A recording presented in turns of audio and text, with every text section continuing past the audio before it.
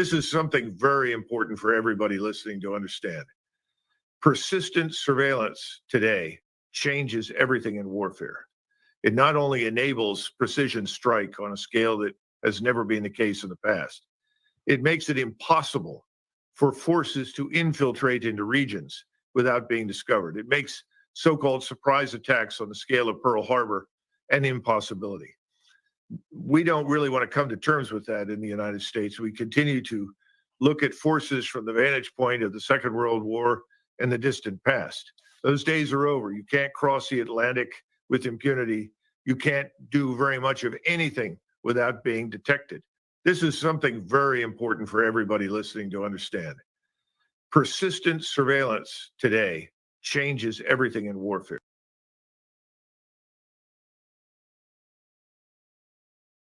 Bobby, try to buy this Canucks shirt for my kid. Give like $1. Like What's that? I'm like $1 short for this shirt for my kid. It's his birthday today. Oh. Wait, do we? What's your name? David. I'm Zach. Nice to meet you, man. Hey, how's it going? What's your name, bro? Jace. I'm Zach. Nice to meet you. You like hockey? Yeah. Who's your favorite team? Canucks. There you go. Are you sure? Yeah, that's all I got. So I don't want to take $5. I only need like no, $1. it's for your kid. You sure? Yeah, of course. That's your son? Yeah. I'm actually gonna give this back. Thank No, you. no. Take it. Sure. It was a kindness test. Oh. This is actually for him. Oh, no. I actually got this for you. Thank you very much. What do you No mean? problem. And I actually got a surprise for you. The first person who's gonna help me out $1,000 What? cash. No. It's 1,000. Actually? I'm 100% positive, bro. Can I give you a hug by any chance? Yeah, of course. Yeah. Love you, man. Thank you so much. So, Can you good use it? Yeah. He just had his chemo. I had no idea, man. I love you. Thanks, man. Just finished. Are you a big Canucks fan? Yeah. You're going to the Canucks game? Yeah. Right now. We're gonna meet all the players. What are you talking about? We're going to the Canucks game. I don't even know We're going what's to happening. we're going to the Canucks game right now. That's awesome. Let's go. Who's gonna win tonight, Dave? We're going in. Meet the players. Not many people get the opportunity. Like, this is like the best day of my life.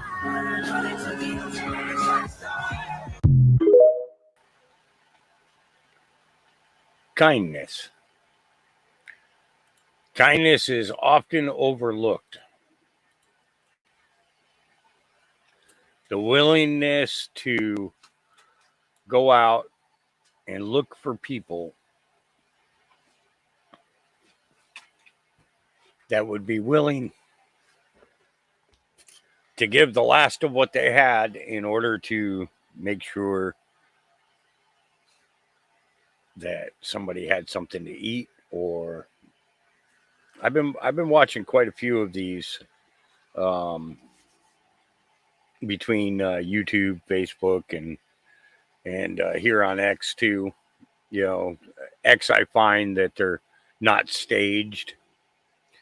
Where the ones that I find on YouTube are generally really, really staged. I mean, you can tell that they're staged. Same thing on Facebook. I see a lot of those. But the ones that are on X are a lot different. They're just, you know, these are just random people. Just, you know, doing little things. You know, I saw one yesterday where a guy was sitting on the side of the road. He had a little sign. He was trying to raise $195 to pay his rent. And the guy says, "Well, he says, well, I don't have any money to give you." He says, I'm trying to find a quarter so that I can get on the train so that I can get home."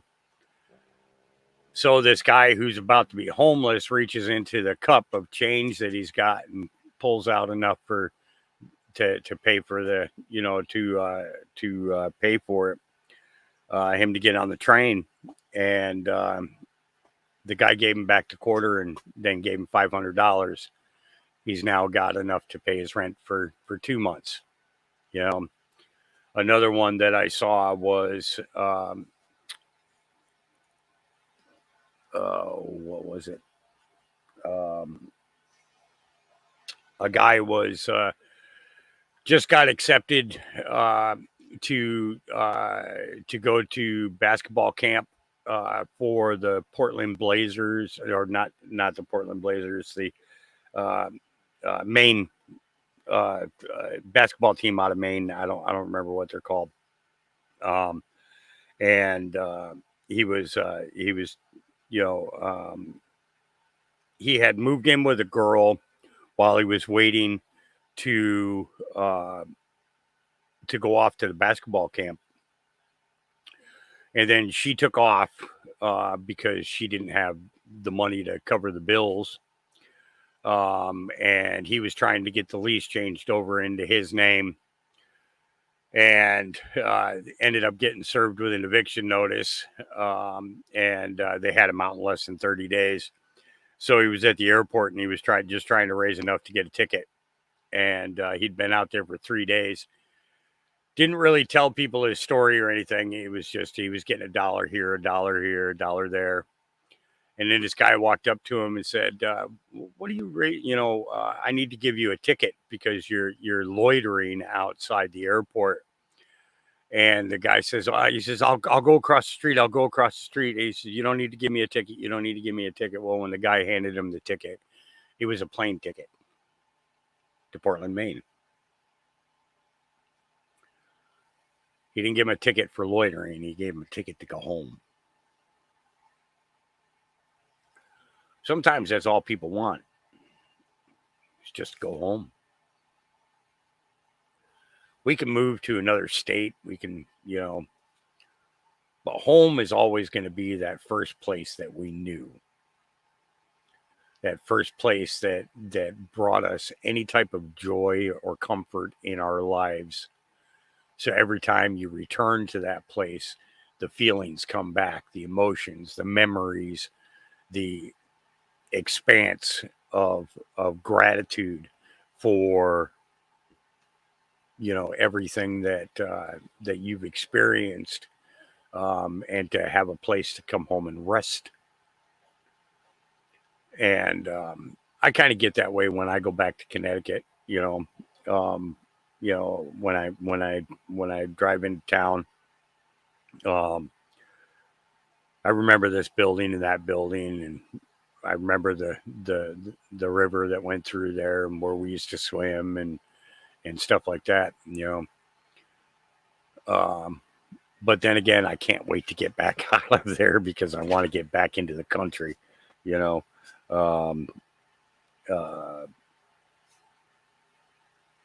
but it's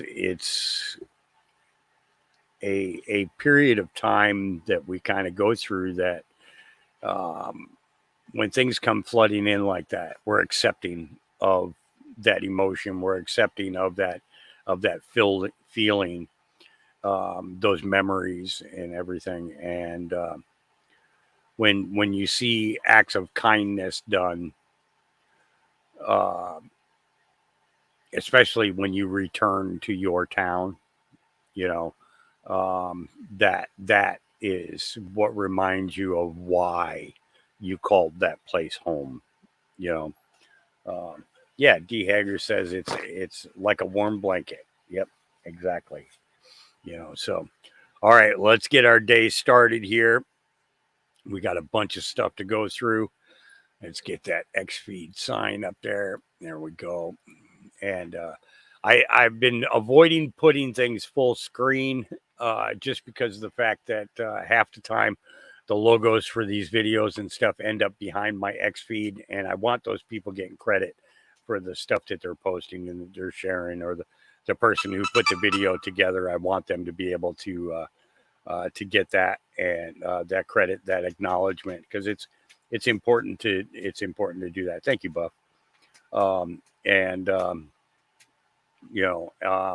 We just we want to make sure that the people whose information that we're sharing get the credit, where credit is due. So that's why I have not been taking this full screen through yesterday's podcast and stuff. And that's actually a pretty good looking guy in that picture there. Someday I'll run into him again. And just so you know, I don't have a mirror out here, so it's the only way I know what I look like is if I turn on my camera and look. That's the only way I know what I look like. It's funny because I don't have a mirror. All right, Chanel Rion, America is without a president right now. Enter the new axis of evil. Oh, let's see what she's talking about here. Here we go.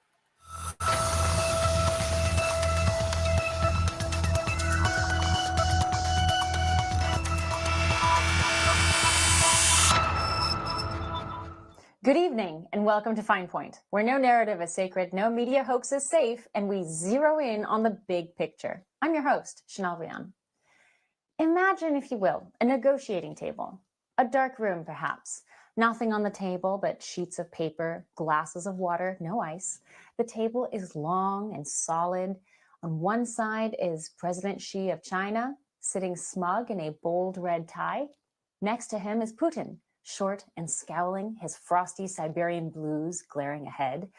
The supreme leader of Iran walks into the room with Hamas political director Yahya Sinwar. They are whispering to each other in low tones with their translators, accents thick, stroking their shocks of unkempt facial hair.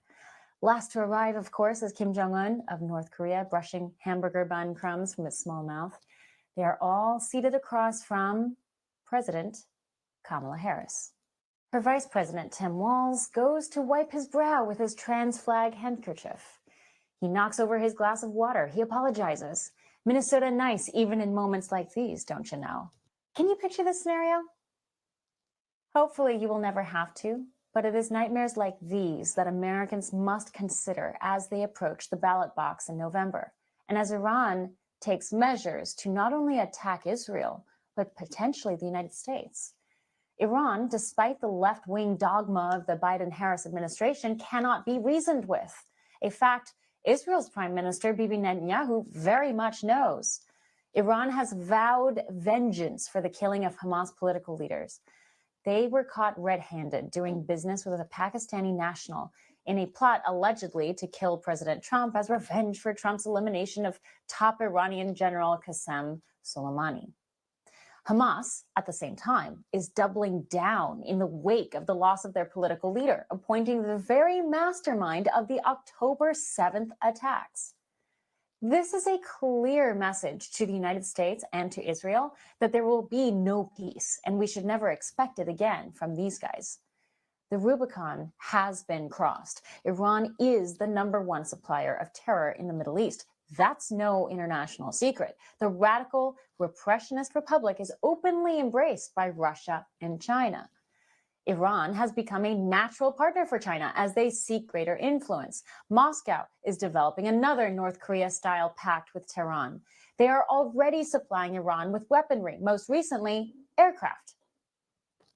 U.S. Secretary of State Tony Blinken labeled these countries of concern. Countries of concern. Tony Blinken and his passive efforts at state downplaying real threats are being felt by the world in live time.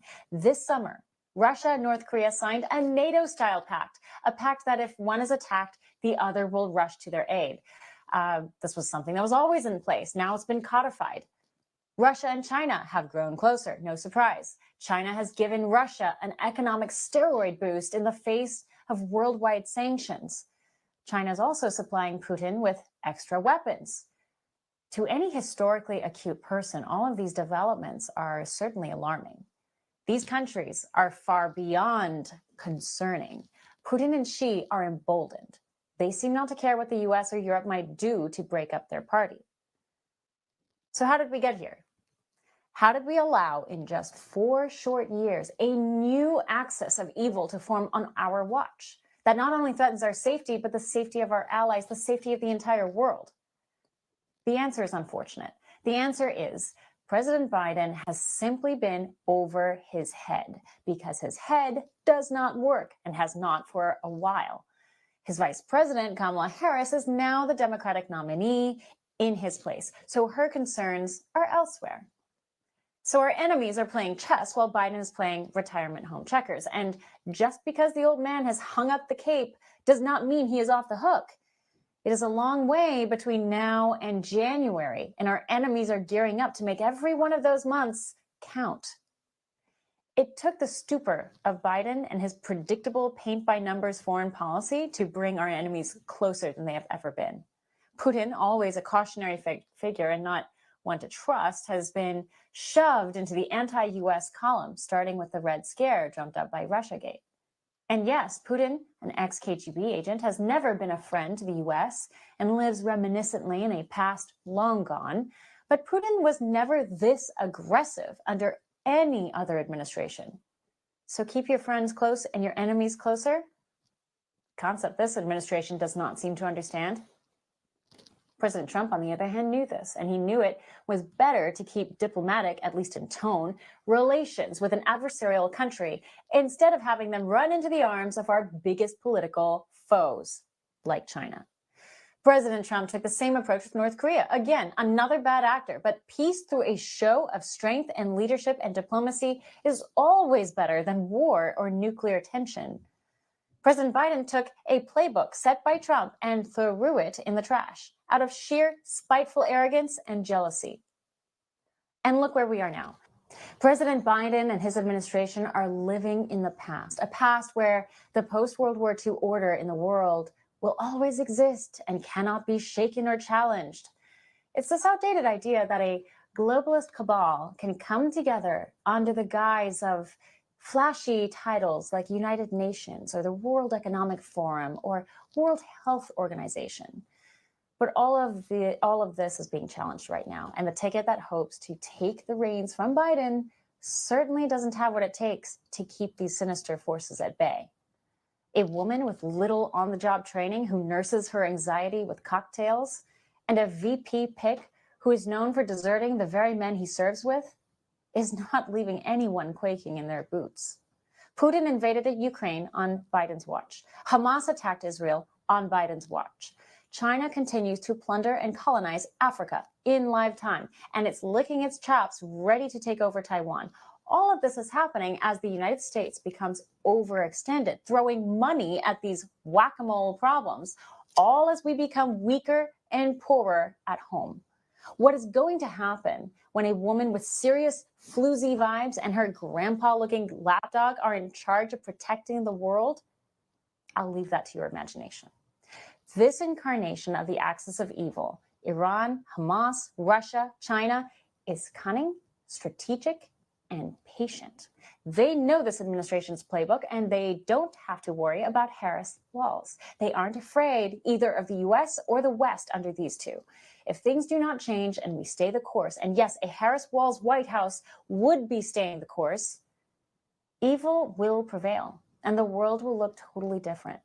One unrecognizable, with the US in the trunk of the car, tied up by debt and boots on the ground and division at home, while our enemies keep a terrifying, steady hand on the wheel.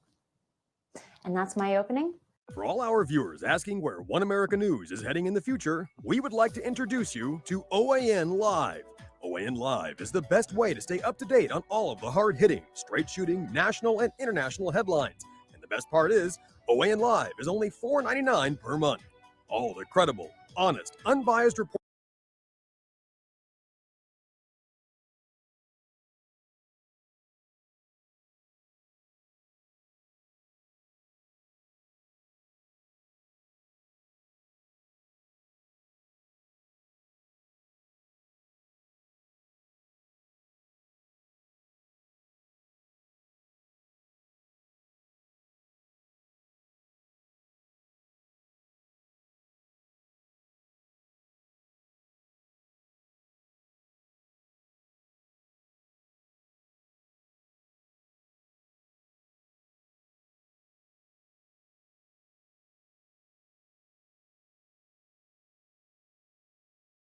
Yeah.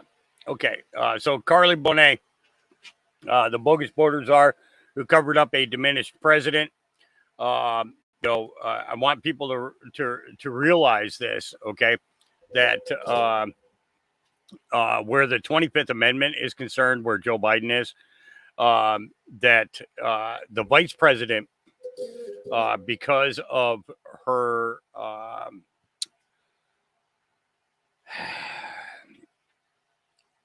her part in the cover-up of Joe Biden's decline, along with other staffers and executives, and even those in Congress and the Senate that were aware of his condition. They can also be disqualified from holding any public office ever again because of this this particular situation. Karen Reese says, "Hey Hawk, it's 4:20 somewhere." Well, actually, it's probably 4:23 somewhere. However, since I took the battery out of my clock, about 8 years ago, it's always 4:20 here. Always. See, you just got to know how to game the system.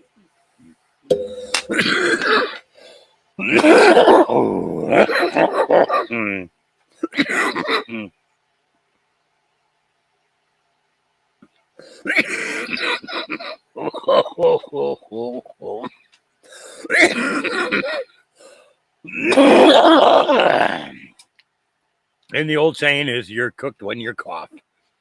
Yeah. Okay, here we go. Become the presidential candidate in this way. I think this was just the vice president stepping up and taking one for the team. There was never any intent to do anything there. They just wanted to put they wanted to take a little bit of the pressure off, because at that point, as we recall, because I think you and I talked about it on the show, we started to get more of the coverage at the border. A lot of the films that were being taken at the border, showing the folks streaming across, that was actually making it onto social media and getting spread to the point where they couldn't really hide it anymore, because the media, for the most part, was completely ignoring it back then. They only recently started to talk about this issue now that they can try to either defend Kamala Harris or frankly just put it on Republicans and Donald Trump as if they had anything to do with this. So, Jason, you've given us the genesis of how it happened, but then we know she was in charge. She went down to Guatemala. She went to a cleaned up area of the border, which they did for Joe Biden as well, kind of moved everybody. Those of us who'd been down there and saw thousands of people coming across were wondering what they do with all those people for, 12 hours. And then the flow resumed as soon as the vice president or Joe Biden left. But then she started talking about the root causes. So clearly she knew she was in charge because she told us what she was doing, but she didn't tell us how she could fix it. And she didn't engage with the very people who were on the front lines on our side of the line. Yeah, because this was unserious from the beginning. You don't put someone in charge who took the position of wanting to abolish ICE, saying that undocumented immigrants coming into this country are not committing any criminal acts, and then think that she's actually going to talk to anyone at the border who might tell them specifically what the crisis is and what can possibly be done to stop it. This idea that you're going to take on the root causes, which is kind of a nebulous term in this case. I mean, there's nothing that we can do at that level to address the root causes of folks coming here from other countries, a number of other countries. The root cause of our problem is a porous border and an administration that wasn't interested in closing it. Let me step in on the poorest part, because we know we've got a potential terrorist situation as the numbers have popped now to 99 and 375 suspected on the terror watch list since Biden and Harris took office. So this matters. He's still the president for the next 5 months. President Biden appeared confused at his only public event this week. It was a celebration for the Texas Rangers World Series win. Watch the video. Thank you. All right, what am I doing now? Still my jersey?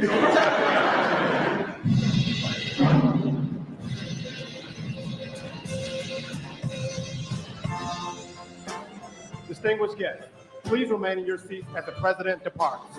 Thank you.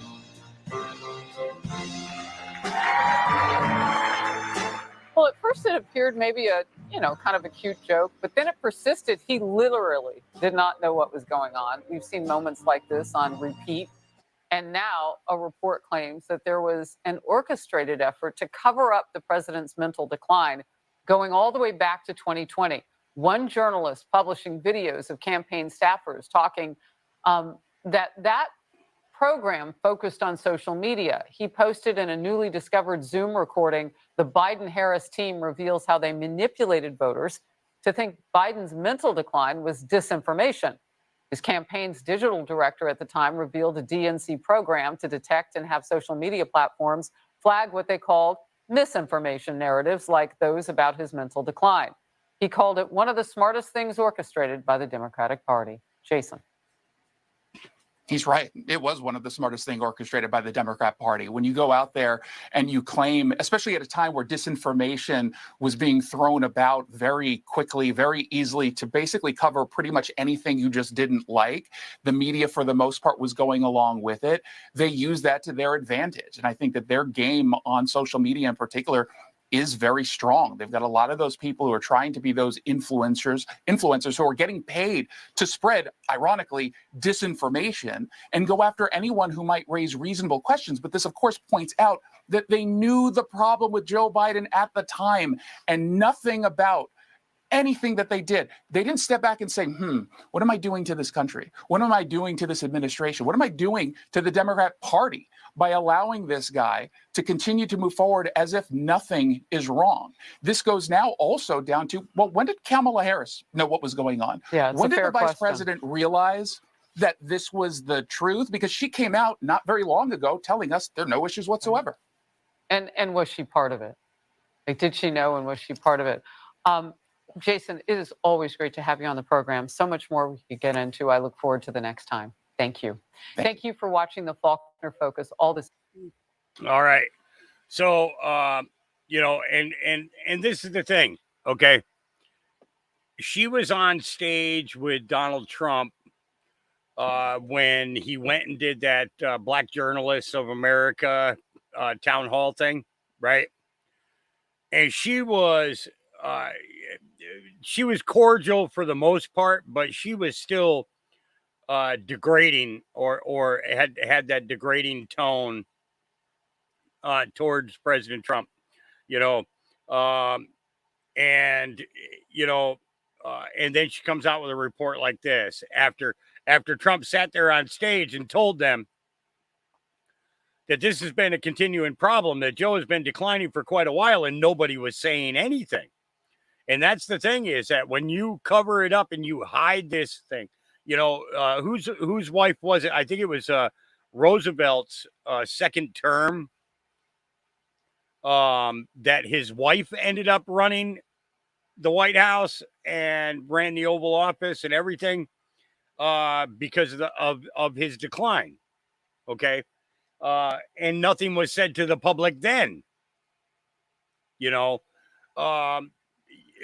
We're, you know, it's almost like we're seeing these spots of our past governments, and especially where presidential is concerned, situations were shown, you know, what happened back then, and then we're shown what is going on now, and it's, you know, it goes to show that we haven't learned from our mistakes.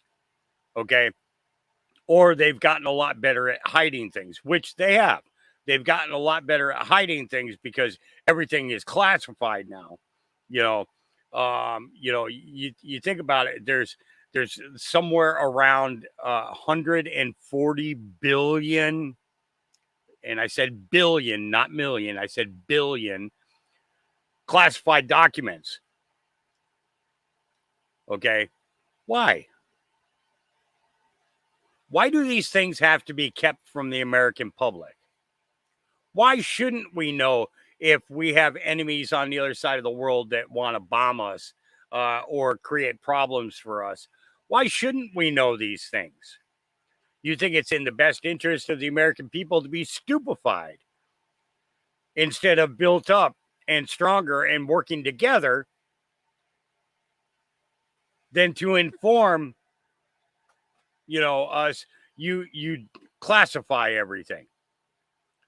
You put the rubber stamp on it and say that we don't deserve to know. Well, my question is, who in the fuck are you to decide what we deserve to have? Because if you're paid by us, That means you work for us and that everything should be brought to the American people. Everything. Now, I understand that releasing it all at one time and the damage that that could do, but D-class needs to start and it needs to be steady, and people should have access to all of this information, irregardless of how the government feels about it, because they're paid for by us. They work for us. So basically, we are the CEOs, okay? And these people are our underlings. And it needs to happen. Enough with the games, enough with hiding everything from the American people. It's time that everything start coming out. Everything. It's way too important, because we're never going to trust our government again if we don't get D-class. It's never going to happen. There will never be a government in office, even if Trump gets in, because we don't know about everybody around him. Okay? We don't know anything about him. Or Donald Trump, we know everything that we need to know about. But I'm talking about everybody surrounding him. Okay? And if we don't have access to what they're doing, what they're up to, and why they're doing it, then they are, in fact, not working for us. They are only working to enrich themselves. Ronald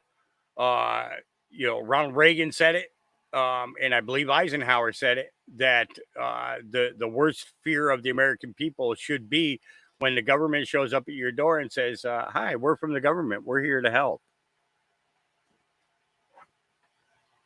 Because generally they're just trying to cover something up.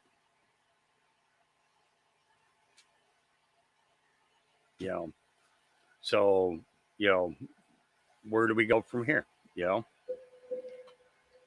So, all right, Gary D, who made this video? It made me laugh. Here we go.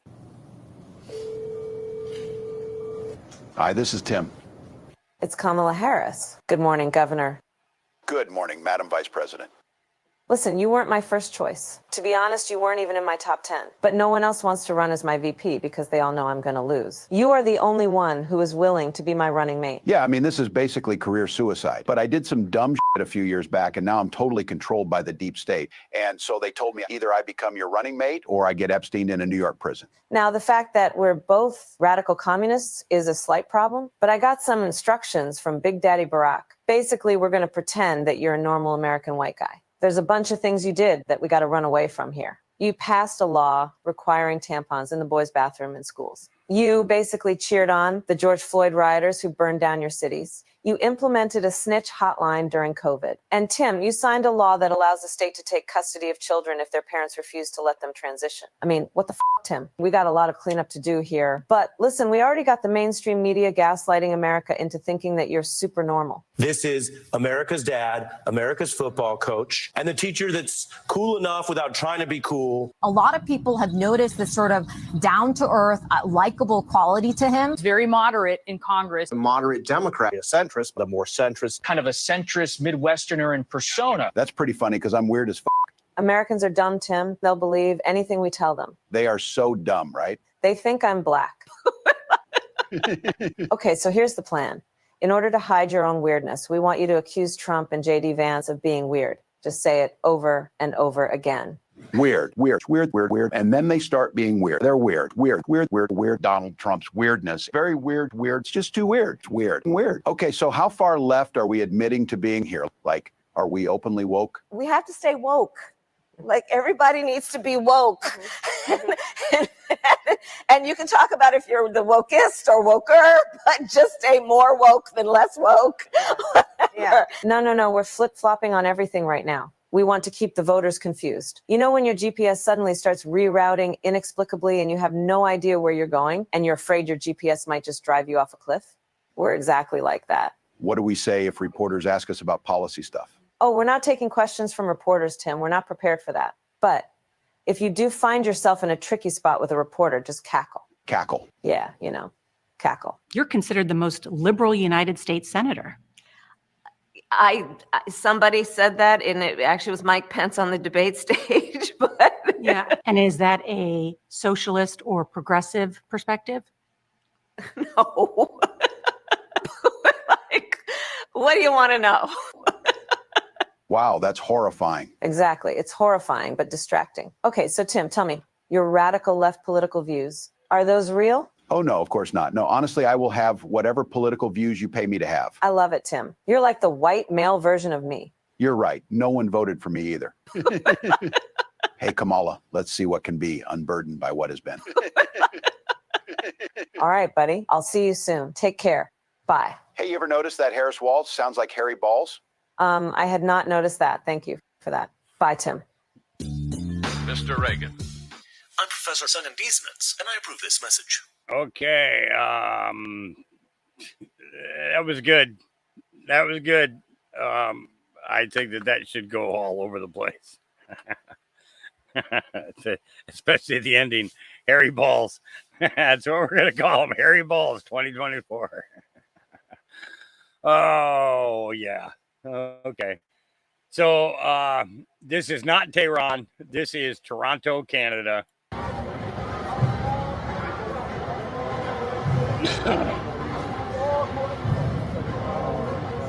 We're going to stop traffic.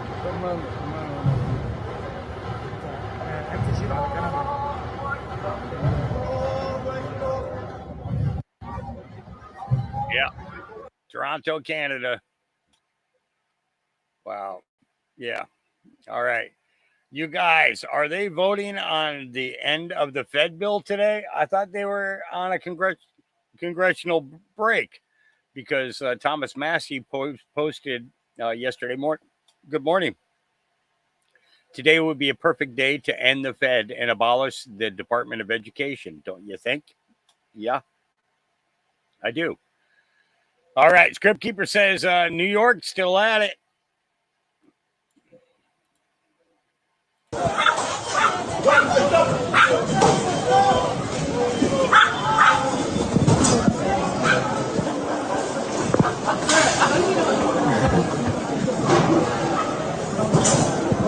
All I know is you ain't getting nowhere, boy.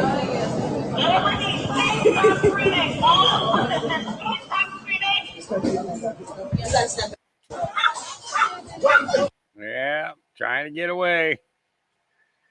Oh, that one didn't get away. So Robbie Starbucks says John Deere is now at a 1-year low in stock price after choosing to keep their DEI department. The only company to thrive after my reporting is Tractor Supply, who did a full rejection of woke policies in DEI. I just received a video from Inside Deere that isn't going to help. Yeah, so they went down, they've dropped down $79.70 a share, 18.66% in the last year. They've dropped. Yep. You know, and he'll drop that video later with more information and that. So Laura Logan says, millions see the truth. You are not alone. Here we go. They're going to be saying they either can. Everyone comment can. No, I'm joking. I love it. Far be it for me to suggest that if we stayed in the European Union, issuing a European arrest warrant for Tommy Robinson would be a hell of a lot easier. I'll just tell you that. I'll tell you that. One of the reasons I've been fighting Brexit is... But if he was Muslim, they would have got him by now. No, it's... Oh, exactly. Well, I don't know how he managed to get to Cyprus because he's due to be arrested. Who's getting arrested? Tommy. You're right. Yeah. He's illegal in Canada. I'm really sorry. All I want to say is thank you for coming, but you getting homesick for tonight. I'm all right. Oh yeah, she is. Don't look at us and think that, man. Don't think that about us. We're left school at home.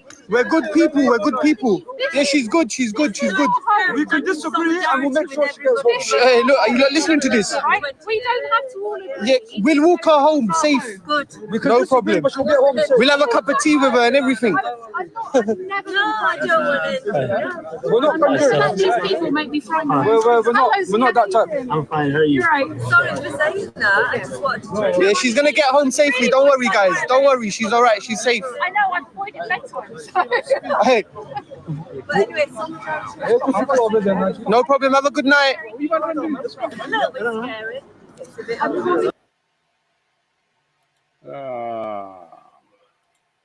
They hurt. We've got children and women using those trains destroying the summer holidays. They are disgusting, nasty bastards. And we need to cut all their throats and get rid of them all. I just want to say thank you all. I'm going to leave it there. And free! Palestine! Free! Palestine! Free! Palestine! Thank you. God bless you all. Thank you so much. They hurt. We've got children and women using the... Yeah. Oh, it's going on all over the place. All right. Here we go.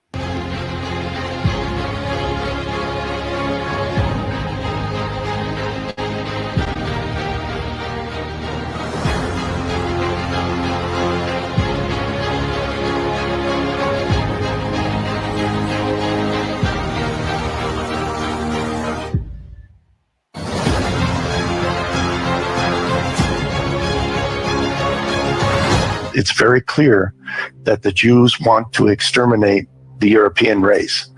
Richard Coudenhove Kalergi, who is the father of the European Union and who was funded by the Jewish bankers Rothschild and Warburg.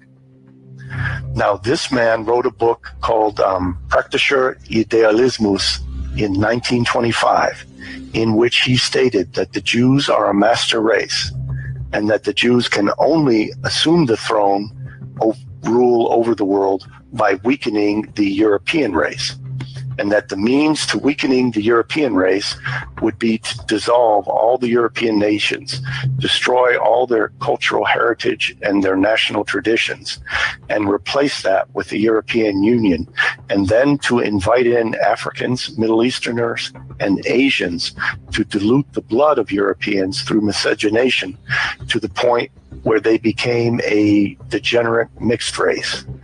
And then at that point, these people would no longer have any sense of nationhood, and the ancient Jewish messianic prophecies of world rule out of Jerusalem, with Jews maintaining their nationhood and their national status, it would fulfill the Jewish messianic prophecies that the Jews could then rule the world.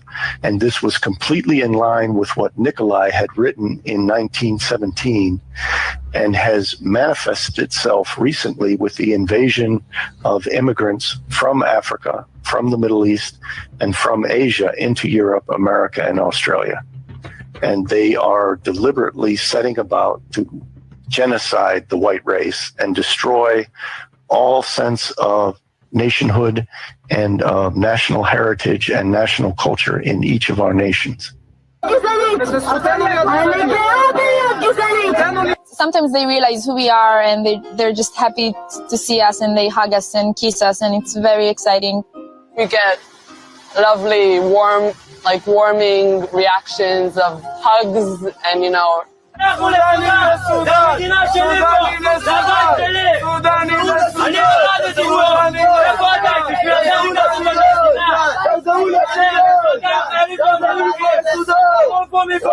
We protect them, feed them, clothe them, and comfort them.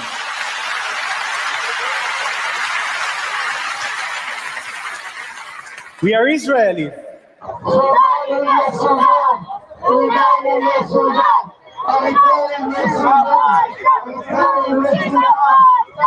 Israel is an unpolitical organization. What they do is help people in a disaster situation. And this is what I'm doing. And this is what they teach me at nursing school, to treat a human, no matter what he is, which religions he have, which color he is.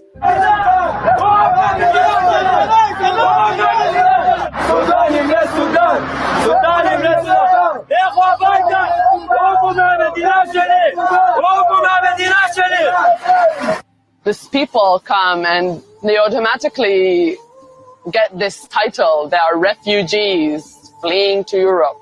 But at the end of the day, they're just humans, the families. They had honorable jobs, fulfilling life in the countries that they're coming from. And suddenly they come here and they're treated and looked as refugees when they're human beings as me and you. Go back to Africa! Go back to Africa! We hate you as much as we can, mother. Go back to Africa! Go back Africa! They are really cool people. אתם רוצים לעזור לאפריקאים, תיסעו לאפריקה. אתם רוצים לתת להם אוכל, לכו תיתנו להם שם. זאת המדינה היהודית היחידה שיש. Yeah. Coming from every direction. All right. Snotable says, interesting. I figured out the mark of the beast, but I'm going to have to teach you computer science in order to explain it. The first thing I'll say is everyone's wrong. I don't think anyone's ever seen this before. And when I say I figured it out, I feel like God gave it to me. I don't mean to take credit for it. I used to code Linux servers for fun, and one of the things you learn is how to set file and folder permissions. A folder is just a vessel that gets filled with things. If you were particular about who could put things in the folder and who couldn't, and who is allowed to read those documents in the folder or not, you would need to set permissions. It gets a little complicated how it actually works, but to keep it simple, you have three groups: the owner, the group, and others, or the rest of the world, and you're setting permissions as to who can read things in the folder, who can write to the folder, and who can execute commands. Another view of this looks like this. You have the user, the group, or the world, and you can set their permissions that each group can have. And when you configure these permissions, it's expressed in a 3-digit number, in this case 644. When you open up all read and write permissions to the entire world, you get 666. Obviously, you recognize that number as the mark of the beast. What you might not know is the name of God, Emmanuel, is 644 in Hebrew. The permission set of 666 looks a lot like the mindset of an unsaved person, allowing the world, the flesh, and the devil to write to their folder. And the permission set of 644 looks a lot like the changed heart posture of a Christian, where you've given full read and write permissions only to the user or the owner, and you've blocked out the right permissions of the world, the flesh, and the devil. What I'm saying is that we live in a simulation. You are a robot. Your personality and your consciousness is nothing more than an algorithm. You are artificial intelligence. God is original intelligence. He created us inside of a container or a simulation, and he even gave us nanotech bodies. You know how Iron Man's suit can get cut and heal itself because it's nanotech? That's how your body works too. Imagine if we create AI and it becomes amazing, but we run into limitations with the physical hardware, and so we switch over to biological hardware, which has already happened, by the way. Scientists are growing little brains in labs and using them as computer servers. It's already here. You can actually rent server space on synthetic brains. And so these AI algorithms on biological hardware get biological bodies, and we teach them to survive without a power source. We make them solar powered, and they can consume things in the environment to live, and they never have to be charged. That's what a human is. You are a robot. God is base reality. He is original intelligence. He created us as artificial intelligence. And just like God created us in his image, we've now created AI in our image, and they will eventually grow to deny us as their creator as well. Poetic justice, remember I told you so. Anyways, if we are computer systems, then demons are just hackers trying to break into the system. And if you have your permission set to 666, you're allowing them in. Changing your permission set to 644 is literally changing your mind to let God control you, making God the creator, the super admin of your system. That is what it means to repent, to change your mind. There is only one unforgivable sin, and that is blasphemy of the Holy Spirit. If taking the mark of the beast sends you to hell, then that's obviously linked to the one unforgivable sin of blasphemy of the Holy Spirit. My understanding is that the Holy Spirit are the garments of Christ that he came and gave us, just like Jacob wore the clothing of Esau in order to get the promise from Isaac. And once that promise was given based on a mistaken identity, it could never be taken back because it was based on the integrity of Isaac, the promise maker, not the behavior of Jacob, the promise recipient. This seems to be how salvation works as well. To be saved, you need to repent, change your mind. Whatever taking the mark of the beast is, it has to be linked to this unforgivable sin of unrepentance. And I humbly propose it might have something to do with this. The user permission of 666 is really just the digital version of the do as thy wilt heart posture. In the permission set of 644, which is literally the Hebrew name of Jesus Christ, Emmanuel, looks a lot like the changed mind and heart posture of a Christian. This is repentance. Now, technological themes are all throughout the Bible if you know where to look. The Bible is actually the oldest book in the world to use the word matrix. The word matrix, which means womb, it comes from matriarch, is used in the King James Version of the Bible 5 times.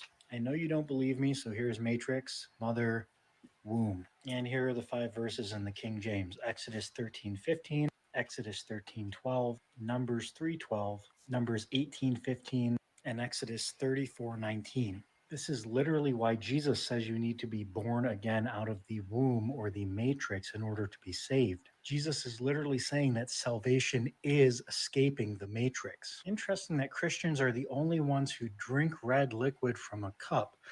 Sounds a lot like a red pill to escape a matrix. Christians taking communion is literally truth seekers taking the red pill to escape the matrix, which is salvation. We also see multiple glitches in the matrix, like the miracles of Jesus and the sun literally stopping in the sky in the Old Testament. In addition to this, the way the Bible has been written is very relevant to computer science. God literally encrypted the Bible. You know how files have a creation date and a modification date? Well, this is how the Bible works as well. The Bible started off in oral tradition, that's the creation date. It was later written down in text, that's the modification date. This is why when atheists tried to claim the oldest manuscript is the oldest book, anyone with a brain who studied history at all looks at them like they're an idiot. They're trying to use the modification date to subvert the creation date. The point at which oral tradition turns into written text has no bearing on the date of when the oral tradition started. There is nothing on earth older than the oral tradition Torah. It is the original book, the original story. Everything else is a tangent from it. But the oral tradition was actually more accurate than the written text. Even if we had the original manuscript, the oral tradition included the literal content and the actual understanding. When a father would teach his son the Torah in oral tradition, which was really just the story Adam told Eve, that was the first Bible and the first transfer of the story. And then a lot of other things happened from there, and the story got longer, and that became the Bible, the story of what happened since the beginning. They would make the child memorize the literal content, word for word, but then they would ask them, now, what does that mean? And they would make sure that the child had the same understanding. And so in oral tradition, both the literal content and the actual understanding were locked together and inseparable. If the child learning the Torah got too clever and disagreed with the interpretation of what the literal text meant, the father just wouldn't teach him the next sentence. When the Bible transferred from oral tradition to written text, it was preserved in literal content, but it lost its actual meaning. And I think God did this on purpose. Now you have all these people scrambling around taking the same literal content with different interpretations. What does that sound like? To me, it sounds like God intentionally created a theological Tower of Babel. He scrambled our languages so we couldn't talk. The goal being that the gospel would spread out when the people spread out due to their disagreements. It's genius. Maybe that's why the Bible says don't be contentious about the details. Now, in order to actually understand what the scripture says, you need the Holy Spirit. And since the Holy Spirit is God and God is our Father, it is still oral tradition. The Holy Spirit is still the Father telling the story to you, the child. It's never really changed. And this is why atheists try to read the literal text of the Bible and they don't understand. They just don't get it. And they get so frustrated because us Christians are talking about the Holy Spirit and how it all makes sense. And they read it and it's like Japanese to them because they don't have the actual understanding. They don't have the Holy Spirit. How does this relate to computer science? The story I just told you is exactly how data encryption works. The Bible is the public key, but the Holy Spirit is the private key. Everyone can read the Bible. Only people with the Holy Spirit can decrypt it. The Bible is spiritually encrypted. God is an absolute boss, and he's been trolling you fools all the way from the beginning. You think you're smart? You think you're an accidental ape who's related to a banana? Meanwhile, God's encrypting scripture before encryption even existed? You sure you want to play games with someone like that? God created you. He loves you. But like any good simulation, there's a start date, an end date, and a purpose. There are metrics being tracked right now. And if this simulation ends with your permissions set to 666, your will be done. You will be formatted when this hard drive gets wiped and the new operating system gets installed.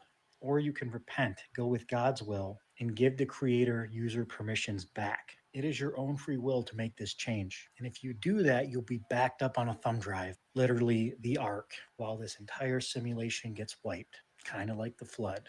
I urge you, repent.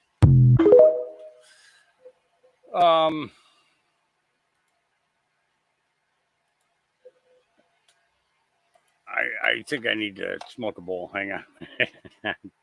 Just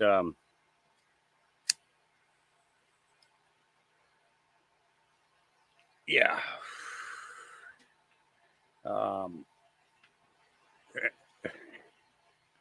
If I was never more confused about God than I am right now.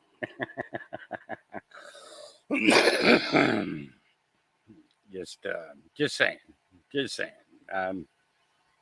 Yeah, I need to take another hit. Hang on.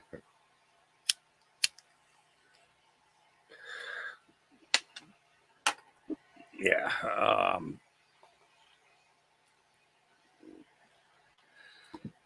Well, Clay B, just so you know, cannabis and hemp are classified as weeds because of the fact that they used to grow naturally and they grew all over this country. All over. Every state had its own variation and version of hemp and cannabis. Same thing in South America. Same thing in Africa. Same thing in the European nations. And they would grow, and mostly what people found was that they grew around the perimeters of people's properties and along roadsides in ditches.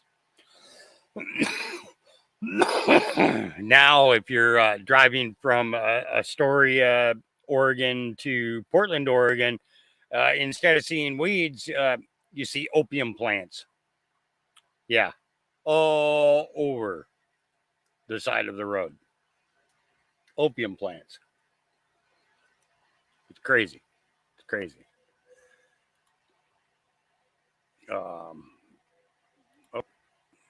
Will you please drop the link of that Kamala Harris voiceover video you showed live here? I don't see it on yours. Yeah, I can do that for you. Absolutely. I'd be glad to do that for you. Let's see. This is it here. I'm just going to go ahead and I'm going to email it back or message it back to you. That way then you can go ahead and post it. Because I think that was hilarious as well. I think it was a great way to start our podcast off today, Okay. All right. Wall Street Bape says, this is big. I am not making it up. Oh, here, I'll drop it over on this side too. This way here, you guys can share it as well.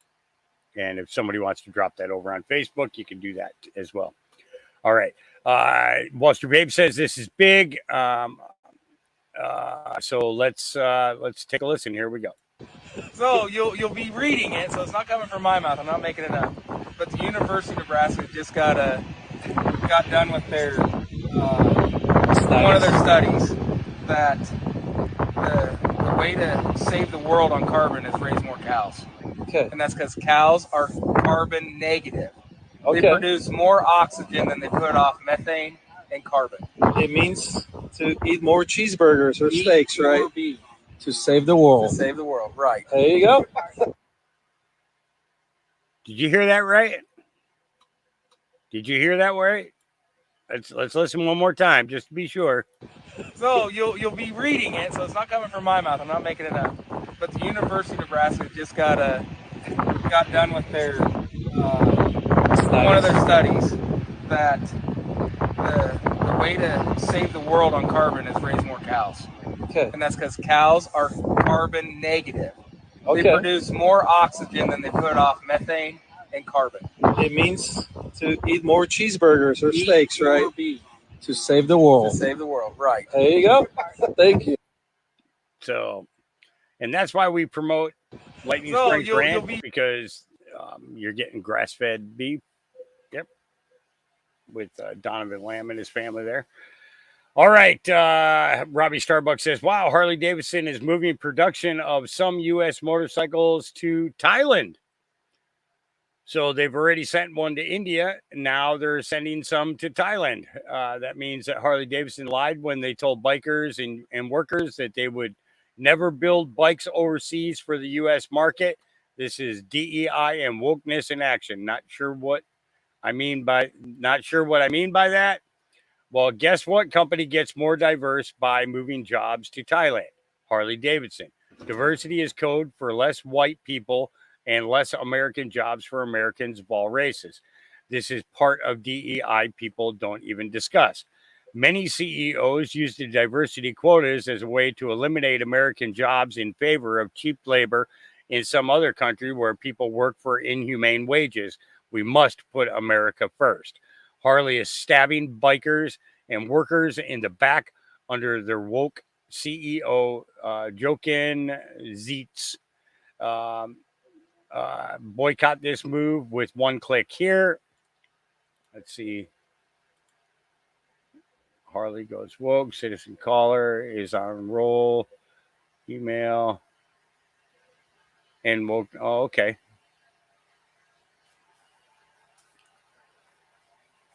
So they're giving you a way to, you have the phone numbers, you have the email addresses and everything, and send an email.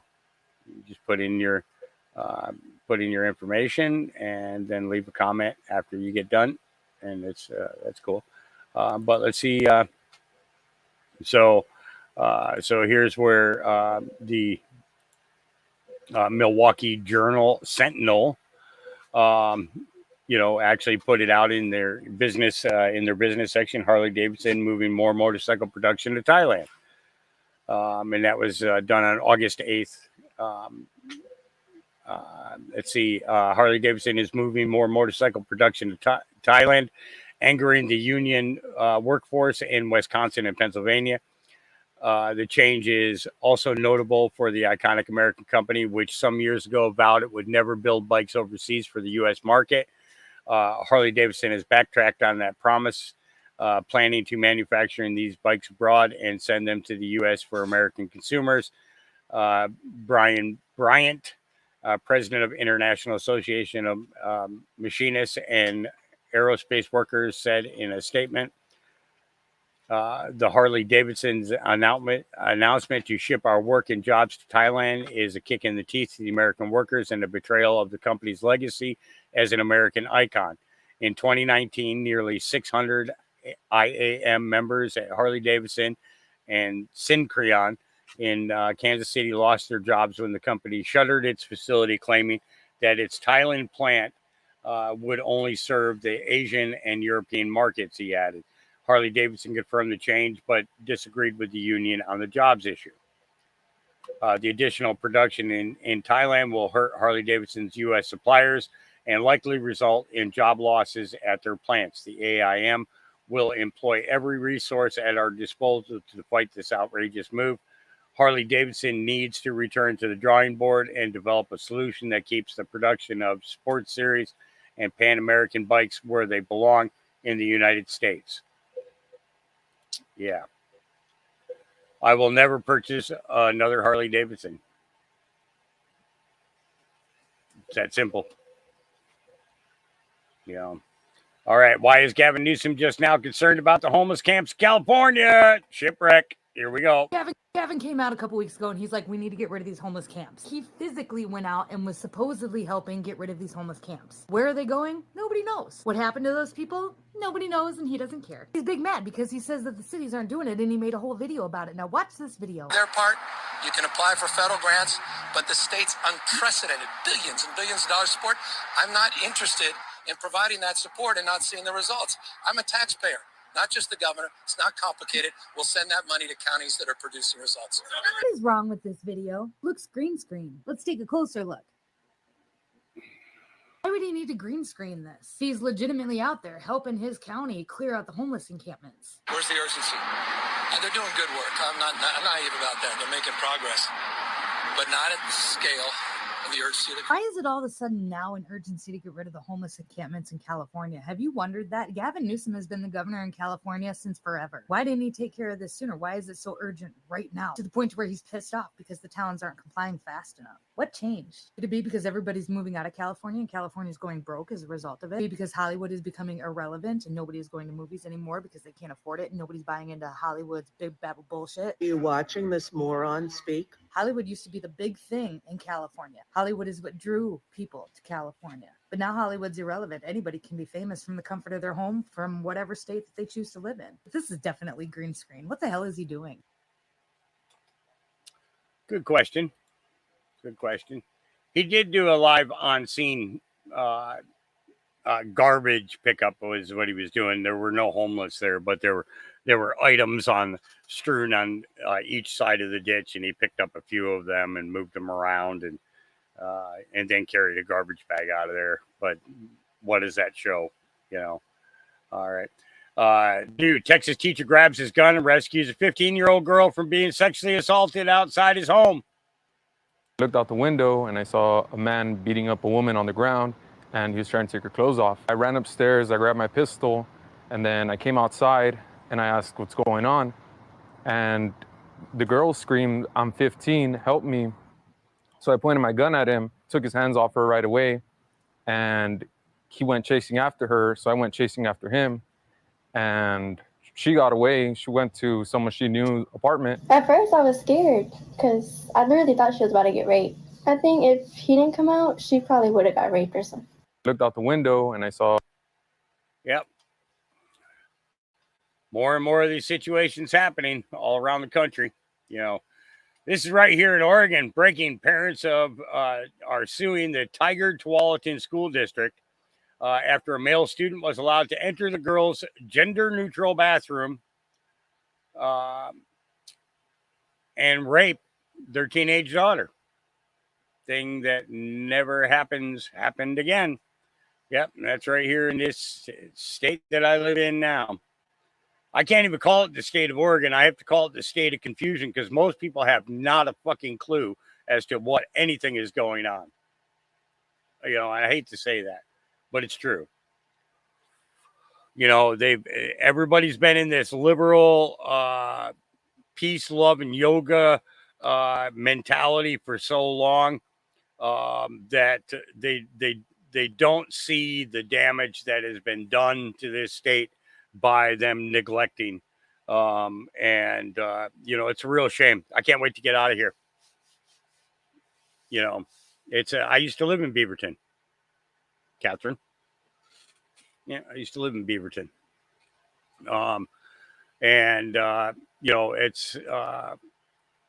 You know, it's like, yeah, I'm like, I'm serious. I cannot wait to get out of here.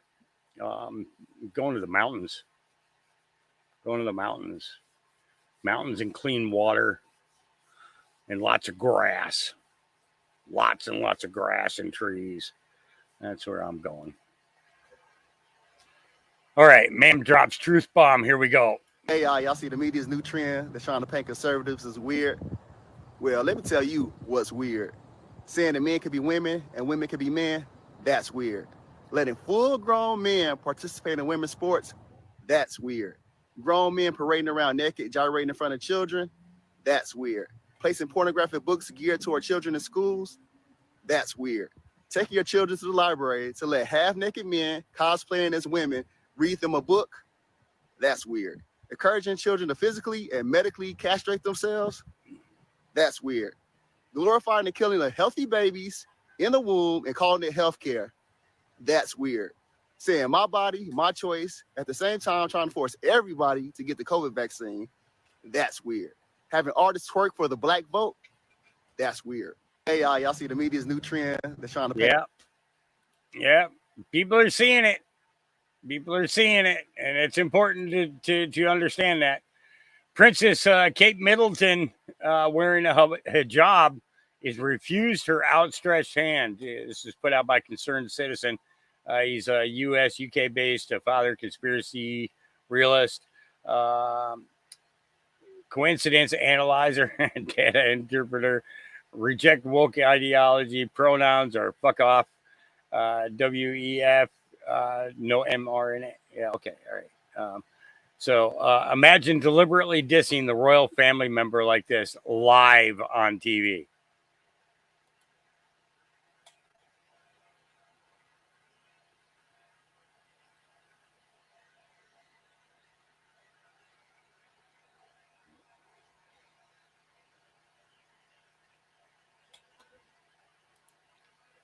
Yeah, what's up with that? I think there's something. If he's an imam, I think that he's not supposed to touch any of the women. I'm not positive though on that. So I want to talk about this for a minute. Now, readers added context to this, giving recent events. The Post is giving the implication that it was a Boeing aircraft. The aircraft in question is from a European company named ATR. But this happened yesterday.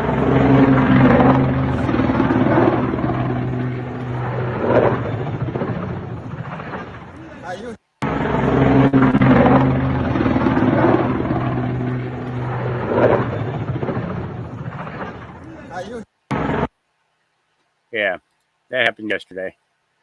And that was in Brazil. And it's, a lot of people were saying that it was a Boeing plane. But at the same time that this was happening, Donald Trump had to make an emergency landing in Billings, Montana, because of something happened to his airplane while in flight. Now, they say that it was a hydraulic leak, but what was curious to me was, environmentally friendly companies would not allow hydraulic fluid to be either on a tarmac or seep in, through water into the ground, any type of dirt or grass, right? So the spraying down with the fire hoses led to many, many questions.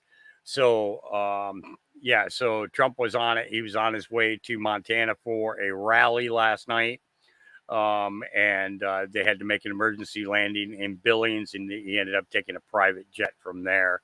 But more information will come out about that. I'm curious as to wonder if maybe the same type of thing was done to his plane that was done to JFK Jr.'s, All right. It's coming to America. I hope you're ready. So by now, a lot of you have heard what's going on in Shanghai, China, with lockdowns. People jumping out their windows in apartment complexes, committing suicide because they're starving. I'm going to show you something else. This is marinetraffic.com. All those green dots are ships that are anchored. Here's Shanghai. All right, ready for this? Now we're going to go straight off the coast here. Look at that. Look at all those ships anchored. All over out there. They got it all shut down. You need to start paying attention to what's happening in the world. What hits there hits here, eventually. Have a good day. And that's one of the reasons why we tell people make sure you've got at least 30 days of food in your house. Now, I'm not saying that you got to buy 30 days worth of meat. Okay. But to have 30 days of boxed, boxed or canned or whatever foods available in order to prepare meals for yourself and your family. Have a 30-day supply. You have your pantry stocked for a 30-day supply. Think about it like this. If you're on food stamps, generally people on food stamps, they go at the beginning of the month when they get their money, they go and they stock up. You know, in most cases, you know, well, $200 nowadays isn't going to buy you crap. You know, but you know, generally, if it's a single person, it's around $200 a month.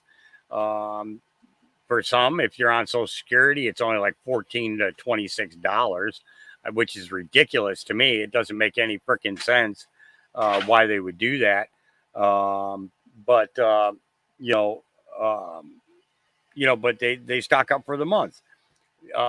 You know, you get a retirement check. You know, generally you're going and you're stocking up. You know, you're buying enough toilet paper to get you through the month. You're buying enough paper towels to get you through the month. You're buying enough. You know, so if you're buying these things to last long term, then why not buy food long term, canned goods and stuff? You know, make sure that you have, you know, what you need. You know, meats. That's another story. You know, if you have a freezer and can keep a freezer, then of course fill your freezer. But if you can't fill your freezer constantly, you know, then you know. Unplug it to save electricity, of course, you know, but maybe only plug it in for 2 hours in the morning, you know, and 2 hours at night to keep it frozen. You know, the only time you're opening it is when you're going to get something out for dinner, right? So after you open it to get something out for dinner, then plug it back in for a couple of hours. That way then, you know, then the stuff that you have in there stays frozen, but you're not having to provide power to that freezer 24 hours a day, 7 days a week, you know. So a good freezer should go for at least 3 days, minimum of 3 days. Keep your stuff frozen. If you're only opening it now and then in order to get out what you need for a meal, you know. So yeah. So this is another look of that plane.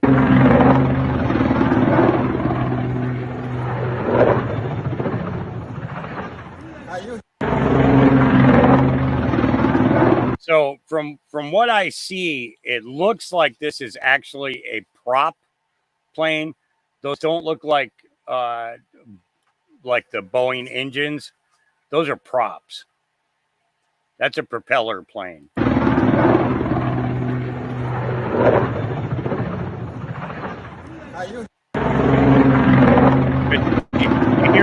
You hear the propeller stop when it hits the ground.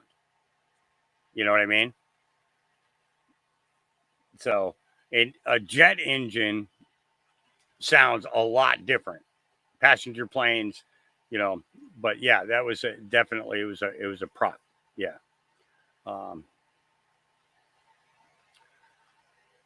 Yeah. All right. The truth about Israel. Here we go.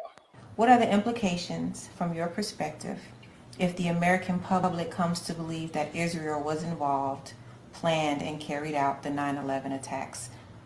You know, even Henry Kissinger and the CIA said something that I agree with. You know, I don't normally agree with Kissinger or the CIA, but I do in this. And both of them said that Israel will be no more within a short period of time. I believe the CIA predicted 20 years back in 2007, something like that. And Kissinger said within 10 years, just a few years back himself. I wholeheartedly agree with that. For me, it's absolutely obvious that despite the fact that Israel enjoys enormous power right now, which isn't really organic to Israel, Israel is like the favorite little fiefdom. It's the ultimate criminal state. And the real power behind that, which we can definitely trace, is the bankers. The bankers who have literally an infinite supply of money are running the world right now. They own our government. They own pretty much all the Western governments. They own the police. They own the court system. They own the corporations. They own the mainstream media. They completely own Hollywood. And they virtually infiltrate and control every non-NGO and every kind of meaningful social institution you can name because they have the money to do it. So Israel's their favorite little plaything. So I don't think that Netanyahu or any of these other criminals really have any power. Maybe some a little bit more than others, but they're all puppets, just like our presidents and all the other heads of state. They're all puppets. They all work for the bankers. So they tell us a bunch of lies every election cycle, but they actually follow the orders of the bankers. And if they don't, well, the last one who didn't follow the orders was John F. Kennedy, and he did not follow the orders. In fact, he defied the Federal Reserve Bank, openly. So Israel is living on borrowed time, if you ask me. And I don't think there's really much doubt of that. The question is Israel going to exercise something known as the Samson option? Because now, thanks to our treasonous governments, thanks to John F. Kennedy being assassinated, it is now a reality that Israel has approximately 200 to 400 nuclear weapons. Thanks to Germany, who has gifted Israel with Dolphin-class submarines that have now been nuclear armed, Israel has the capacity to deliver those nuclear weapons anywhere on the planet with virtually no notice. So the reality we're living in now is this possibility of the so-called Samson option. And for those that don't know what that is, they should Google it. Don't trust me, Google it and verify it for yourself. It's an old biblical story, effectively paraphrasing here. Samson, a Jew, was basically facing an enemy force that was overwhelming. He knew he was not going to be able to beat it back. So what he did was he lured these forces into the temple, and then he pushed down the pillars of the temple, and he killed himself and everyone else. This is the Samson option, and the modern day equivalent, according to high-level thinkers within Israel, is that if Israel's security, if Israel's existence is threatened, that we will take out the whole world, that we will use nuclear weapons against the whole world, that we will use the threat of destroying the whole world if our existence is threatened. Now, keep in mind, the bankers own Israel. It's their favorite little plaything. It has no extradition treaties with anyone in the world. It's involved in blood diamond trading. It's in sex trafficking, organ trafficking. It's committing active genocide by the legal definition of the word, according to Black's Law Dictionary, genocide. It is the ultimate criminal state. So how much room is there for Israel to continue? The only reason why Israel has existed as long as it has is because it's basically been in the dark. The powers that be in the mainstream media have kept it in the dark. The truth about it has never been exposed. The light has not been exposing it. Now the light is exposing it, and that's why it's living on borrowed time. So the question becomes, is Israel going to exercise the so-called Samson option? And how much more of American taxpayers' money is going to be used for Israel to produce even more nuclear weapons and more military technology, to the point that we already face this monstrous threat? It is incredible. Americans are the main benefactors of Israel, this ultimate criminal state. When the American people finally realized, not just 9/11, but how about the USS Liberty? We get back to the USS Liberty in 1967. The lesson that was taught to Israel, keep in mind this was not too long after Kennedy's assassination, and that traitor, this incredible perverse traitor, Lyndon Baines Johnson, was now in the office, totally bought and paid for by the Zionist Jewish supremacist lobby. And it was in 1967 that Israel literally attacked a defenseless ship, the USS Liberty, in international waters, blue skies, flying the stars and stripes, killed 34 American sailors, really did everything it could to sink that ship. And I would argue that it was divine intervention that it didn't sink. If that ship had sunk, we had nuclear weapons that were fitted on Phantom jets that were flying towards Cairo. The end of the world could have happened right back in 1967 due to our best friend and ally, little old Jewish state of Israel. And this is the reality today. Their power has only increased, and the lesson from the USS Liberty was, you can do anything you want. Johnson and other traitors have always covered this up successively for decades. I know some of the survivors of the USS Liberty. So it's no surprise what they were involved in 9/11. Again, the lesson is Israel can do anything. I was on a ship, a humanitarian ship heading to Gaza in 2010, and Israel attacked that ship in international waters right next to where the Liberty was attacked. And I witnessed the dead bodies. I was there and involved in disarming 2 of these commandos.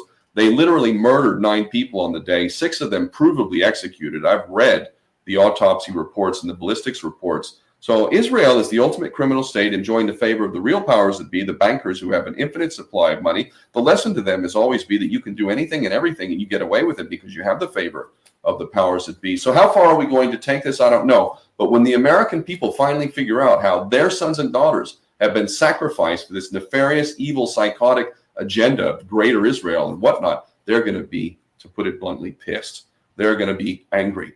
And I don't blame them. I just wish they'd figure it out sooner, because it's only going to cause more death and more mayhem, not just for the American people. Let's take a look at the Middle East and what's happening there. It is ungodly. And those people running around cutting off heads, mostly Muslims, but also Christians and whatnot, those people work for us through our proxy, Saudi Arabia. All of this is Israeli Jewish supremacist policy. And if it doesn't stop soon, it could be the end of the world for everyone. Yeah. Okay. In Paris, 2 migrants brutally ripped a heavily pregnant woman from her seat on the bus and forcibly threw her on the ground. Mainstream media in France refused to cover this because it doesn't fit the narrative. Both men must be deported immediately.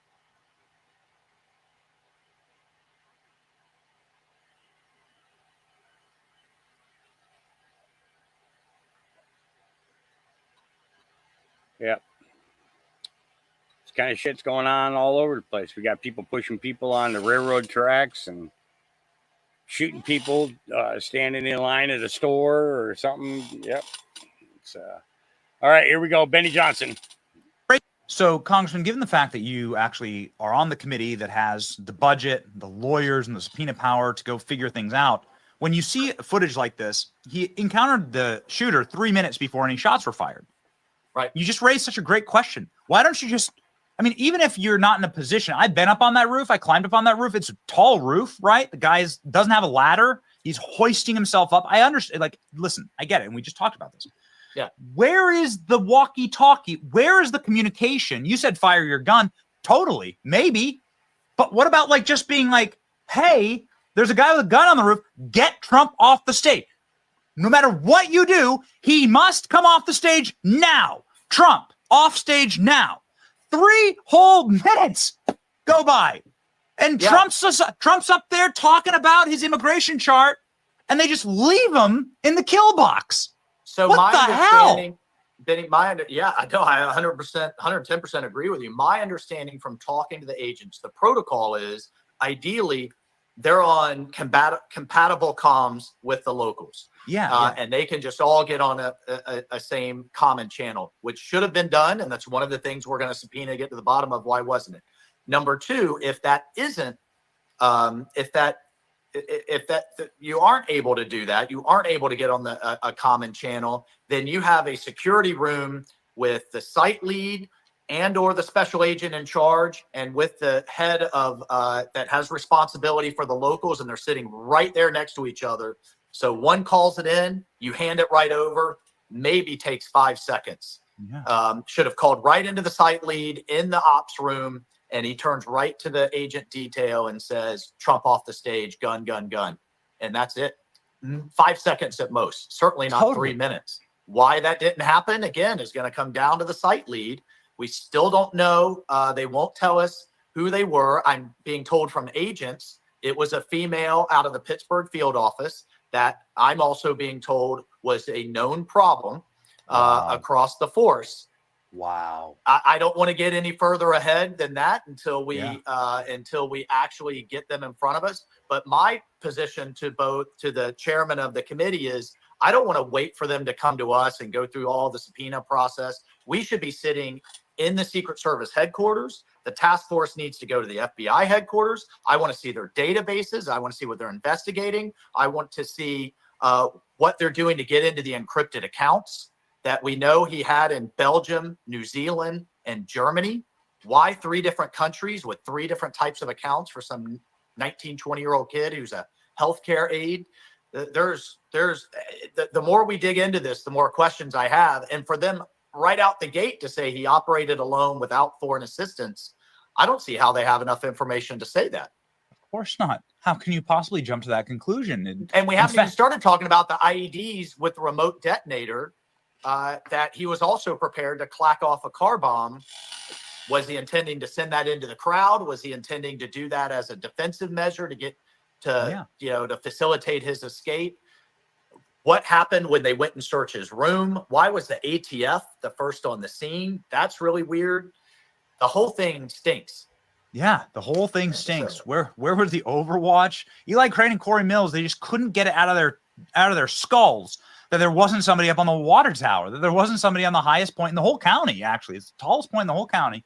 Perfect Overwatch over the entire event. Can see anybody. Could have seen crooks lumbering across the roof for 30 minutes and would have had a perfect shot on him. We flew our drone over that water tower, Congressman. Feel free. You don't need a subpoena for us. You can have all of our footage. We give it to you happily on a drive. And you can see how easy it would have been. There's the roof. You see the entire thing. You see the rooftop. You've got command and control. even if you don't have a long gun up there, you have a spotter up there with comms that can talk to everyone. Yeah, right? there's a dude on the roof. Yeah. Now, I do want to point something out. So these are the two roofs that the Secret Service guys were on. And then here is, or where the counter sniper teams are. Okay, these two roofs over here, right? And then supposedly there was another team over here. Him being shot on the roof couldn't have happened from this one because they can't see him. These trees would be in the line of sight.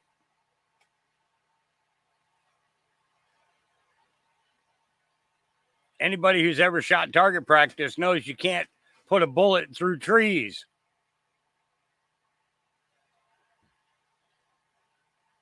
So this team over here was the one that had to take him out, unless the shot came from behind the building here in the other building.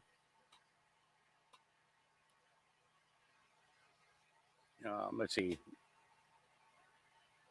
It doesn't show the whole. It would have been nice if they actually would have turned it so that you could see the whole overview of the property. But if he's right here on the roof, then these two trees here are absolutely in the view of these guys right here on this roof.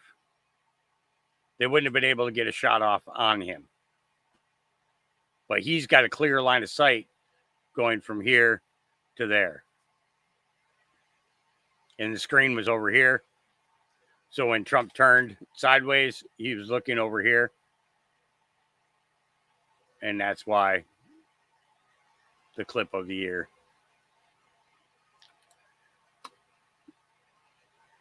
So, from beyond the ice wall.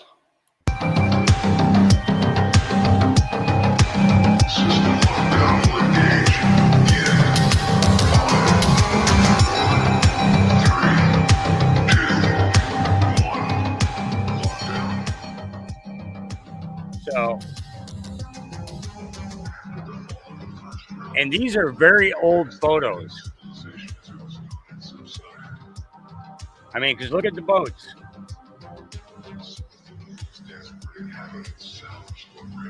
These are ships, full-masted ships.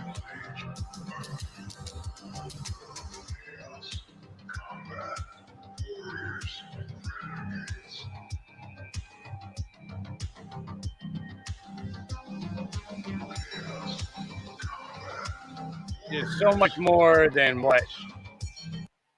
And the pyramids there, yeah. So much more. Argentina vice president was almost assassinated, gun jammed. Watch.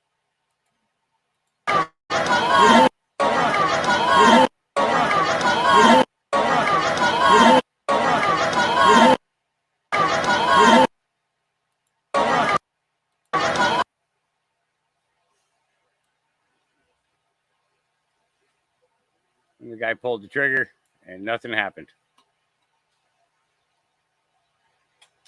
Yep. Let's see. So here we go. Alicia Powell says, and she works for the Gateway Pundit, developing J6 hostage Special Forces Master Sergeant, retired Jeremy Brown, just reached out warning his safety is in jeopardy. The government has been amping up their threats against him, and he believes that his life is in danger. Jeremy suspects the U.S. Marshals will move him before dawn from the Citrus County facility he is currently detained.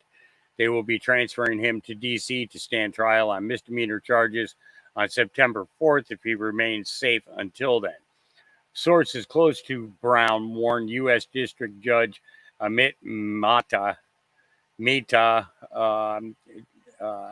denied Brown's motion to stay the D.C. trial until after his appeal was over.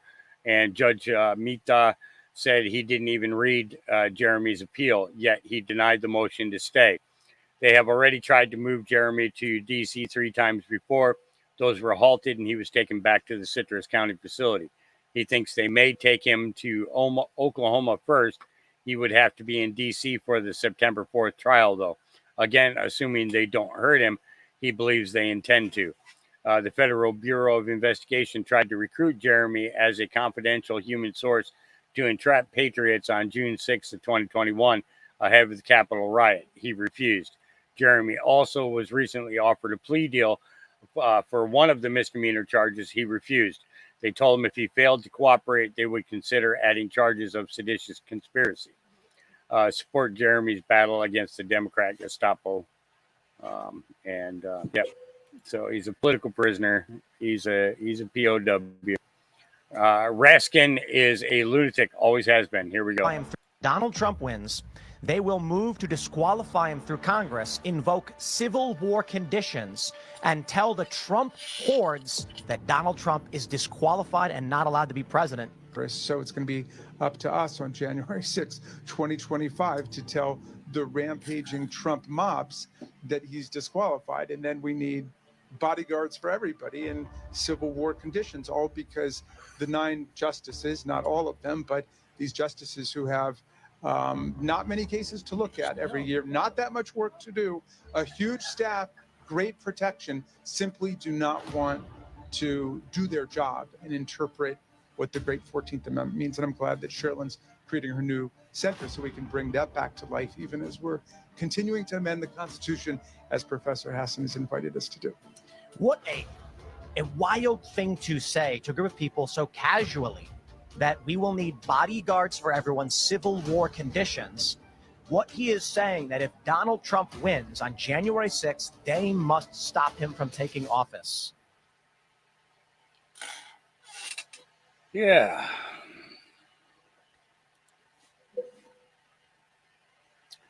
All right. Travis Scott arrested in Paris.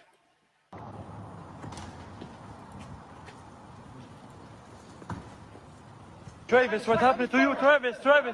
Free Travis. Travis, what happened? Travis Scott.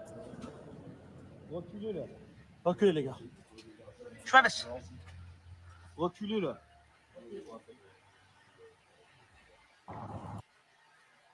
I'm not mistaken, isn't he an Olympic? Let's see. Let's look him up real quick. I want to know who Travis Scott is. Oh, he's an American rapper, singer, and record producer.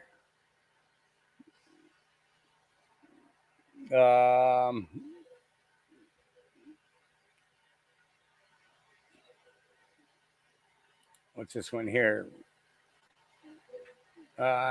Travis Scott is released from police custody after arrest over a Paris hotel altercation. Travis Scott was released from French police custody without charge after his arrest at the Paris hotel following an altercation with a security guard. French prosecutor said Saturday in a statement. The Paris prosecutor's office said the police custody order for Travis Scott has been lifted and all proceedings against him were terminated because the incident was minor. Scott was arrested early Friday after police were called to the George's V Hotel to detain a man nicknamed Travis Scott for violence against his security guard, according to the statement from the Paris prosecutor's office. The hotel security guard had intervened in the altercation between the rapper and his bodyguard. The rapper was in Paris for the Olympics. He watched the United States rally over Serbia and the men's basketball semifinals on Thursday night. Scott is one of the biggest stars in hip-hop whose born name is Jacques or Joaquin. I have no idea how to say his name. Webster. He has more than 100 songs that made the Billboard Hot 100 and released 4 singles that topped the charts. Sicko Mode.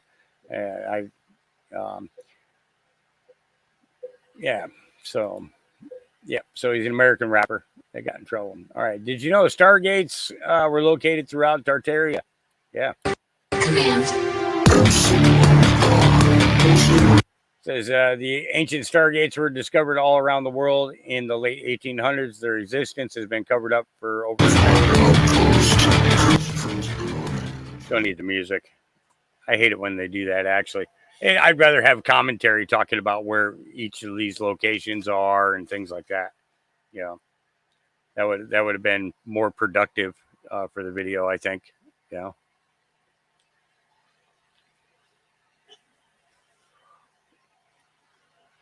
A lot of these things look like a CERN, doesn't it? In some ways, it's like CERN has been around for a long time. Doesn't that look like a collider area? Yeah. Another one. And these are all over the world. Yeah. All right. Moving on. President Trump just retruth an exact Q post. And in-your-face blatant proof. Q 2039 even has his signature Q+. So this is what he retruthed. Says there is no in-between. You are either a patriot or a traitor to America. Truth. Where we go one, we go all. We the people from sea to shining sea.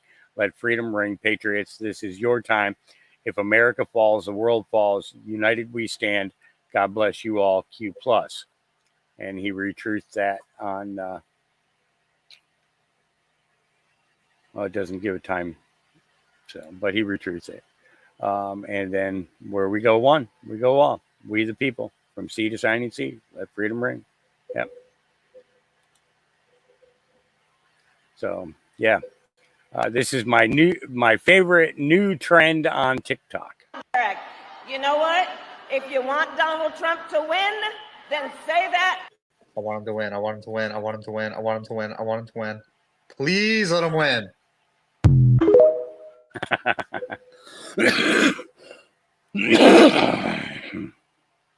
Yep. All right. CKM14 reposted Doc Holliday.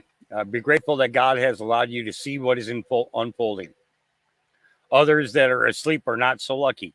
Ask yourself, why you? Why now? I think about this daily, and it shoots my faith and confidence sky high. You've been chosen. Make no mistake. All right. Alpha Fox says this guy claims to be sober. What do you think?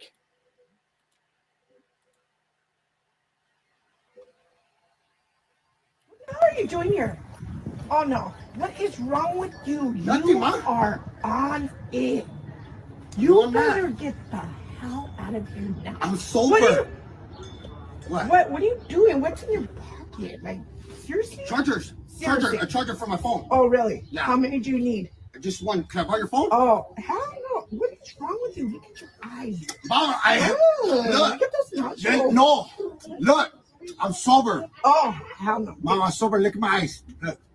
Oh, No. really? It went Yeah. cross-eyed. It's because You I better was. get that Because out you're of looking at me like Get that. up. Get up. You're looking at me like that. Get up. Did you call the cop? Yes. 911. Yes. Why are you calling the cop? Can you please come? She's lying. to my house. She's This lying. guy I plead the is fifth. on again. Please come now. Now, hurry before he. You really call the cops? Yeah, they're on the phone. They're on the phone. Yes, he's wearing a white and black shorts. I think he's on something. Yep. Be aware, no face covering. It's against the law.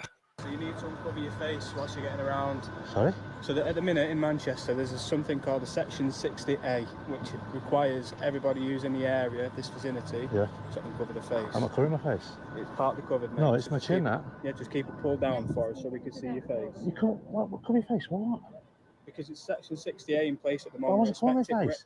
Listen to me, we're expecting. Oh, you listen to me. I wasn't covering my face. Yeah, it's partly covered, I wasn't. so I can request you to pull that down. It's down now, though, right? That's fine. What's it? This is the Section 60. Yeah, 60. Section 60 and the Section 60 Alpha at the moment. For what, though? We're expecting disorder. This is what we're trying to prevent. So this is why it's been put in place. So basically, so you want my face? No, the face uncovered just in the area, just so we can get. Obviously, I'm not saying that you're up to anything. No. But it's just a requirement. I just don't want to be on facial recognition cameras. I mean, once you're out of the area, mate, by all means, you can pull it back up. So I can walk down like this from your head down, though, yeah? Yeah. Absolutely, if you're happy with that, just as long as your face All is right. available. Yeah. Cheers, mate. I wasn't doing nothing to you guys. No, I know. We're not saying about me, but just whilst this is in place at the moment, by law, you've got to keep your faces covered. And that's law, is it? Yeah, it's section 60 at the moment. I never knew that. I thought. So if it was winter and I had a scarf If on. you want more information, I've got something I could provide you. Okay. You can have a flick through this. So that gives you the area where it's in place. Section 35A as well. That covers that. Any questions that you may have in section 35A, it'll give you all the information. The section 60 alpha on there as well. All right. No worries. Cheers. All right. Thank you.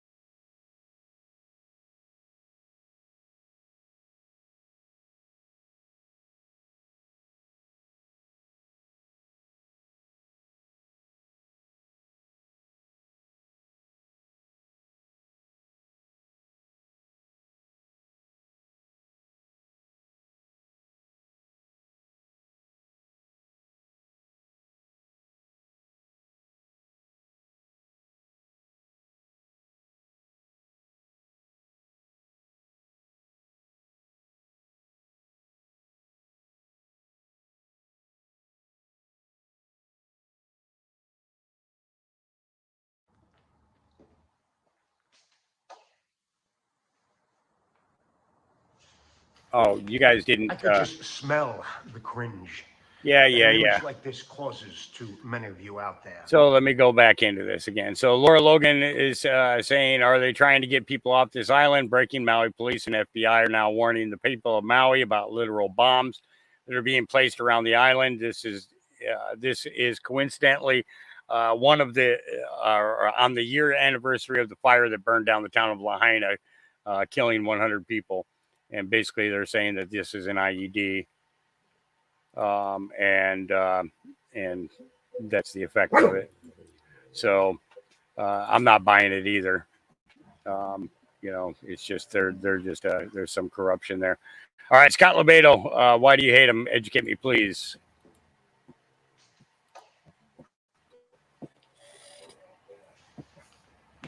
I could just smell the cringe that an image like this causes to many of you out there. You know who you are. You folks in the back of the room. You folks who hate this man for no reason that you can explain. I've never heard anybody explain why they hate this man. Even my friends. Nobody can ever explain why they hate him. Have a legitimate reason. He's gonna cause World War III. He's gonna hang blacks. He's gonna beat up gay people. You're all wrong. That's all bullshit. You don't know. You just have this thing inside you that you are willing to risk your lives, your community, your small businesses, your children and your grandchildren's future for your not only ignorance, but selfishness. Because let me fill you folks in on a little something. And I'm talking to you folks, you 14 million people who scream about democracy. Meanwhile, you're walking around like a guy who just got off a horse because the people that you fucking answer to just greased up and fucked you so hard with your democracy by saying, you voted for Joe Biden, you 14 million? Nah, you're getting this $5 fucking hooker and this fucking pumpkin head progressive jerk off waltz. That's what you're getting. And you're all like, right, Harris Waltz, look at us at the rallies. You're pretending to be passionate when we know you're not. You don't know passion. You don't understand the passion that we have for this, okay? It really has nothing to do, has a lot to do with this man, but what he represents, us, the movement to fix this fucking country the way it was. See, let me throw you a little something here, kids. You kids that I'm talking to. This guy was already president See, everybody forgets that. He's not running a new camp. We can't let him be elected. He's going to hit the button for World War III. And he's going to... No. That's happening now. See, under this man, for 4 years, our economy was booming and getting better. The black community was thriving a little better. He did more for the young black kids with education than any president in decades. The list goes on. That border. This border is out of control. Everything, the crime, our wars that we are in, the Islamic fundamental jihadi fucking scum are taking over the world again. And it's making the good Muslims look bad, and the whole world is collapsing under this bullshit that you voted for. And you will do anything in your power because you hate somebody for a reason you don't even fucking know. Think of how fucked that is. You'll sit there and keep watching The View and listening to jerk-offs like this new, you know me, I go after these fucking pussies. Ben Stiller, the cool comedian, is now a fucking pussy. Add him to the list of fucking pussies. And you listen to Saturday Night Live and fucking Jimmy Kimmel because you have no self. You have nothing. This is what trains you. This is what programs you. And you hate yourself. And that's why I think you hate him and us and America.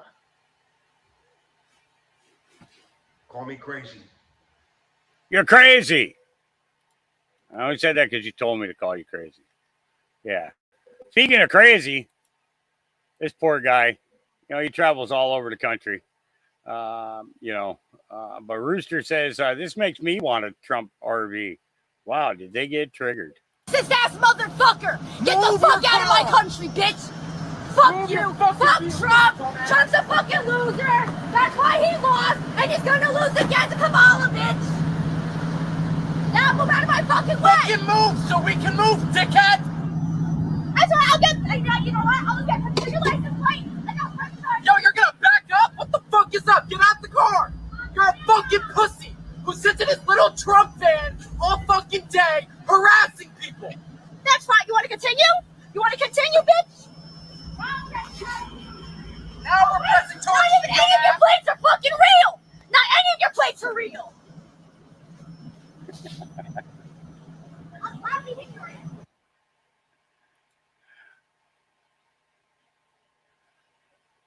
What can you say?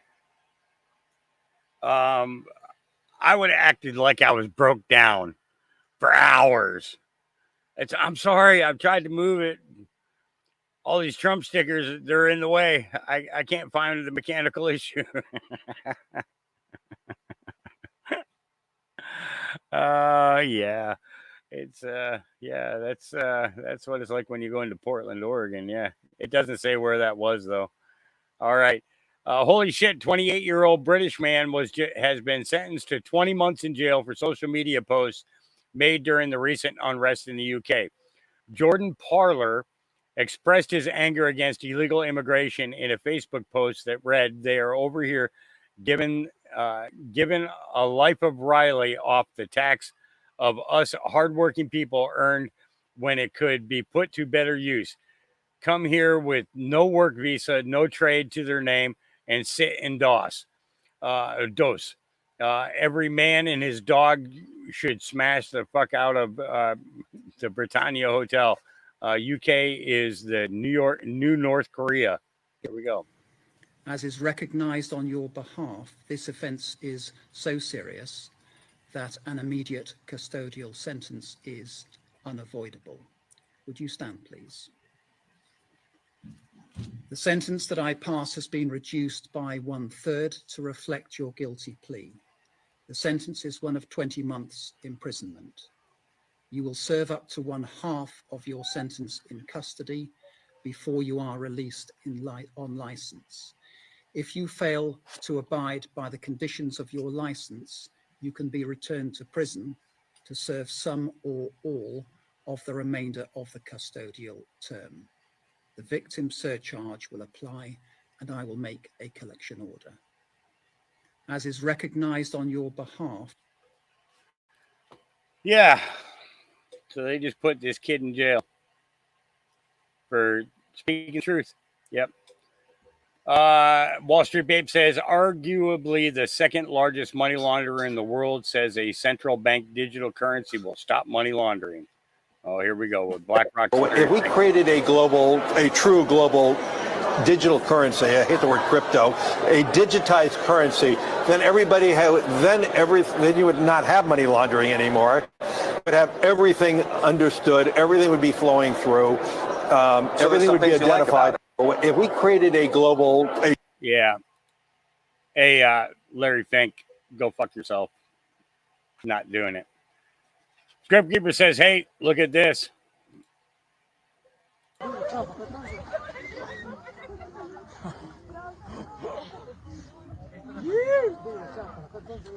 Watch close.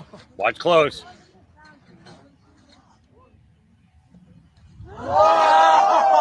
Whoa.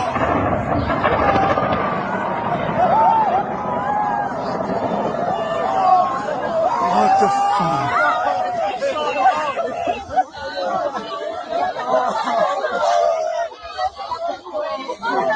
So I want to talk about this for a second and get people to understand, why do you hear thunder?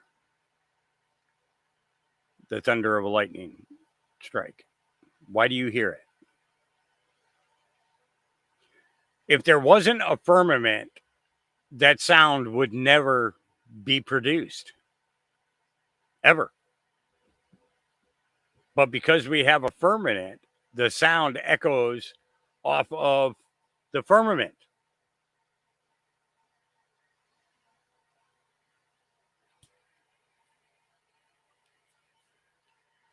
You wouldn't, if we didn't have a firmament and it was just open space, you know, the space that they claim, then there would be no sound. The atmosphere is not heavy enough in order to sustain that sound and to bounce it back. Just not possible. The firmament is what gives you thunder. Yep. All right, so here we go, starting with, in regards to Trump's plane. Donald Trump's plane made an emergency landing in Billings, Montana on Friday afternoon due to a mechanical issue. Does anyone actually believe this mechanical issue? Trump is expected to take a private plane to Bozeman Airport next, with the Secret Service conducting a complete sweep of the Billings Airport before that happens. I wouldn't be surprised if this was another failed assassination attempt on Donald Trump. And then more on in regards to that. So I actually have the video of where he's talking. Mayrock says, read, Trump just posted he landed in Montana 17:17 Eastern time, and she's Central time. Trump's plane had to make an emergency landing due to a mechanical issue where he has to switch to a private plane. Some are anticipating another assassination attempt. 17:17 Q post 17:17. Do you understand what is happening? Think optics. Is Trump telling us things are going to start happening to appear to not be in our favor? And he is saying it's just optics, part of the movie. And there's the post. All right. So moving on. We already hit that one. Are there two different Kamalas? Tongues wagging. Let's bring in senior White House correspondent Peter Ducey to kick us off. Hi, Peter. Jillian, good evening. Vice President Harris and Governor Walz are out west trying to keep week one momentum going by sticking strictly to a script. We know we are a work in progress. So is the Harris platform, because the things the vice president is implying to activists behind closed doors are apparently not always accurate. Exhibit A. Harris just met with leaders of the group who got 100,000 Michiganders to vote uncommitted in the primaries as a protest against Biden-Harris Gaza policy. This movement has always been about policy shift. We want her to stop sending bombs to kill people we love. The New York Times reports those activists expressed their unease with how the United States has continued to supply weapons to Israel, and that they asked Ms. Harris to meet with them to discuss their group's demand for an arms embargo on Israel. They said that Ms. Harris had indicated she was open to meeting with the group. Here's the problem. The vice president's national security advisor says she does not support an arms embargo on Israel.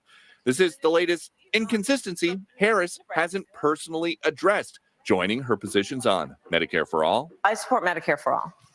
And I support it for a number of reasons. Fracking. There's no question I'm in favor of banning fracking. And assault weapons buybacks. I do believe that we need to do buybacks and put in place a ban on the importation of assault weapons into our country. Staffers insist Harris has moderated and no longer supports those positions, but the presumptive nominee hasn't said that or explained why. She has an anonymous aide talk to the press, say she's reversed her positions, and the press leaves it at that. There needs to be many questions about how she came to change her positions on a host of issues that she took when she ran for president just 4 years ago. Vice President Harris has been talking so much lately about her life before she was VP, as a prosecutor, as a senator. But what she keeps leaving out is that back then, she appears to have had a very different worldview. Jillian. All right, Peter Ducey, live from the North Lawn. Thank you. All right. And then EchoX posted USDebtClock.org Titanic, counterfeiting, money laundering, conspiracy, fraud, racketeering, not federal, no reserves. United States Federal Reserve System. It's going down with the ship. Yep. We'll know more about that here shortly. A veteran waiting to see President Trump in Bozeman, Montana, expresses what many of us feel. What else do you have to say? You know what? We need our borders safe. I'm a veteran. I served for 5 years under Trump. Thank you. Thank you. It was the greatest time of my life, and I watched how wokeness destroyed people of my age. They hate America. They hate guns, and I was law enforcement. And they were teaching us every day, because you're white, you cannot pull over people based on their skin color. You cannot judge, and you have to watch your mouth, or they will kick you out of the military and punish you. I've watched good men be dishonorably discharged, and they forced the jab on us too. I had to get out at that point because I realized it's not about America anymore. It's about selfishness and how to get to the top through all the wrong routes. So we need Trump back. We need America. I served the country because I loved it. I was ready to die for it. There was no greater honor. This is not the country that I grew up with. I grew up in a tiny town in Alaska, and I was ready to die for this country. I just tell you, you got a lot of these men right behind you, all shaking their heads and praising you. So, thank you for your service. Thank you. Thank you. Seriously, we need to remember why America is the greatest country on the planet. It's not just our people in this country who need Trump. The world needs Trump. Look at all the war. No one wants to go die for wars if they have a president like Sleepy Joe Biden, little girl hair sniffing Biden. It's freaking creepy. That's not why I joined. So wake up, America, because our children need patriotism again. Thank you. Thank you for that. Thank you for that. Yep. Our kids need a lot. A good swift kick in the ass would help too. Ultra Party. Here we go. Sometimes President Trump is watching on Trump Force One. We do know for a fact he's on his way to Montana right now. He's in the air. If he's watching, what would you like to tell him? I love you, and I know lots of other people love you. And, sir, I would take a bullet for you. Absolutely would. Okay, let me tell on myself real quick. I was in Butler, and I was on the media riser. And when the shots rang out and I saw President Trump drop down and the Secret Service jump on top of him, I jumped off the media risers, and what I was supposed to do was go under the media risers for cover. But what I didn't do is go under the media risers for cover, because I was so worried about President Trump, I just, squatted down next to the media riser because I would not keep my eyes off the president. Just like you said, you would take a bullet for the president? Absolutely. Same. Like you're on our team. Of course. I've been 150 million, is that even a number, percent President Trump since he came down those golden escalators, and I will be into the finish line. That's not changing. You are awesome. Awesome, too. I'm so glad that hopefully there's no more bullets. We'll pray for that. But I love how you say that you take a bullet. I would, too. President Trump, we need him. I love him. My whole family loves him. We have 4 sons and 1 daughter. This is my wife, Tina. Do you feel the same way about President Trump as your husband does? Oh, definitely. Love him. Love him. pray for him all the time. Love his sons, love his daughters. It's a classy family, right? Oh, man. Talk about Camelot. Of Melania. So classy as well. Beautiful lady.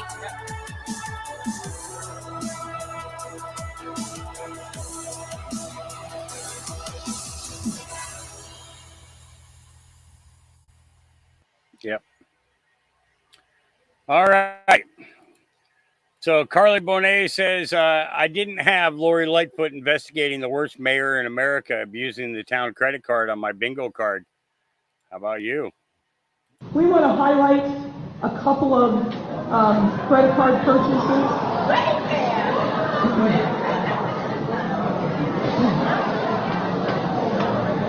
You're having the same reaction that we did when we saw it. So in particular, we were very concerned to see the top 3 purchases that were highlighted for you that were booked on January 5th of 2023. That's roughly $40,000, a little more than that, in credit card purchases on Amazon in the same day. And our understanding is that the village does not have an Amazon account. These are somebody using one of the credit cards and charging these amounts using your credit card. We suspect we're going to see, as you can see, expenditures at Target, Walgreens, Best Buy, a number of charges that raise questions in our mind. Are these legitimate purchases using the credit card? Yep. So, Beetlejuice is still on the case, huh? Yeah. All right. Cover up. What's going on with the Secret Service? High-end saloon was forced to shut down for the day so Kamala Harris could attend a fundraiser. Without permission, a female Secret Service agent broke into the salon, disabled the cameras, and turned it into a public restroom.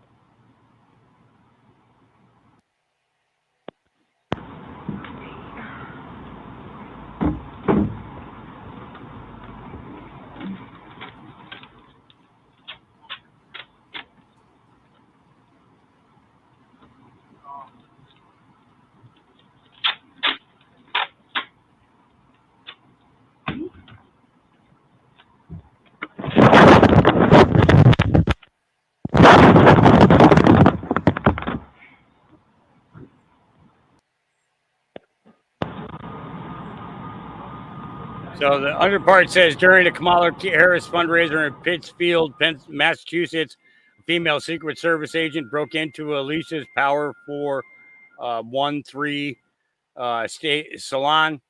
After covering the security camera, Kate bounced inside with the alarm blaring. The agent turned what is widely regarded as a top hair salon in the Berkshires into a public restroom.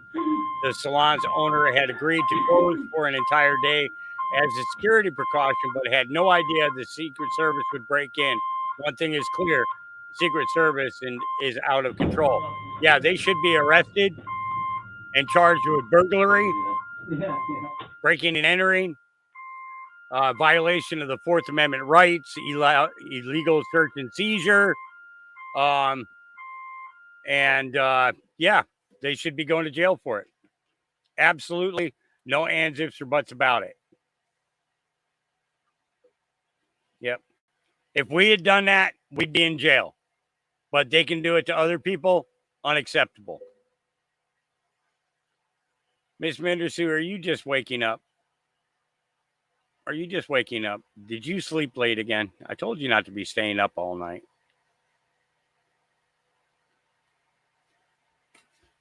Yeah. I didn't know if you guys were coming today or not. So I was like, well, maybe that's why we're not seeing her in chat. So I was getting ready to run up and unlock the gate just in case you were on your way. So, all right, Derek Bros. This video has blown up. Baby girl sees herself in an old picture of her great grandma. What do you think? Seriously? I've always thought that my daughter was my grandmother reincarnated. I gave her a picture of her today, and you guys tell me what you think. This is the first time showing Arrow this picture. I want to see how she reacts.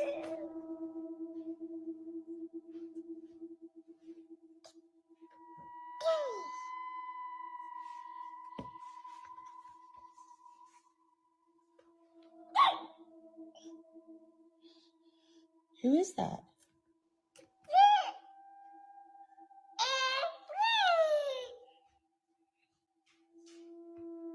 She's touching her own face. What the fuck? Is that your... Arrow, who is that? Why were you just touching your own face?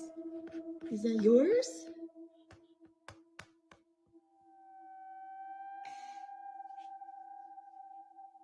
Should I put this away? Who is that, Arrow?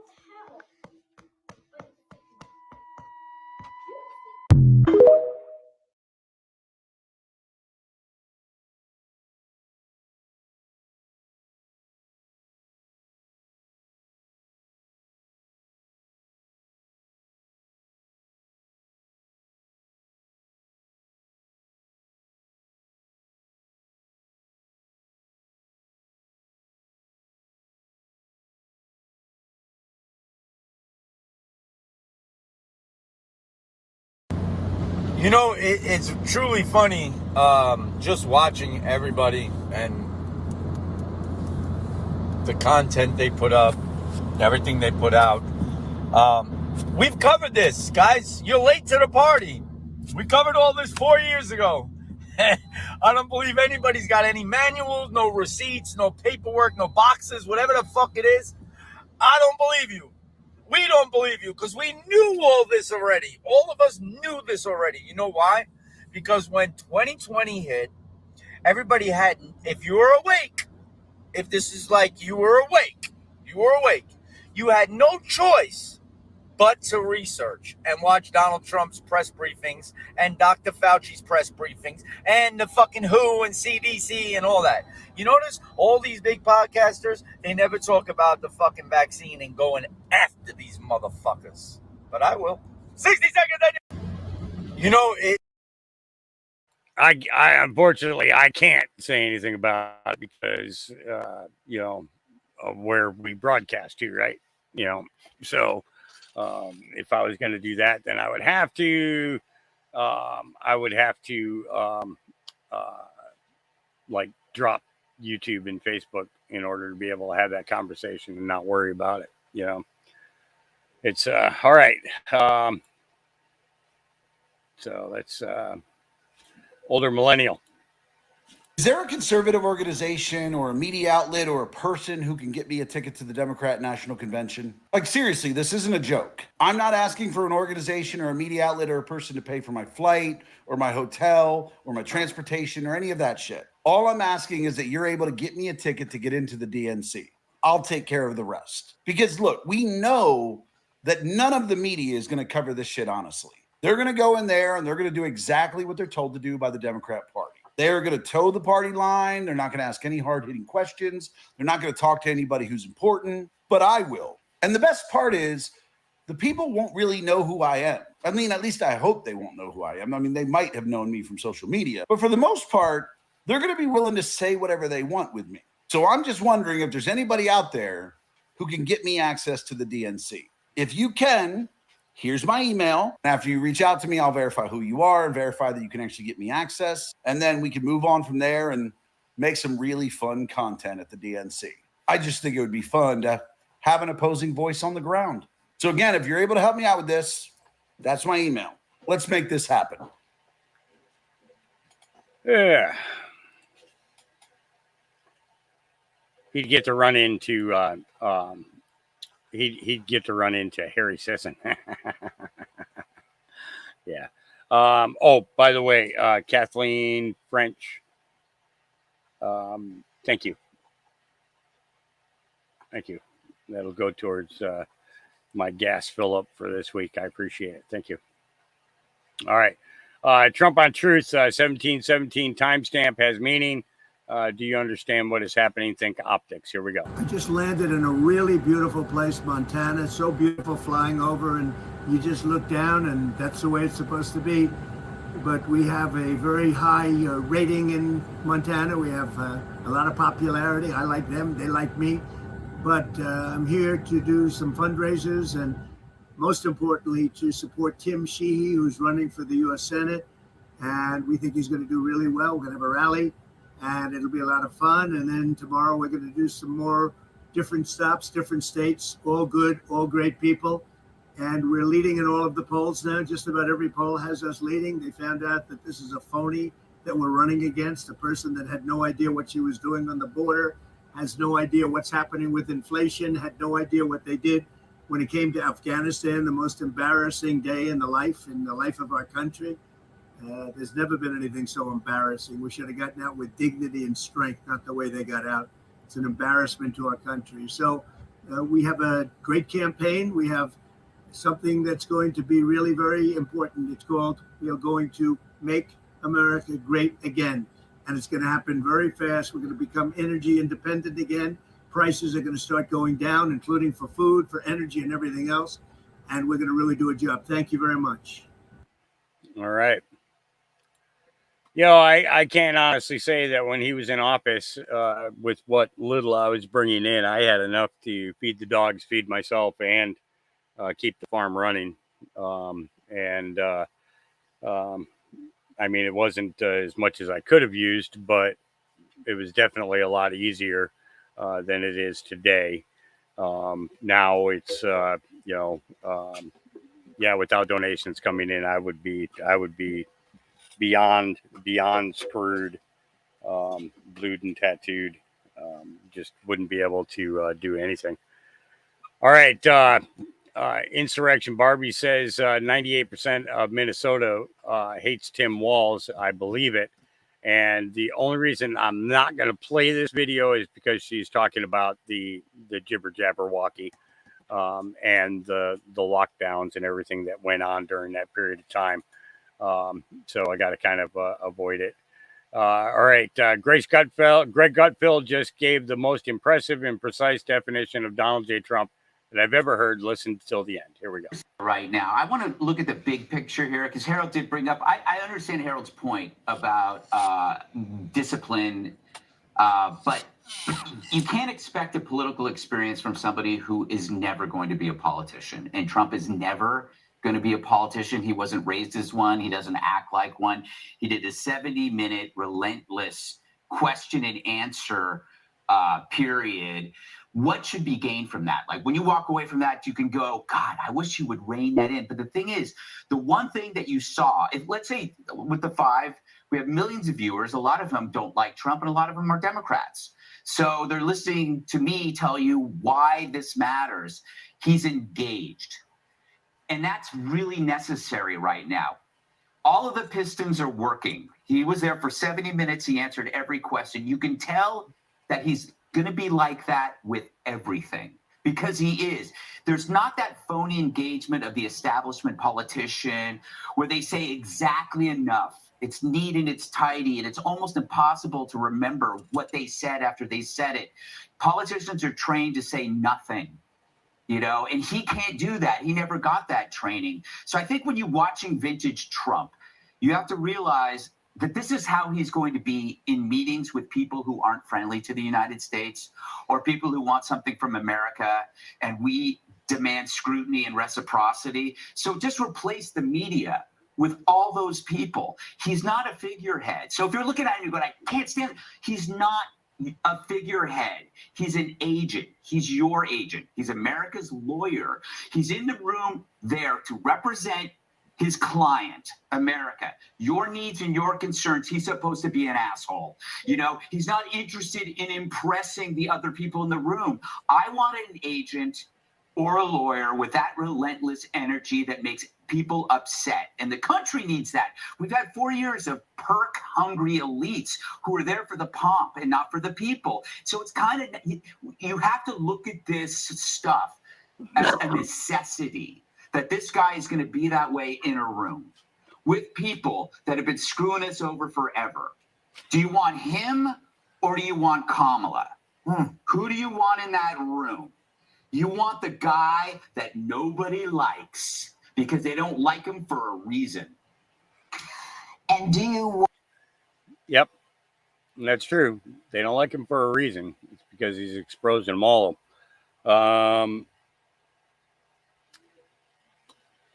right.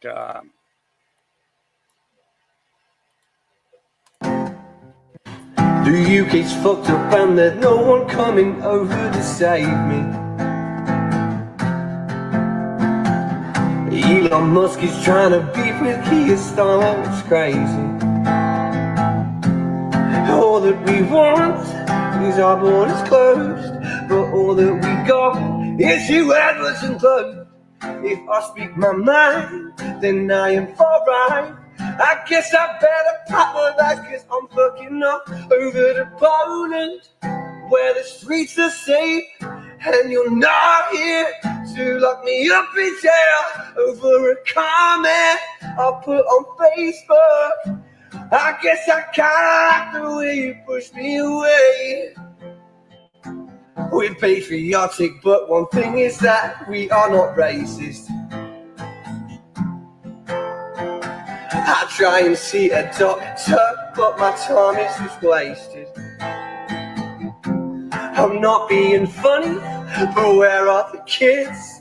No women inside, just bet on those chips. Stop giving them money and sort out our shit. I guess you'd rather make more friends like Jimmy and Phil over in Poland. They keep their streets safe, and you're not here to lock me up in jail over some comments I left on Facebook. I guess I kinda like the way you push me away.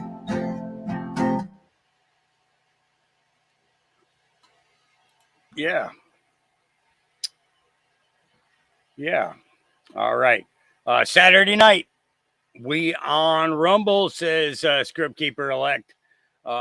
Joka Q Army 1 and myself will be discussing a lot. New music from both of us.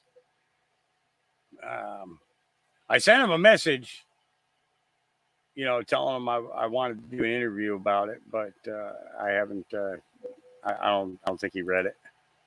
So, but either which way, I've been listening to his stuff now that I got his Spotify. I've been listening to a good lot of it. So, all right. Western Lensman says the world is on fire. MZ Hemingway. So that is Molly. Takes a blowtorch to legacy media for gaslighting the country. So here we go. Frankly, shocking how little interaction this woman has had with the corporate media.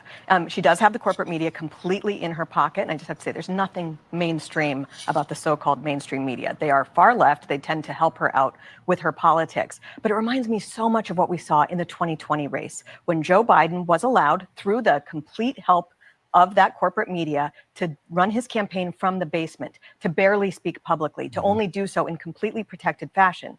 And the result of that is that we have a country and a world in chaos. We have a president who people have not seen in a long time, who they're not fully confident in his ability to handle things, a world on fire, an economy that is not good. We had a stock market crisis earlier this week. We have inflation problems that have been going on for years, a completely open border, crime out of control. And the media are not asking him any questions, and they're not asking her any questions. And it just feels like this massive gaslighting of the country because the media are not doing their jobs at a time of not just national crisis, but global crisis. Yep. All right. Jesse Waters. More on Tim Walz. We've known Tim Walz for less than a week, and we've already found out he let rioters burn down cities, lied about his military service, crushed small businesses, and turned Minnesota into a child sex change sanctuary. But that's not it. Tonight, we're dropping another Walz bombshell. As governor, Walz let a gang of politically connected Somali fraudsters steal $250 million of your money. It was the single biggest COVID scam in American history. During the pandemic, the government was just giving out money left and right. A nonprofit in Minnesota, Feeding Our Future, got $250 million to send food to needy kids. Sounds good, right? Here's the problem. Almost none of it was used for food. The Somali scammers blew our cash on real estate, cars, extravagant get trips. We have wire transfers that show thousands going to car dealerships. $160,000 went to some company in China. And $500,000 was sent to Kenya to buy an apartment. A $500,000 apartment in Kenya is probably a palace. But our tax dollars weren't just used on goodies. The politicians got a taste too. Ilhan Omar got thousands of dollars in donations from some of the scammers. These guys weren't criminal masterminds, it was sloppy. When they cooked the books, they made up names of their fake clients. They came up with these names. Are you ready? Unique Problem, Friday Donations. How'd nobody catch that? Well, early on, Walz's administration thought it looked a little suspicious, so they froze the funds. Then the Somalis sued and called Walz racist, so he kept letting them steal. They didn't bother to crack into the bank accounts or issue subpoenas. Walz just put his hands in the air and said, I'm not racist. Take whatever you want. Minnesota has a huge Somali population. You can't get called racist and expect to win another election there. Walz even gave one of the fraudsters the Minnesota Outstanding Refugee Award. 3 years later, she was indicted. No thanks to Walz, the feds came in after he ignored the problem for years. During the trial, the Somalis tracked down a juror and dropped off a Hallmark bag on their doorstep, filled with 120 G's, and a little note saying, there's more to come if she acquits. This all happened under Walz's nose. He had every chance to stop it and failed. Just like he failed to protect his city during the riots, and just like he failed his unit when he retired before deployment. This is the guy Kamala Harris chose as her number 2. Donna Bergstrom ran against Walz for lieutenant governor in 2018. Donna, how did he win after all of this stuff is coming out about him? This, and this. How is this possible? It is astonishing, isn't it? And thank you for having me here, Jesse. This is really a pleasure. I'm so happy that people are finally bringing this out about our governor. We've known about this for a long time. And one of the things that's truly astonishing about this is not just the numbers and the level of the fraud, but actually that he takes no responsibility for it. There hasn't been anybody that's been removed or put on administrative leave so that they can look into these issues. And this is just really the tip of the iceberg. There's Medicare fraud, there was daycare fraud, there was an autism support fraud, there was workers' compensation pay fraud. So, you know, his middle name must be fraud, because here we see it over and over again. And it's truly astonishing. So Tim, under Tim's nose, these Somali identity pirates scammed $250 million. They caught them, and then he got called racist, so he backed off, and then didn't fire anybody. Never fired a single person for getting ripped off more than any other state in the country during COVID. That's my understanding of it, and that's what I believe is his stance, is that he did nothing wrong, and that you'll see his pattern over and over. He'll point to somebody else and put the blame on somebody else. So it fits this pattern, and I saw it in 2018 as well. He just has this pattern of appeasing whoever he's talking to, whatever audience he's with. So he'd come up here to Northeast Minnesota. I'm in Duluth right now, but he'd come up to Northeast Minnesota with a mining T-shirt, and then go down to the metro area, Minneapolis, St. Paul, and he'd have an anti-mining T-shirt on. So it fits this pattern that he's going to just do or say whatever he has to do to keep himself in power, keep himself elected, not really take responsibility for good government at all. Yeah, he wears a lot of costumes. We're figuring that out. Sonny, thank you so much. All right. Yeah, Jesse Waters. I wish I could share this. What I will do is I'm going to drop a link in this, and then I'm going to read the comment that I put with this when I played it. And I'm not going to play it because of the fact that it's a TV show and copyrights and everything else. But, normally when I see a Simon Cowell video or anything like that, I pretty much ignore them. But something actually made me stop and watch that yesterday. And if I can get somebody to paste that over onto the Facebook side into the chat over there, that would be great. Those of you on the X side, I will drop it into the chat on X as well. If you're not following my regular feed, this will give you a context as to what I'm talking about. And I want to start with, I've battled cancer 3 times in my life. So to have seen this really it really spoke to me big time. But I stopped and like I said, it's just something made me stop and watch it. Normally I just blow past them. Yeah, she did pass away. You know what? Fuck it. I'm gonna play it. Excuse me. Hi. Hello. How are you? I'm awesome. I'm so happy to be here. Well, we're happy you are.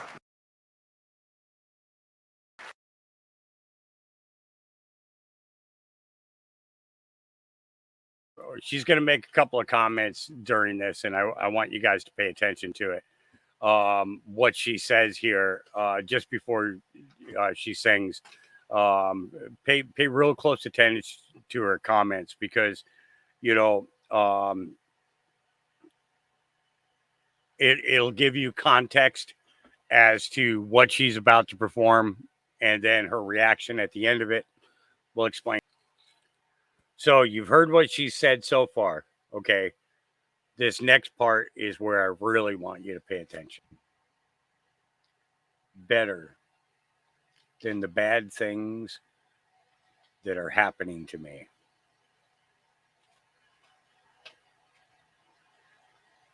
Just think about that.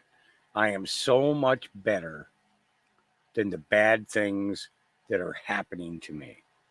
Remember, we were talking about going home? Remember that?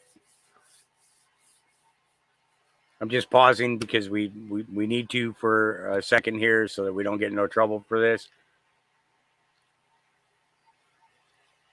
But we were talking about going home. So I want to talk about this for a minute. And my comment after just pausing was, I normally do not even think about sharing moments with the big entertainers. I do not know what made me stop and listen, but I'm glad I did. I got to go now because it appears one of my eyes sprung a little leak on both sides.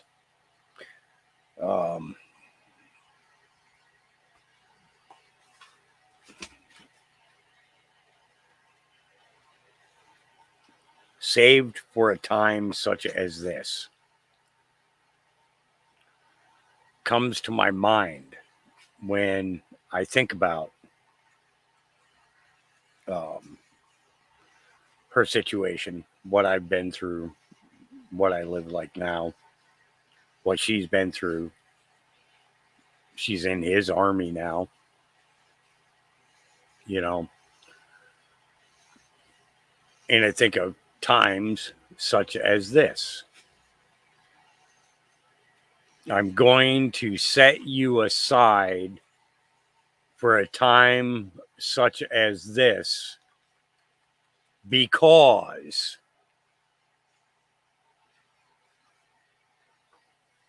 he doesn't need me in his army there. He needs me in his army here. she had a message to send. She was set aside for a time such as this.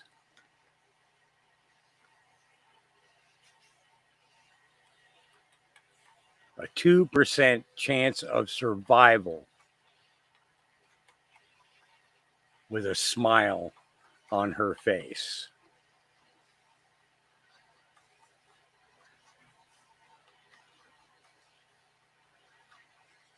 You know what I'm saying?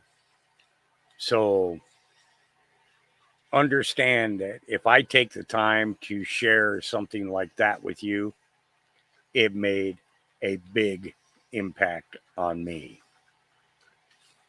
or I wouldn't share it.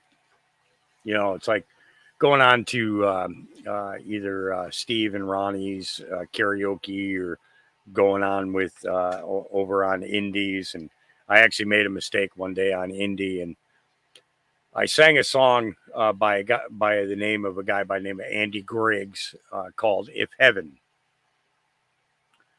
I could hear the music, but nobody else could hear the music. I didn't know that at the time, but I sang the song. And then I was informed at the end of the song that there was no music. And I was like, oops. So pretty much they heard me singing it a cappella. And, you know, when I listened to If Heaven, you know, the first line of the song is, if heaven was an hour, it would be twilight. You know, when the firelight's dancing on the lawn, you know.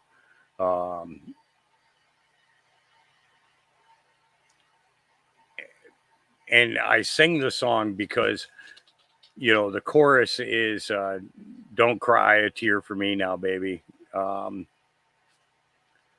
There comes a time we all must say goodbye. You know, no, I wasn't muted. The music was muted. My microphone was working fine. But I just sing into what I'm talking to you through right now. I got no special equipment or anything here.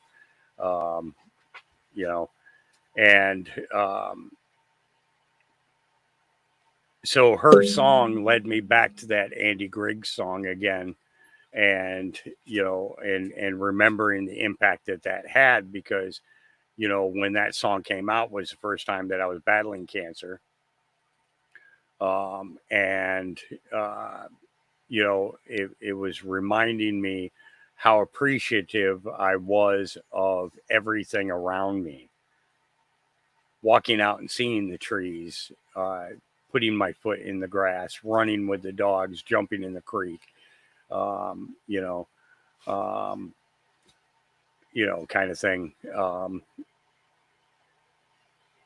And that's one of the reasons that I can't wait to get out of here and the new beginning to start, because I'm going to get back into music again.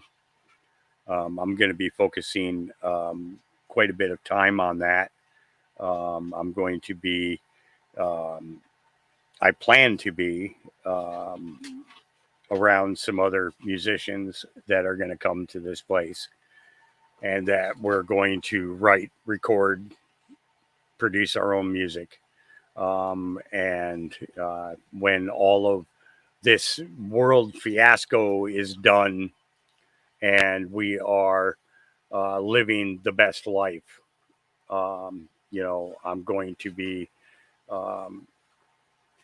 sharing the things that I've been writing in my journals over these last 7 years, turned into song, you know, and an experience that can be passed down from parent to child to grandchild to great grandchild, to teach them about the things that we experienced through this time, and what it will take in order to keep what we are fighting for now. You know, this isn't a war of bullets.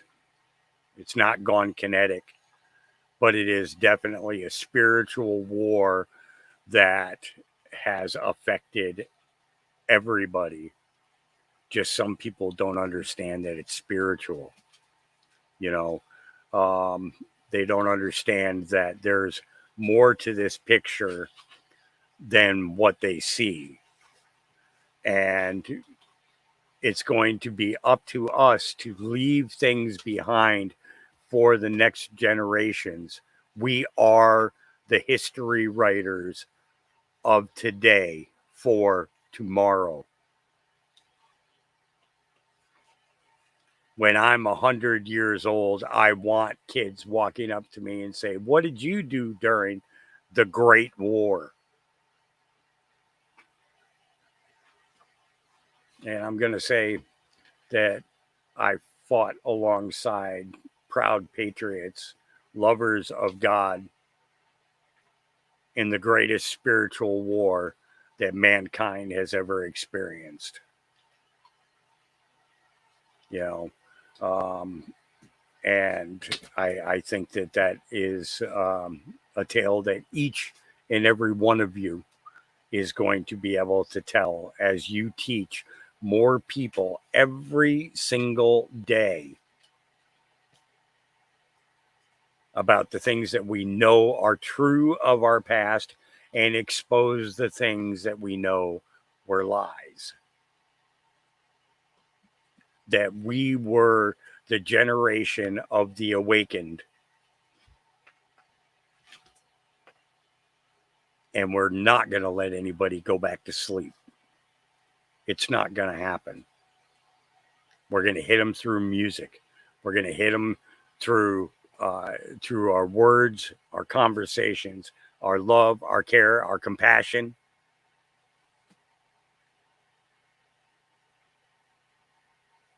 Because we were set aside for a time such as this. So many of them, you know, I look at guys like Script Keeper. He was set aside for a time such as this. You know, I was watching his. He did a live yesterday on X, and if you're not following Script Keeper, I'm gonna let me pull up. Let me pull up and post his channel. I know somebody. I saw somebody posted his.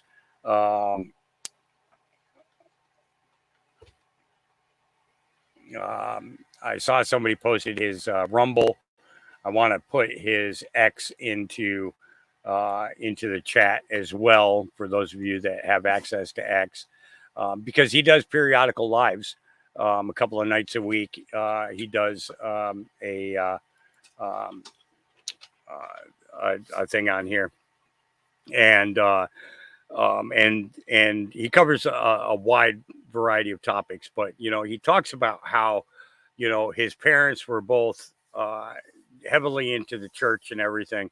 About the only time that he would go was you know, around Eastern time, maybe Christmas time, and they were running to God and he was running away from God, you know, and then 2020 hit. And he realized that no matter how far away you run from God, all to the return trip is simply turning around, because he's been pursuing you this whole time. You know, he goes by Script Keeper on Rumble, and he goes by Script Keeper Elect on X. So it's just Script Keeper. And you know, and a lot of his music's up there, plus the other things that he's posted. You know, but I truly think that Script he had to experience everything he went through, you know, you know, but he's doing his best to put the word out there and to share the truths and bring things back up that we were talking about 4 or 5 years ago, so that the newer people can catch up. You know, what do? We cover a lot of old stuff too, mixed in, so that new people are able to begin to see the things that we saw that changed our minds and then we get to build a bigger and brighter future together, you know.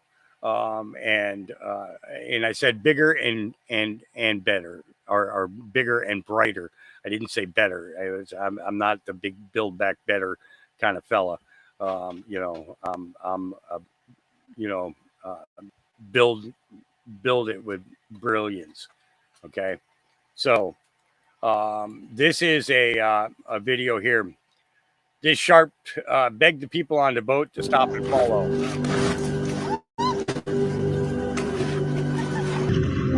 In the water, the man could see that he had a rope stuck in the bottom of his mouth. The man quickly began cutting the rope away, trying to free the whale.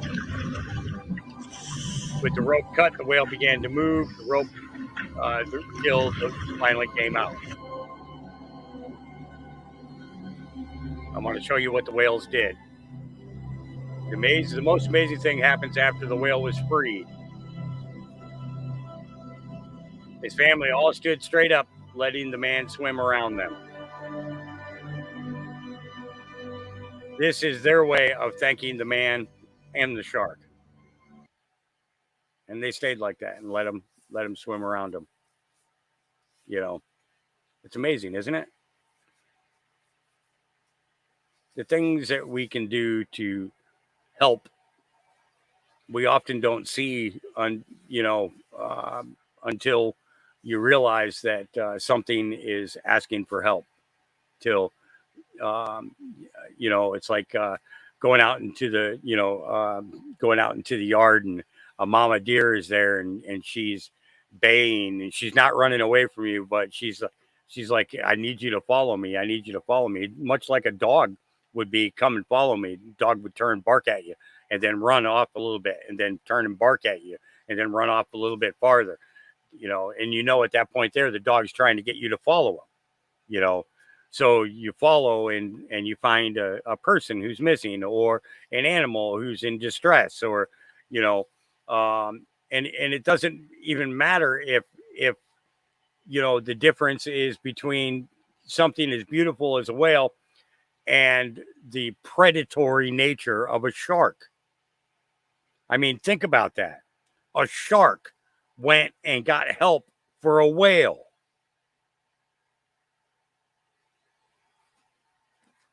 Something that would chew your arm, your leg off, and devour you came to you for help, for something bigger than itself. Bigger than its own child.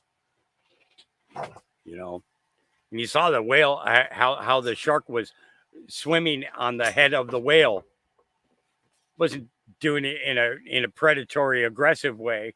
It was like, I'm bringing help, I'm bringing help, I'm bringing help. It's just amazing, when things, real life situations like this happen. Understand that they're there for a reason, and that it's important to understand the extent in which we are attracted and attached to nature. There was one where a cub had climbed a tree with its sibling, and the cub started to walk out onto a branch and got ensnared on the branch. And the other cub went back down to mom with no problem. Mom was trying to get the other baby to come down, and it wouldn't come down. So what did the bear do? The bear went to a farmer's house and did exactly like a dog would do, basically roared and scratched the ground and turned around, ran off a few feet, and then looked back and waited for the person to follow, led him to the tree. The guy climbs the tree, gets the bear cub out of the ensnarement that it was in, lifted over, put it onto the base of the tree so that the cub could climb down, and a couple of days later, mom shows back up on the property with the two cubs running and playing together, and just sat down and let them play. And then when the farmer came outside, the bear waved to the human. See, my babies are safe. My baby's safe. Saying thank you.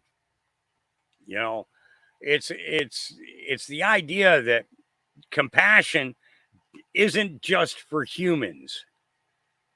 It's for the other living entities that are around us. Whether it's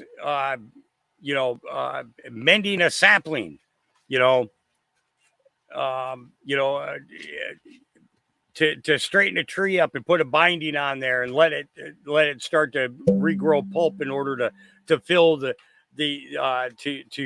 fill the stalk so that it can flourish and grow into a tree. Simple things that we neglect, that we overlook, that we don't pay attention to. Oh, it's just a tree down. It's just, wait a minute. That's a living entity. So if you have the ability to help and to assist, then use your compassion, use that love of nature, I'm not a tree hugger, but if I cut down a tree, I like to plant a couple more. Might not be the same type of tree, probably won't grow as tall. But the fact of the matter is I'm putting something back into the earth that is going to replenish that. It's also reconstituting the soil, and it's giving an opportunity for new life while the old life is being utilized. So you cut down the tree to either turn it into firewood or to build a home, right? So plant a couple of new ones so that the next generation has a tree that they can do that with, but also teach them that when you cut something down, plant something new. Plant something new. Revitalize. Right?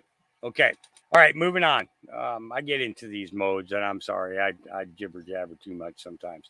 All right, Packing Patriot says, breaking, Trump's plane makes an emergency landing in Billings, Montana due to equipment failure, quote, just now. If anything happens to him, we already know it was no accident. And honestly, I have to agree with this guy. This is happening right now. Trump's plane had to make an emergency landing in Billings, Montana, en route to Bozeman, Montana, for his rally tonight. They say it's due to equipment failure. I'm hearing something potentially to do with hydraulics. I don't trust anything at this moment like this. This needs to be investigated thoroughly, find out what's happened to the plane, and see what's what, because we already know they're going to try to kill him. How in the hell is this happening to him right now? He's way too important of a person for there to be a problem with his plane right now. There's no coincidences. Something happens to Trump. I don't care how you make it look. I'm calling it. It's you fuckers that did it. There you go. Yep. I can't argue with him. Not one bit. If something does happen, absolutely. All right. Wide Awake Media says, Nebraska, USA. Remember when a single hailstorm reduced a multi-million-dollar solar park consisting of 14,000 solar panels into a pile of toxic debris within minutes? And your so-called leaders expect you to believe that this is energy security. A hailstorm disaster in Nebraska, USA, reacted immediately and turned a multi-million-dollar investment, a solar park, into a pile of toxic debris. Within minutes, hail destroyed 14,000 solar panels with a total capacity of 5.2 megawatts. The complex was planned by the investors to produce green energy for 25 years, but in reality, it only made it to 4 years. A hailstorm. Yep. You got to think about that too. Okay. We had so it's 35 acres over on the Sheridan side of the area that I live at. And that's where the Sheridan town is. And they covered that whole 40, I think it was either 35 or 45 acres completely from end to end with solar panels. Okay. And then we had a couple of really bad storms come in, and 90 to 100% of all the panels were destroyed. So you've got all of that debris, and it is toxic debris all over the place over there. And as far as I know, they haven't rebuilt it, nor have they cleaned it up. So that's just a shame. All right, Wall Street Paper says free speech is under attack everywhere if Kamala Harris and Tim Walz wins the 2020 election. Expect this in America. Remember, Scotland, hate crime and public order act passed into law. The maximum sentence for stirring up hatred is 7 years imprisonment. Yeah, here we go. Scotland's new hate crime laws have come into force, but why are some people calling it controversial? The Hate Crime and Public Order Act came into effect on Monday the 1st of April, aiming to tackle the harm caused by hatred and prejudice towards people with certain characteristics, including religion, sexual orientation, and transgender identity. Supporters of the new bill insist that it will make Scotland more tolerant, but opponents have argued that it will stifle free speech and could even be weaponised to settle scores. Director of the campaign group for Women Scotland said the act was a mess and that many malicious reports will be made. We know that there are people out there who have got lists of people that they are looking to target, that they are seeing this as an opportunity to settle scores. Yeah. Celebrities like J.K. Rowling and Elon Musk have both publicly criticised the new bill. Miss Rowling has long been involved in a battle with the transgender community, who accuse her of being transphobic. The author denies this accusation, saying she wants to defend women's rights. Miss Rowling put out a series of comments on X about transgender women, including double rapist Isla Bryson, who was jailed for 8 years last year for raping 2 women. Bryson, who was born Adam Graham and living as a man at the time of the attacks, was initially housed in an all-female jail before the decision received backlash. J.K. Rowling has dared police to arrest her after criticising the new hate crime laws. Prime Minister Rishi Sunak has also defended J.K. Rowling, saying people should not be criminalised for stating simple facts on biology. We're not going to do anything like that here in England. We should not be criminalising people saying common sense things about biological sex. Clearly that isn't right. We have a proud tradition of free speech, and I think it just shows, whether it's the SNP or the Labour, these are the wrong set of priorities for the country. I'm focused on delivering on the things that really matter. Holyrood Minister Siobhan Brown has said that some people could be investigated by police if they misgender someone online. First Minister Humza Yousaf has defended the legislation, saying there has been a rising tide of hatred against people because of their protected characteristics in recent years. I believe that the new offences that have been created, they will be policed in again a very similar way, policed sensibly. And of course, the police deal with vexatious complaints on probably a daily basis, and therefore, undoubtedly, if there are vexatious complaints, they will deal with that in a way that again is sensible. This bill is about protecting people against a rising tide of hatred we see far too prevalent in our society nowadays. Mr. Yousaf has repeatedly said that disinformation is being spread about this new bill and what it entails, but there is no doubt that some people expect it to be weaponized. Yep. So it's being spotted every which direction over there. So Kamala Harris rally in Phoenix, Arizona has thousands of empty seats as most of the upper deck appears to be blocked off. The rally is at Desert Diamond Arena, which at full capacity can seat 20,000. The development is ironic considering the Harris campaign has frequently bashed Trump for having empty seats at his rallies. But you're going to find out some things about these images that you're seeing. And here's one of them. This is from a Craigslist ad. Actors needed, Phoenix Convention Center. Actors help needed for event tomorrow from 2 to 11 p.m. $15 per hour. Duties include protest activity and holding signs that are anti-Trump. Minorities welcome and needed, looking to fill about 500 spots. Yeah, isn't that funny? Yeah, it is. All right, truly shocking breaking Australian news. Australians, I have some breaking, and very distressing concerning news. This is regarding your homes, your properties. Now, myself, Rod Cullerton, former Senator Rod Cullerton, and former Senator for Queensland, Len Harris, have been doing speeches talking about how the Albanese Labor government has cancelled and destroyed your land titles, how that's larceny, theft, how dare they, and that they'd allocated you a digital lot number. We did not know how serious this is. Australians are approaching us and they are handing over their titles because they have demanded their paper titles, concerned about this issue. And there is a very distinct language change. Now, a barrister described to me yesterday that what they've done is used law as alchemy, right, for organized crime, for the great taking, for a great theft. This is no conspiracy theory. I have the evidence in front of me. The only reason I'm not sharing other people's titles is because it has their names on. This is 100% happening. So what they've done is they've changed the language on all titles, whether they give you your paper title or not. It's finished. This is a done deal. It's over. The Labor Albanese government have stolen your homes from you.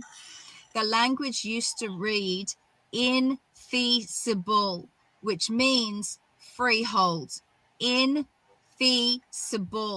And now it's changed to feasible, which means leasehold. You own your home with the government. Now, the reason this came to our attention, aside from former Senator Len Harris talking about the title deeds issue, is that my daughter and I noticed on homes that were for sale near us that they no longer said for sale and they no longer said sold. They now say we're selling and we're sold, because we is you and the government. They've stolen your homes. I demand Anthony Albanese make a public statement after saying on the ABC News, when he called me a conspiracy theorist, oh, it's not the end of private land ownership in Australia. Come on, don't be ridiculous. You've stolen people's properties and it's time to answer. Yep.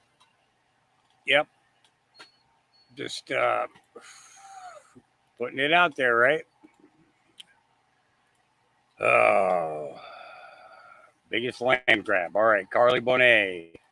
As much as people want to hate Donald Trump is the closest thing to how our presidential policy or process was supposed to work since the forefathers themselves. Because he's not a professional politician. He is a business person who is stepping out of business to sacrifice 4 years of his life in office, and then he's supposed to leave and go back to contributing to business. That's how our country was built. That's what the forefathers wanted. They wanted successful business people, successful entrepreneurs, and everything else. They wanted them to be successful in their career, run for office, win the election, represent the people's needs for a term limit, and then step out of office and go right back into their job. That's how it was supposed to work. We f***ed that system up, dude. We, the American people, have to take some freaking ownership of how f***ed up our government is. As long as you have a professional politician, you'll never have term limits, because a professional politician can't put a term limit in place because it terminates their career. So how are we going to get there? You and I have to vote people into office who will get there and vote for term limits, because when we don't pay attention, we're just entrenching the current process more and more. Yeah. Isn't that interesting? All right. Let's see. All right. Mayrox is going to cover the U.S. debt clock decode, the Fed dollar. Let's take a listen. Here we go. Hey guys, we got a new US Debt Clock message. Today is Friday, August 9th, 2024. This message is a little different than what we're used to seeing. Usually we see like this bright, beautiful sky and then a comparison between the Fed dollar and the new US dollar. But this one is just a ship with the Fed symbol there, and the ship is showing everything that we've been seeing. It says not federal, no reserves, and all that stuff, okay?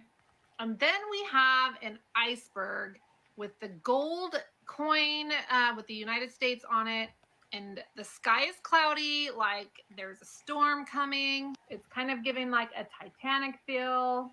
And we all know the conspiracy with the Titanic, where I think it was Jacob Astor was the most, like the richest guy in the world. And he was opposed to a central bank, but JP Morgan and all those other people wanted the central bank. So anyway, Jacob Astor ended up being on the ship, and the ship collided with an iceberg and everybody perished, including Jacob Astor, who was opposed to a central bank.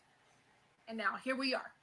So this debt clock message has put the ship as the Federal Reserve, and it is the one that is colliding with the iceberg. And the iceberg is gold. Now, I want to get back to the storm in the background. So this morning, Thomas Massey posted this post. Good morning. Today would be a perfect day to end the Fed and abolish the Department of Education. Don't you think? And here you have this bright, beautiful sky. You guys, I had a feeling Thomas Massey is behind a U.S. debt clock in some way, shape, or form. I don't know how, but the posts are kind of lining up oddly. But here we have the stormy sky in the background on the Fed dollar. And Thomas Massey, hey, today is a perfect day to end the Fed and abolish the Department of Education, right? But the Fed bill cannot be voted on because everybody's on the congressional break.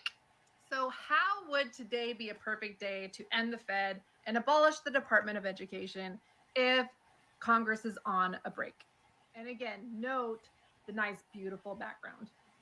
And here we have a stormy background, right?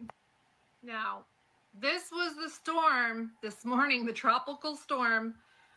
I've named it Tropical Storm Willie, right? And it Willie. She said Willie. It looks like a Willie. reached the White House. It reached D.C.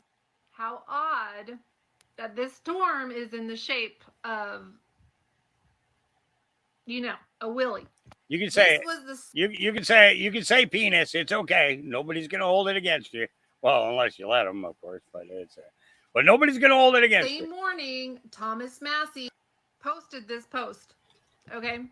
And then we see all these crazy storm posts in DC. A wall cloud was spotted over the U.S. Capitol building.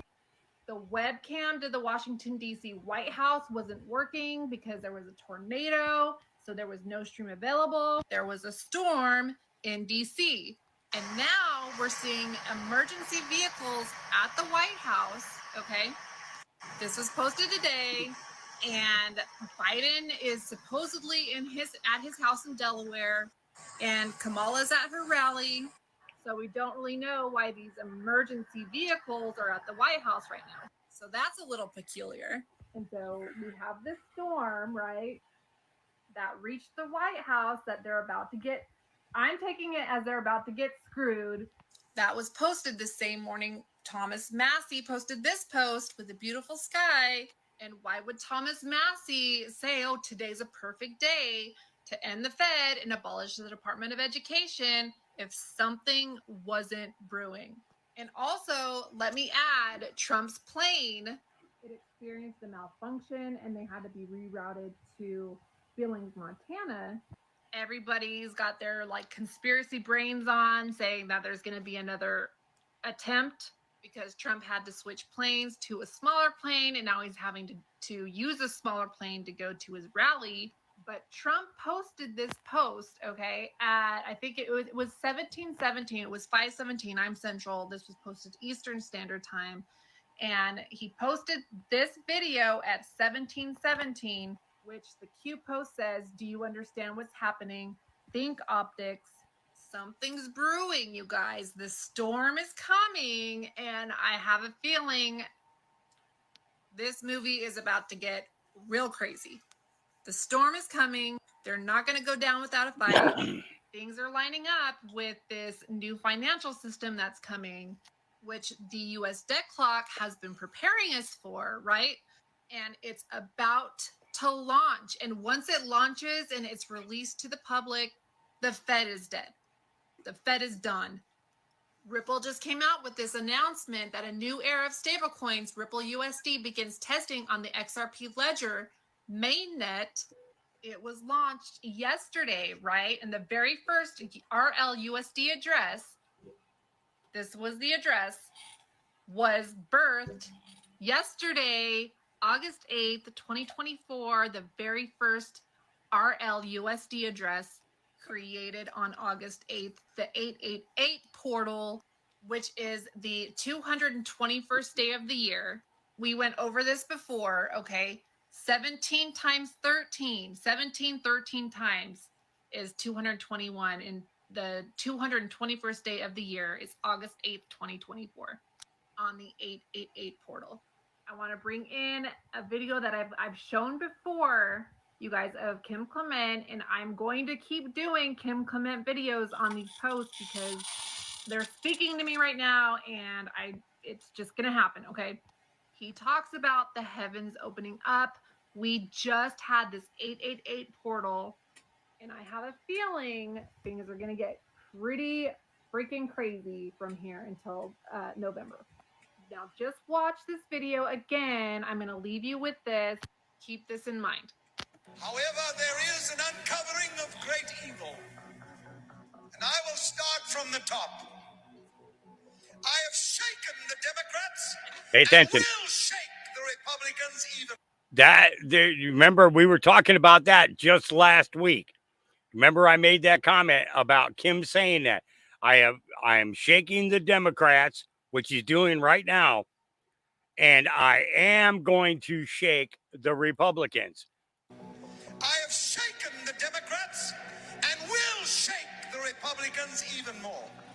But remember, when these tremors and when these tumultuous moments happen, Summer says, I will take it so that the fall can do its work in America. Princes of darkness and demonic powers are raging for these two extremely wicked terror organizations to be pierced with the sword of the Lord. Summer, take it. For thus says the Lord, I will prosper my people. And during the fall there shall be many that shall fall, and many that shall rise from the dust. The earth is standing prepared. I shall take it, for the summer shall bring forth much in the temperatures. Strange July, hypnotic November. And oh, Christmas, where winter shall say, and me, I will make them happy. The Fed will be pierced by the sword of the Lord when the Ripple USD is released to the public. Things are escalating, and they're escalating quickly. And one more thing I forgot to tell you guys, this post was posted 2 days ago, August 7th, the day before the 8.8 portal. This was the first post that the US debt clock came out with the very first day that they started posting these messages. It's the same scripture, which was October 1st of 2023. And that same day, Trump posted this post. Speaking of Christmas, remember that? I said, one of the first things I said in 2015, actually, when I was campaigning, I said, we will bring back Merry Christmas. Because these woke department stores, they didn't want to use the word Christmas. And they use the word Christmas now. We brought that back. We did a lot of things. And then that same day, Dan Scavino posted this.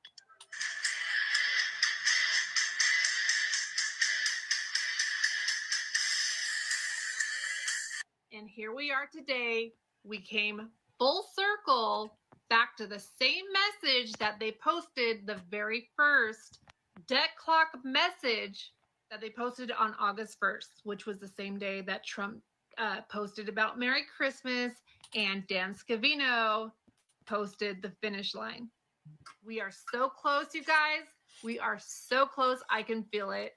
So with that being said, I will see you guys on the other side. All right.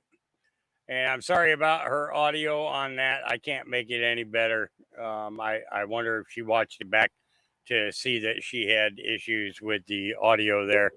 You know, but you know, it's just a means of getting the information to you. So, all right, here we go. This is from Jack Straw. Now, I'm not Nostradamus or a prophet, but I'm going to tell you what you're going to be seeing in the very near future.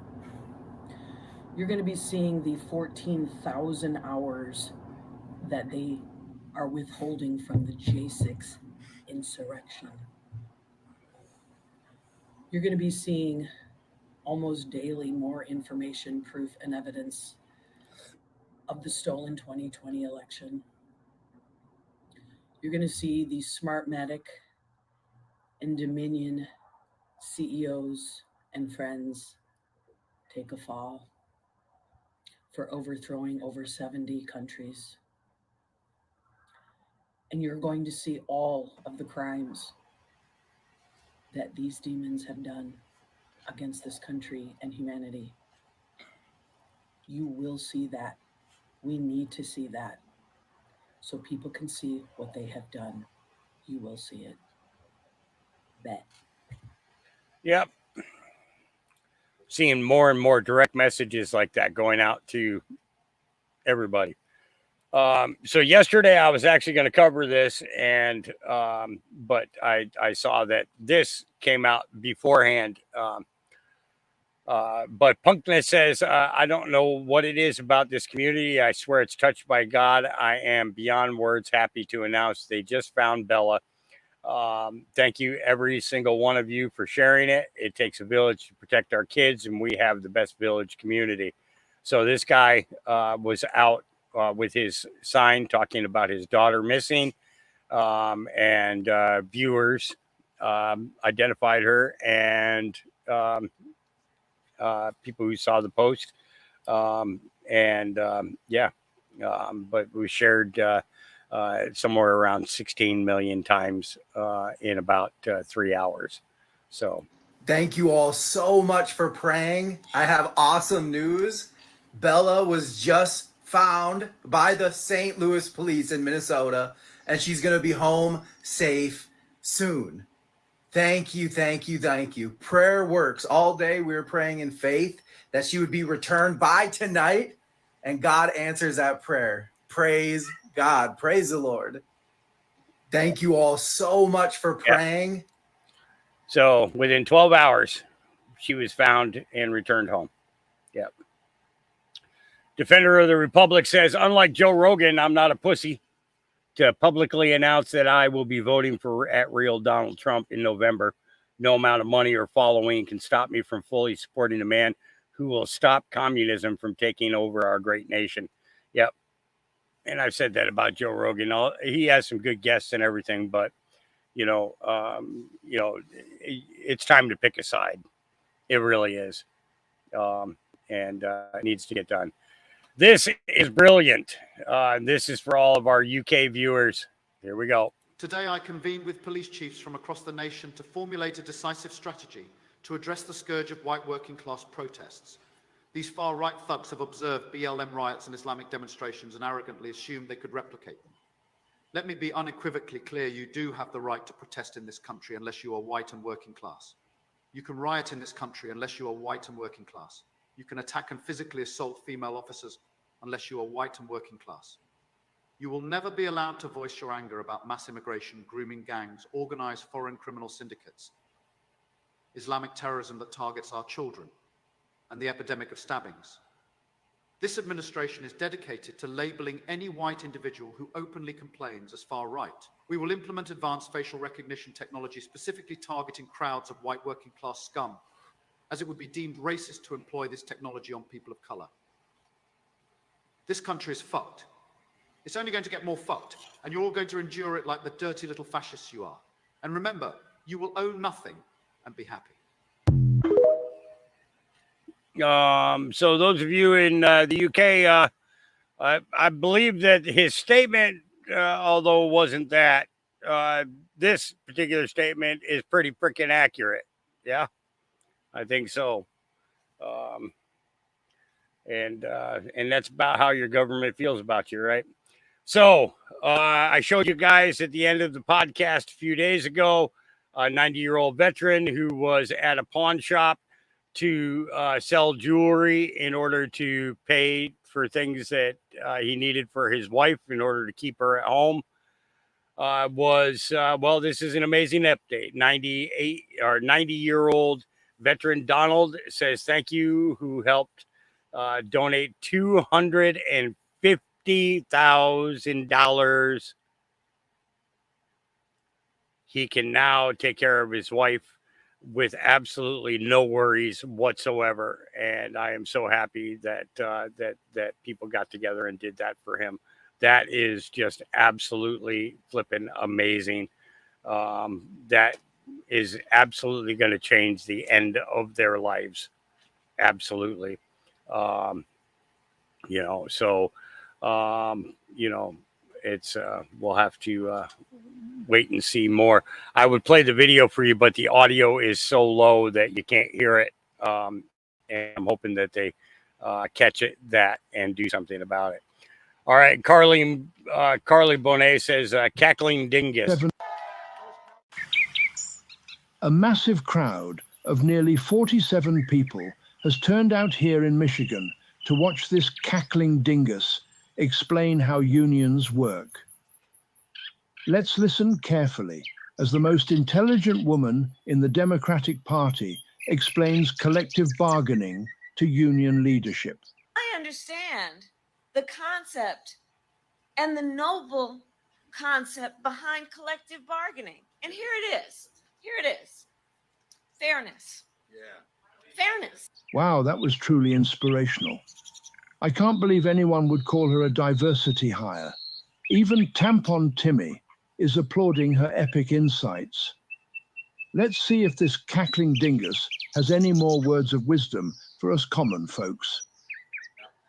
So collective bargaining is about saying, let the collective come together around a common experience, which at its core is about dignity. Well, if the president thing doesn't work out for her, Kamala could always become a rocket surgeon. Oh, there goes Tampon Timmy, applauding again, like someone just invented a urinal that dispenses free maxi pads. But you know, Timmy is a war hero. No, he's never been to an actual war zone, but he did go to Minneapolis in 2020. We should give him a silver star. But let's not get distracted by Tampon Timmy's tales of National Guard parking lot warfare. We've all come here to listen to this cackling dingus explain how unions work. Take it away, Kamala. It's about saying, hey, in a negotiation, don't we all believe the outcome should be fair? And then let the people come together to negotiate so you make the balance.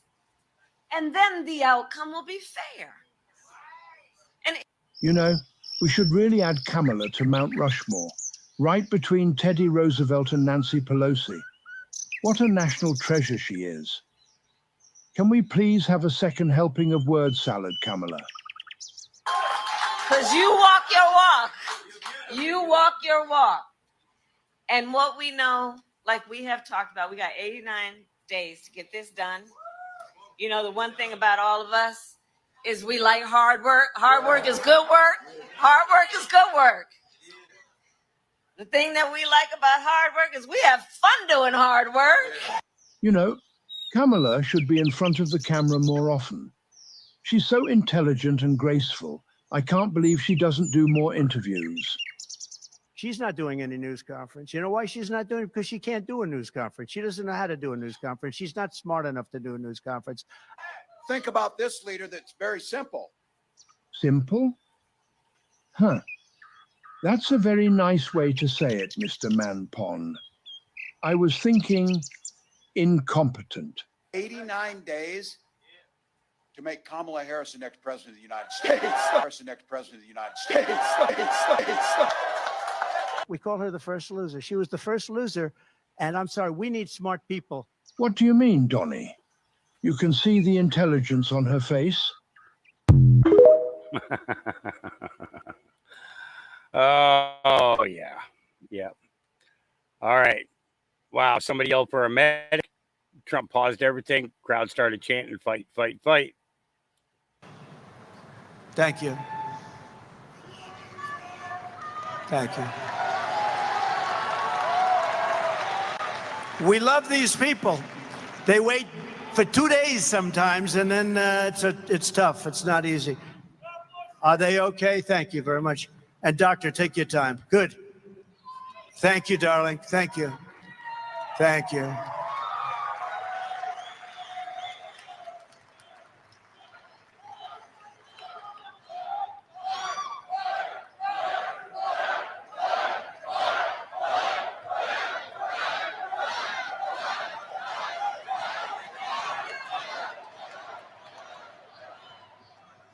Take your time, doctor, please.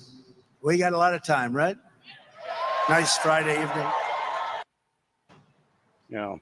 Yep. Just it doesn't matter how long it takes. You take care of that person. Nobody's going to get in your way. Nobody's going to stop you. And he's right. People do go and they spend a very large period of time outside waiting to get in. Sometimes a couple of days they'll be out there. They'll be camped out in order to make sure that they can get in to see him. So a lot of times people underpack food. They underpack drink and everything else, and and they don't have water to hydrate and stuff like that. So you got to be kind of prepared. You almost have to bring a cooler with you. Throw one of those throwaway coolers that when you're getting ready to go inside, you can toss into the garbage can, or stack up neatly next to the garbage can. You gotta make sure you're prepared for stuff like that. It's no different than going camping overnight. You're not going to forget half the things that you need to have the best night out there. You're going to make sure that you have everything packed and ready to go. Right. All right. So Kamala Harris is paying $1,500 per influencer when she knows damn well that they're trying to get TikTok banned. Well, Tulsi Gabbard had something to say about that. So Kamala Harris is trying to fool TikTok users into somehow believing that she's not going to continue the Biden-Harris administration's ongoing effort to end TikTok, an action that is a clear violation of our First Amendment rights, and quite frankly is something that's being currently challenged in court for its unconstitutional nature. The reality is this: her position is the same as Joe Biden's. So TikTok users need to demand from Kamala Harris an answer to this question. Will you work to repeal the Biden-Harris anti-free speech law and legal actions that would essentially result in the end of TikTok? So Kamala Harris. So, yeah, and they're using TikTok influencers in order to get the message out and everything, but they've got a ban going into place. So you're suckering them to campaign for their own demise. But then again, what did Sun Tzu say? Never interrupt an enemy when it's doing harm to itself. What did Q say? Never interrupt an enemy when they're destroying themselves. Yep. So, all right. Here's another one. Tonight, I'm issuing an emergency plea to President Trump. He's got to hunker down in Mar-a-Lago for the next week, while only those closest to him, only the very people that he trusts the most, reinvestigate everyone surrounding his security detail, everyone involved in his security detail, everyone involved in the maintenance of his plane. Anyone that comes anywhere near President Trump needs to be revetted and reinvestigated. This after an emergency landing of Trump Force One. Folks, the Democrats will stop at nothing. They want this man dead. They will do everything they can to stop him from getting into the White House. First, the assassination attempt, then this Pakistani plot to kill President Trump. We're now learning the FBI let this guy in with some kind of a special benefit to society visa. This is the kind of thing we're talking about. I don't trust anyone right now. So President Trump, if you're listening to me, please hunker down, surround yourself with those you trust, and let them go back through everyone on your security detail, everyone that is involved in the maintenance of your plane, everyone that is involved in the transportation and movement of where you go. This is of the utmost importance. We've got to secure President Trump's life and make sure he gets back to the White House. Yep. This is over in Britain. Another UKer. The taxpayer doesn't pay for asylum seekers. These people walk among us. What makes refugees not illegal? Is it anti-immigration or illegal immigration? What do you say? I don't think anybody's illegal. I hear this a lot. What makes refugees not illegal? Because people aren't illegal. Of course, but when they come into the country without passports, what can you do about that? We can welcome them in. They're refugees, they're asylum seekers, they're fleeing persecution. Right. And how do you feel about the taxpayer having to pay for that? The taxpayer doesn't pay for that. I'm answering a question. Apparently, the taxpayer doesn't pay for illegal immigrants. That's what the woman... Is it? Yeah, that's how stupid they are. That they don't think that they're paying for it. Who in the hell pays your government? If the government is doing all of this stuff, where in the hell did the government get the funding? They got it from the people. No different than what's going on in our country. Yep. All right. Just in, Donald Trump Jr. says he will not drop a meme coin. Instead, will drop a larger platform to take on a lot of the banking world. All we need is for them to simply mention XRP and all hell breaks loose. Here we go. Essentially, if done right, the X would serve people's financial needs to such a degree that over time it would become, I don't know, maybe half of the global financial system. Wow. Or some big number. Okay. I'm not sure what the number is, but pretty big. So it would be by far the biggest sort of financial institution, but like I said, not really in the way that people are used to thinking about banks. Mm-hmm. Just the most efficient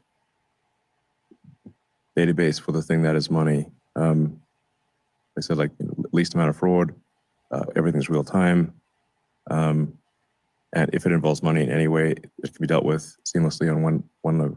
Essentially, if done right, the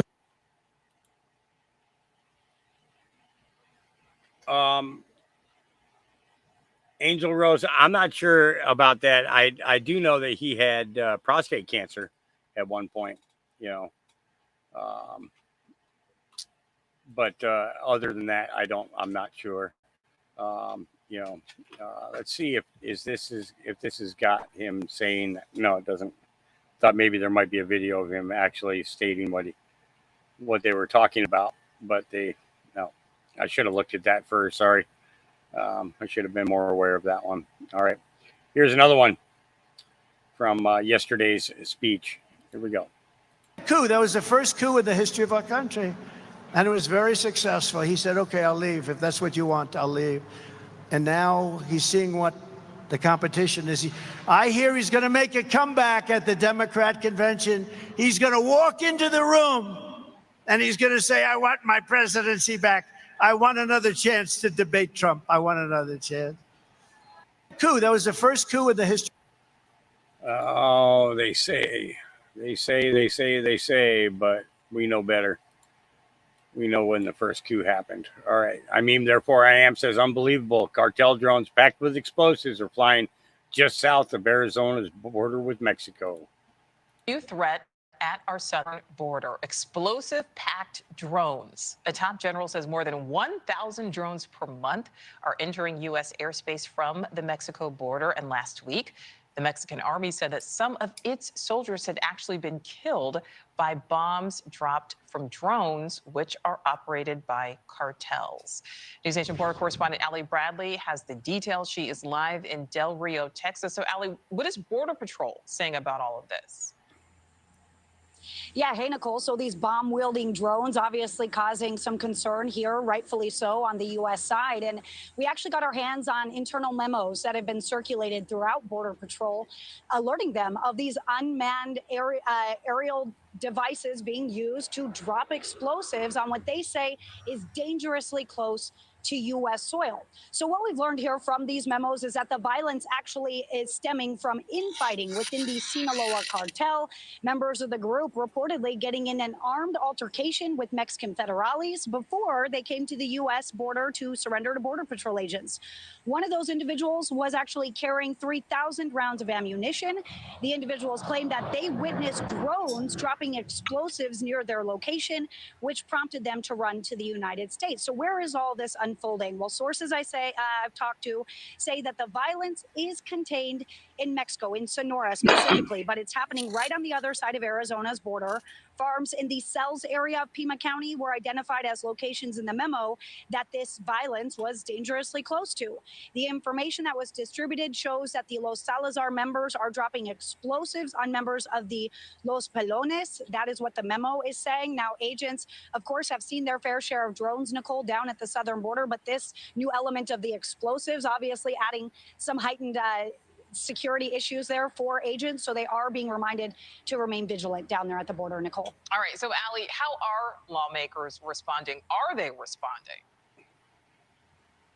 Yeah, several lawmakers are, of course, jumping on this one, wanting to talk about the issues here being a national security problem. And a lot of the lawmakers are on the right side, pointing back at the Biden-Harris administration for their lack of border security enforcement over the last couple of years. But Senator Joni Ernst, she's from Iowa. She actually introduced some legislation that would kind of empower DOD to broaden their capabilities within Title X to actually go after these drones in U.S. airspace. So take a look at what the senator had to say regarding this legislation there that she has introduced, saying in part, quote, on borders are Kamala Harris's watch. Murderous drug cartels are controlling the southern border and using drones for turf war attacks within miles of the United States. These thugs must be held accountable. That's why I'm equipping the Pentagon to respond to these incursions by any means necessary, calling it the Countering Drone Incursions Act. Now, this all comes as Homeland Security, Transportation and Infrastructure, and Judiciary Committee leaders introduced bipartisan legislation in June that would actually renew and reform current legal authorities that are actually set to expire in October. So lawmakers are getting involved in this. Of course, this comes after a top Air Force general had alerted under testimony that we're seeing about 1,000 drones a month coming into U.S. airspace, of course, causing a growing concern for our national security. Nicole. Yep. So they're using drones, killing their own people. Yep. Timpax. Children here, please close your ears. He ordered tampons in boys' bathrooms, okay? He signed a law letting the state kidnap children to change their gender so that they go home. But I'm not talking about him, I'm talking about her. This is her ideology. That's why she picked him. And he signed a bill allowing pedophiles to claim human rights protections under the state law.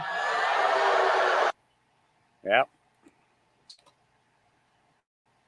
And for those of you who don't believe in God, Being president is a dangerous profession. You know, this is a very dangerous. This is not the safest profession out there. But it was an amazing event. And for those of you that don't believe in God, I believe that there's only one reason that could have happened, because the chances were so small. Right? Yeah. Thank you. Thank you very much. Yep. Oh boy. Great Britain is taking their censorship on the road. Here we go. Getting a lot closer to the end, folks. How do I know? Well, because the censorship bullshit is really ramping up. In fact, Great Britain is taking their censorship international. Let me explain. Great Britain has now said that they have the authority to hold you in the U.S. or any other nation accountable for what you say on the internet that lands in Great Britain. So a British subject sees what you posted and the British government doesn't like it, they say that they have the authority to come get you. I'm telling the British authorities to fuck off. We've already settled that. It's called the First Amendment, you fucking cunts. We will throw the full force of the law at people. And whether you're in this country committing crimes on the streets or committing crimes from further afield online, we will come after you. Talk to me about that, because we have seen some high-profile figures whipping up the hatred. You talked about it in there with the officers, in fact, about this being added to by online commentary. I mean, I'm even thinking of the likes of Elon Musk getting involved. What are you considering when it comes to dealing with people who are whipping up this kind of behaviour from behind a keyboard, maybe in a different country? Being a keyboard warrior does not make you safe from the law. You can be guilty of offences of incitement, of stirring up racial hatred. There are numerous terrorist offences regarding the sort of publishing of material. All of those offences are in play if people are provoking hatred and violence on the streets, and we'll come after those individuals just as we will physically confront on the streets the thugs and the obs who are causing the problems for communities. You're watching the Kramer Says Project. Yeah, go ahead, show up in my property. Go ahead. I dare you. Yep. The writing is on the wall, trying to save their skins. Breaking Democrat State Senator Marie Alvarado Gill has switched to the Republican Party. I've been a Democrat for as long as I can remember. I voted first when I was 18, a while ago. And I have reflected on this for quite some time. I've served now in the Senate for 2 years. This is my first position in elected office. I represent a district that is dynamic, diverse, amazing. It's the part of California that I grew up in, and it's the part of California that I love, Senate District 4, which encompasses the eastern side of California, very rural, rich in resources, and really personifies the American values. And in the past 2 years that I've been working in the Senate, I have not recognized the party that I belong to. The Democratic Party is not the party that I signed up for decades ago. This is not the party that I believed would take us into the direction of California of making sure we lift up the middle class and we move in the direction that our kids can have that California dream that we as parents have sacrificed so much. So I came to the realization after much reflection and prayer that it is time for me to give up that D and to cross over to join my colleagues in the Republican caucus here in California. Wow. That is a very big announcement. And I've got to say, very, very unusual in California. I don't know my history. Perhaps you can tell me if there's any precedent for this. So I can't think of one in recent history. It is a really big deal. Yeah, we don't think that this has been done before. We think it should be done more often. But as you can imagine, it's not a very popular decision to leave a supermajority party where perhaps, you have a lot more power and ability to engage in the political environment to a party that right now is in the minority. So, I certainly have taken that into account, but this is not only a personal decision, but this is a decision that is right for the constituents that voted me into office. Yeah, those Democrat constituents that voted you in are going to be happy. Yeah. Devin, okay, so the difference between the blue-eyed and the brown-eyed shepherds, you're going to find the blue eyes are extremely attentive and want to be next to you all the time. They're not as big of curiosity seekers as the brown eyes. The brown eyes tend to allow them. I don't know what it is. It's like they don't see fences. They'll dig holes underneath them. They'll break through them. But most of the blue eyes are very, very one-on-one kind of dogs. Yeah, my Gabriel has blue eyes, and so does my little buddy. He's a black and tan. But he's got blue eyes as well. But the rest of them all got brown eyes. Some of them have red eyes. Makes me think they've been out drinking all night or something, you know. So, all right. Carly Bonet says, damn, Ronnie Jackson just destroyed dirty, rotten hippopotamus. John Tester, here we go. Fix what's broken. This man is a sleazy, disgusting swamp politician. He's a fraud and he's a liar. I was in the Navy for 25 years. For 25 years, I was on active duty serving my country. I was an emergency medicine physician, right? I went to Iraq with the United States Marine Corps to a surgical shock trauma platoon on the battlefield between Fallujah and Ramadi. I spent the last 14 years of my career in the Navy on active duty at the White House, serving 3 presidential administrations and taking care of 3 presidents, including the best president this country's ever had, Donald J. Trump.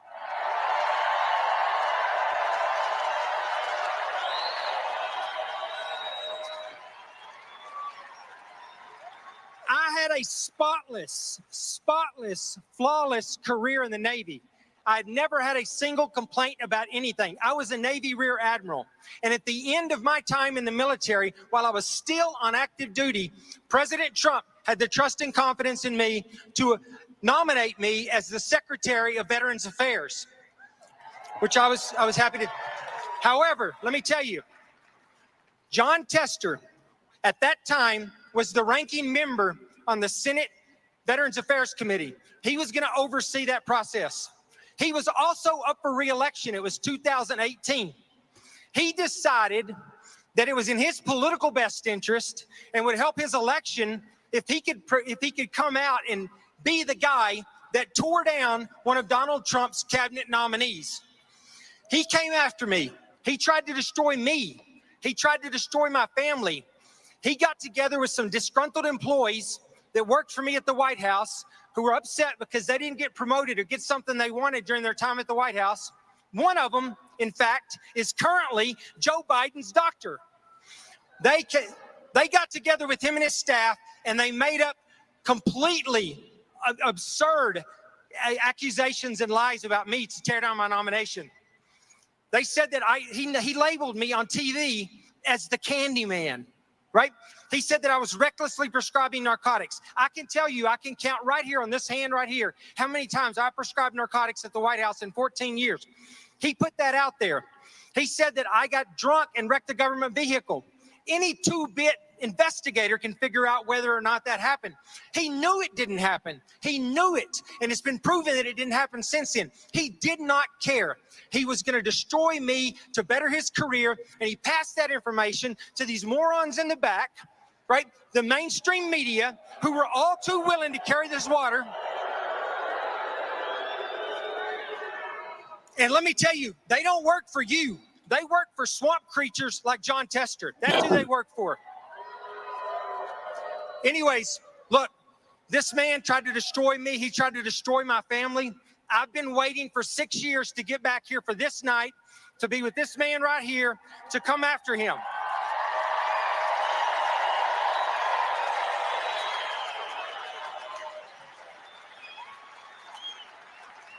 The end of John Tester starts tonight. And it starts by bringing this man back to the White House so that he can continue the work that he did draining the swamp when he was the president before. He's the best president we've ever had, and he's the only one that can do the job now. So get him back into office.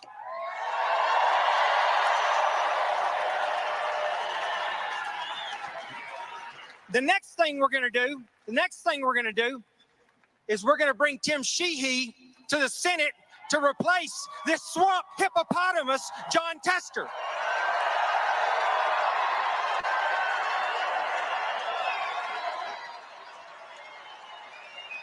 So I want to thank you all for coming out and for showing your support and your willingness to help us take this country back. We've got 87 days left. Let's get it done.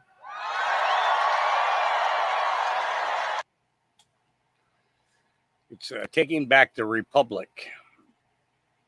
Yep, taking back the republic. What's this? Why is everybody gonna message me when I'm live? What did you send me? You probably send me something that's going to get me into trouble.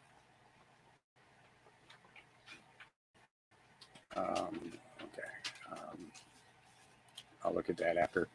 All right, here's Senate candidate Tim Sheehy. But I'll tell you another thing, America is at a crossroads. And when I discovered that, I've never run for anything in my life. I haven't run for student council. I haven't run for Congress or anything else. But when I watched the sacrifice of my friends, whose names I still wear on my wrist, we fought hard in Afghanistan. We answered our nation's call. And I still fly water bombers to this day. I protect our public lands. Just last week, I was out water bomber protecting your land.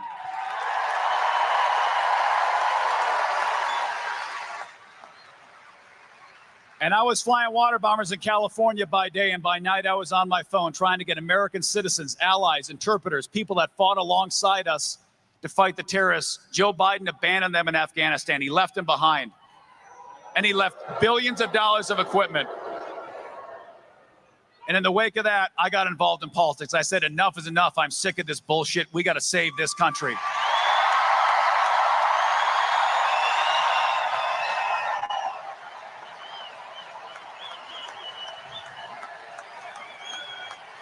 That's the state I want to live in.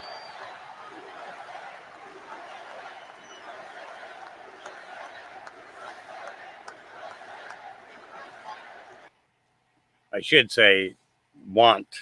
I shouldn't say want. It's the state I'm going to be living in. You watch. I'm telling you, it's going to happen. All right. People are struggling.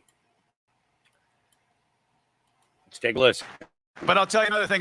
It boggles my mind that there are people that can drop like $50K on a car cash, no problem, still have like hundreds of thousands of dollars in their bank.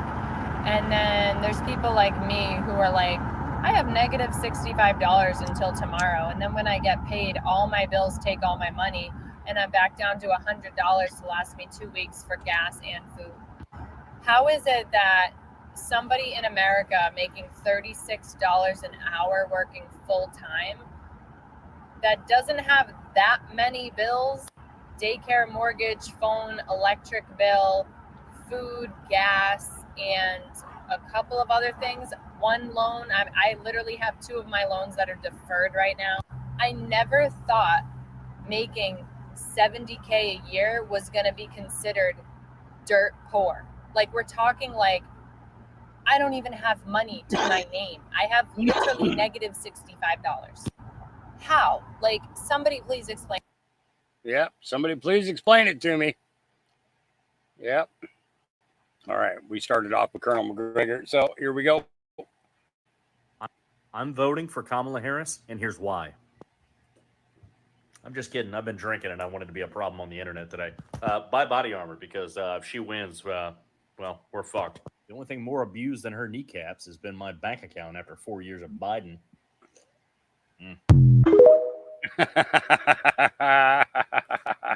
He said I'm the voting. only oh, yeah. Yeah, you got to have it. Yeah. 70,000 would be good money a year if taxes weren't the way they were. And if the price of food wasn't the way it is and the price of fuel wasn't the way it is. Yeah. All right. Conservative Ant says nobody can tell me. I'm like sitting here for the past week and a half, and I'm trying to figure out exactly what Kamala Harris has done for the gay community. Like, I've taken a seat. I wanted to learn. I tried to look. I'm still trying to understand what exactly she is doing for the gay community that's so special. Besides wearing a beaded pride jacket, like trying to be like Selena and go to pride parades. Like, I want to understand, because I don't find anything. I did, however, find stuff that Donald Trump has done for the gay community. I haven't found what Kamala has done or what she's doing besides going on RuPaul's Drag Race. I can't find it. And if you're going to come at me and say that she's protecting marriage for gay people, she's going to make sure that nothing happened in the 4 years that Trump was the president. He had House and Senate. He could have destroyed the entire community, but he didn't. So I don't know how he's gonna and why he's going to destroy the community now. Like, so I'm trying to understand. Okay. All right. Have a good Saturday though. Conservative man. He is funny. And I give him that because he takes these awkward situations. Okay. You know, we've all had friends in our lifetimes that are gay, you know. In most cases, most of those people pretty much kept it to themselves. I mean, you kind of knew, but you know, it was like what they did in their bedroom is their own business kind of thing, you know. And that's where it was always left.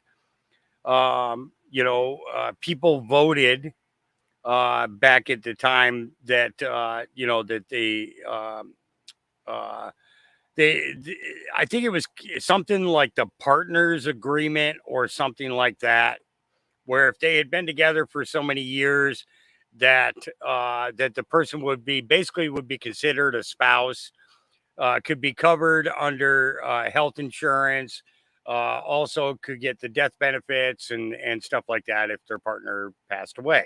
Okay, they got all of that. But then the next issue became, well, we want to have marriage now. Okay. And there were great arguments from both sides of the fence on that. Okay. For the churchgoers, it was, you know, marriage is between a man and a woman. The Bible says so. On the other side, it was the logic thinkers and people who don't really believe in God that were saying, you know, that you know, it's just protecting their rights and everything else. But the thing is you got your rights. You got them all.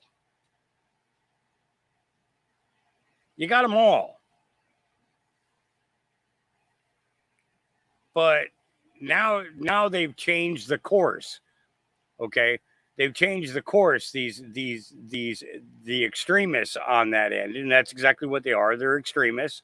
Okay, now they want more. They're demanding more trans. They're demanding access to your kids. They're demanding this. They're demanding it.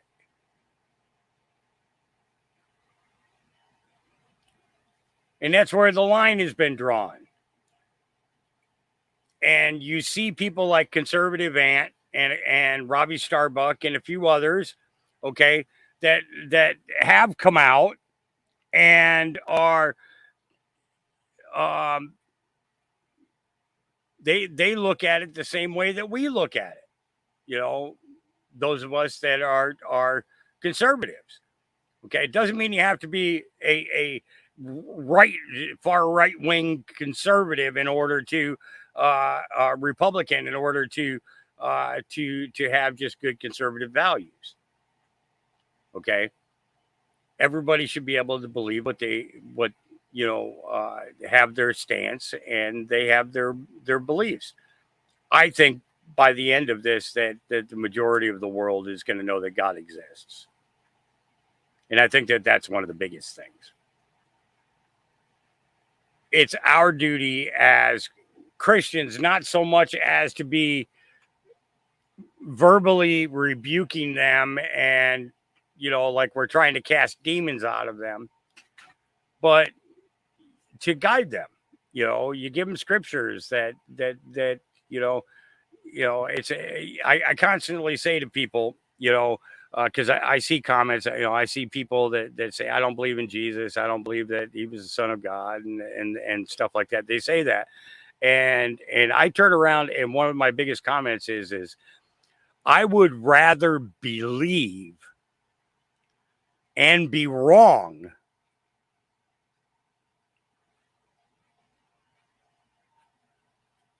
okay, than not believe and be wrong.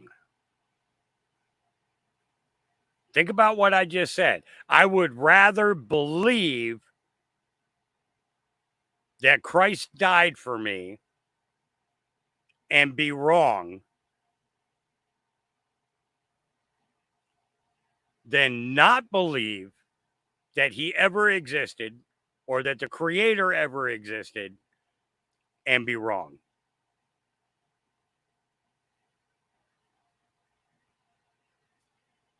And that's how you rationalize things, with how the book has been altered, and the book has been altered. I don't care what anybody says. Over 21,000 things in the Bible have been altered since the 1399, Ethiopian. Okay. 21,000 things were counted between the translation from Ethiopian and Arabic to Greek, and then from Greek to Latin, and then Latin to English. 21,000 things.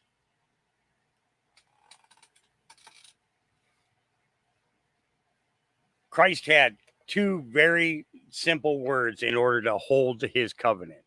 Okay. Do unto others as you would have do unto you. Love your neighbor as you yourself want to be loved. And you know what his third condition was? Love your God with all your heart, soul, and might. Every ounce of strength that you have should be in loving your God. It's that simple. 3 things. And that was the new covenant. And we're all part of that new covenant, those of us that believe. We're part of that covenant. And there's nothing wrong with being part of that covenant.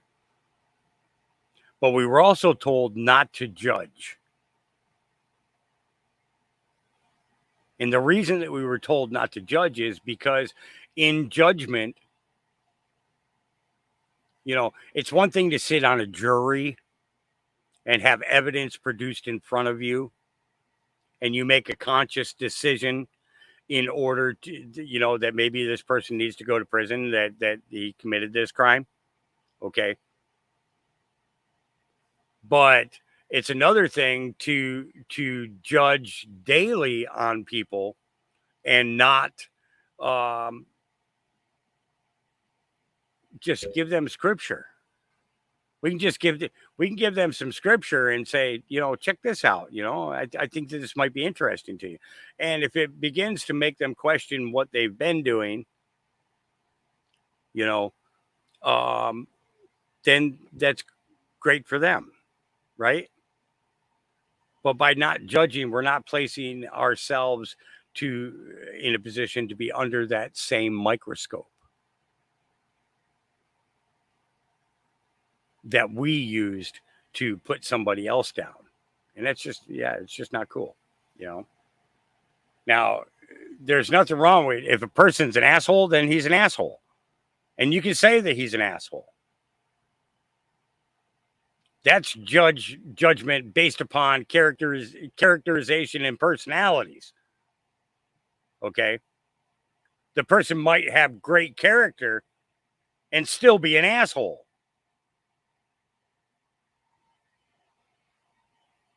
Right? So the idea of it is that we have to look at the character of the individual. We have to look at, what did Martin Luther King say? That a man is not judged by the color of the skin, but by the content of their character.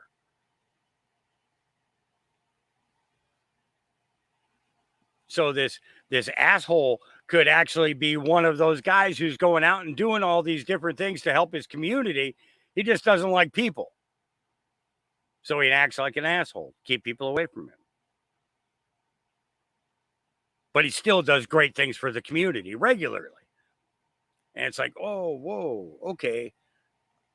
I get this. I get this. The person's doing things for the community, leave him the hell alone.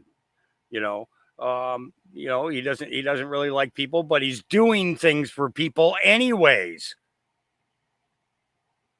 And you could say ass because ass is in the Bible. It's in the Bible. I think it's like around 600 times, 700 times. Ass is in the Bible. And yes, they might be talking about a donkey, but it's still an ass. Okay? It's still an ass. So the Bible says that I can say it. All right. Here's shipwreck. Here we go. 2 years ago today, I had made the conscious decision to start getting up way earlier than my children in order to make them a breakfast. I was inspired to do this by another TikToker here on this app, and I don't remember her name, but I do think she's from Iowa. And I thought, hey, I could do that. Because before that, they were eating like the frozen breakfast sandwiches. My younger kid really loved those, the Jimmy Dean frozen breakfast sandwiches. They have 2 every single morning. You put them in the microwave, you take them out. He's made them himself, and then he goes to eat. The middle kid really liked cereals, the little mini Enderman's muffins, and like Pop-Tarts and things like that. Before you come to me, that's how I was raised. Enderman's muffins, Pop-Tarts, microwavable oatmeal, and lots of Dollar Tree cereal. Then I started to notice that as my kids were getting older and getting way more into sports, they needed something more balanced because they were constantly hungry. If you've ever bought in those box Jimmy Dean breakfast sandwiches from the grocery store, they're like $16 and you only get like 8, which only equates to $2 a sandwich. But for some reason, that just seemed like a lot, especially when he was eating 2 a day. So I started. I woke up that morning and I made them a big stack of pancakes, some scrambled eggs, and bacon. When they asked, why are we doing the change? I just explained to them that, hey, now that you're really into sports, we're going to need something a little more healthy and a little more balanced. Plus, this is going to help us save a little bit of money. Money was a big driver for me on this as well. And so begrudgingly, they started. But then eventually, they didn't know any better. And they had requests. Breakfast sandwiches, pancakes, homemade waffles. I also used to buy those microwavable pancakes that you get in the bag at Hy-Vee. Now I make them at home. For a side dish, it's often fruit and it's often whatever's in season. And they liked it enough. And you know what actually happened? They stopped asking for snacks at like 11 a.m. We've done this for 2 years now. This has been the thing. I haven't seen a huge difference in my budget. Just want to throw that out there. But what I have noticed is that one, my kids seem to be filled up a lot longer. Don't keep a lot of snacks in the house. We keep yogurt, we keep granola, we keep things. But if we want a snack, okay, that snack we have to make. We are an ingredient household because you have to put in the work. And if you don't want to put in the work, then you probably don't want it that badly. So occasionally they'll go get their special snacks, but they have to use their allowance to do so, like hot fries. My middle kid's got a big thing about hot fries. So they stay fuller longer. They're not complaining all the time that they're hungry. A couple weeks ago, what had happened is my middle child came up and said, hey, do you think you could buy me a box of Lucky Charms that I could eat for breakfast? And I thought, you know what? I can. That's not a huge deal. Yeah. Moderation. We teach moderation. We don't really teach restriction. I bought him a box of Lucky Charms. The Lucky Charms was just for him. I bought him a gallon of milk and I said, this is just for you. Ate it for about 2 days and then it sat in the cupboard and went bad. Instead, he started requesting homemade waffles, which is one of his favorites, and bacon and scrambled eggs. It's the second one of his favorites. I just threw the cereal out and that's what made me think of this. He didn't even finish the box. Now, to be fair, again, the only reason that my kids were eating kind of that crap before was because, one, I was working. So I was kind of still coming off of that. I was working, and so we needed something fast so we could get in the car and we could go because I had to be out of the house at 8 a.m. Dropping them off at daycare, dropping them off at school, whatever. And now I'm home with them. It's convenience. That's one thing. Second thing was money. But again, it hasn't really changed. Been about the same, except the quality of the stuff that we're buying seems to be much better. And I have noticed a huge difference in them. It seems super bloated. They don't have a lot of poop problems. They had a ton of that before, but you know what I mean? They have energy for days. They were out until almost 10 o'clock last night playing tag. The moral of the story is there's definitely something to the preservative talk that's going on here on these apps. My kids seem healthier. They act healthier. They are more energetic. They're super focused. Here, 2 years later, we actually make every single meal from home. We rarely ever eat out. We rarely ever buy frozen anything, really. The only thing that I really gave up was the convenience, which again, easy for me to do. I'm home all day. But if you can make it work for you, I'd highly recommend it. Yeah. How about that? How about that? I wish I could keep food supplies out here like that I could make everything from scratch. That would be awesome. Welcome to New York City's public transportation. Here we go. This way.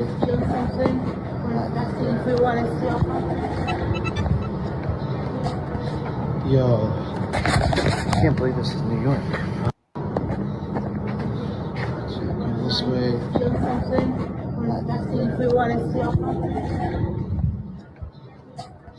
Yo, I can't believe this is New York. Yeah. He says, I can't believe this is New York. And I'll tell you what. Now, I used to spend a lot of time down in the city. Not only did I live in New York State at one point, but living in Groton, New York was a 3-hour drive away, you know. I remember dating a girl back then. Her son, who was, I think her son was somewhere between 6 and 9 years old, I think it was. And she had a little girl too, that was down there. And she used to go down, to spend, time with her son, do things and stuff. So we go down to New York. we'd take that drive, every few weeks. It was about every 3 weeks to a month. It was great road trips. She was a lot of fun on road trips. You want to, there are times in our life when we meet people who make us laugh and just like really enjoy spending so much time with an individual that it's like you almost can't get enough of them. She was like that. Yeah. Great lady. But we used to go down, we'd be down in New York and then, having been living up there myself, I used to go down and see a friend of mine, Sam Rennie. He was a lunch waiter, but a dinner singer. He would walk around with this guy they called Uncle Bill, who was an accordion player, and he would sing old Italian songs at the dinner tables at Mama Leone's in New York City. Now, my understanding is Mama Leone's is no longer there. But that is a memory that I will never, ever forget. My first wife, she wanted to bring me to New York to meet Sam and go down and everything. And so they set it up that I'd go down for my birthday. And she says, so Sam said to her, he says, so what song is he hooked on right now? And she said, you're not going to believe it if I tell you. And he says, tell me, what is it? And she told him it was Kermit the Frog doing Rainbow Connection. So he got the sheet music for Uncle Bill, and he came over to the table while we were having dinner at Mama Leone's for my birthday that day. And he sang Rainbow Connection. and it was absolutely incredible. Let me tell you, there's a place over on the Jersey side called Valentino's, and he worked there as well. But Sam was also a Broadway performer. He played in he did the Christmas Carol every year. He also did. He starred with Hal Linden on tour, doing Man of La Mancha. He played Sancho to Hal Linden playing Don Quixote, which was awesome. I got to actually meet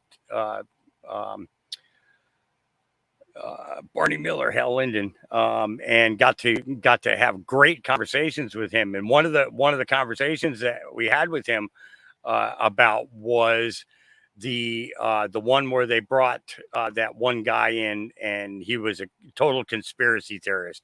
Talked about the everything that we're experiencing right now, everything that we're going through right now is 100% in that one episode.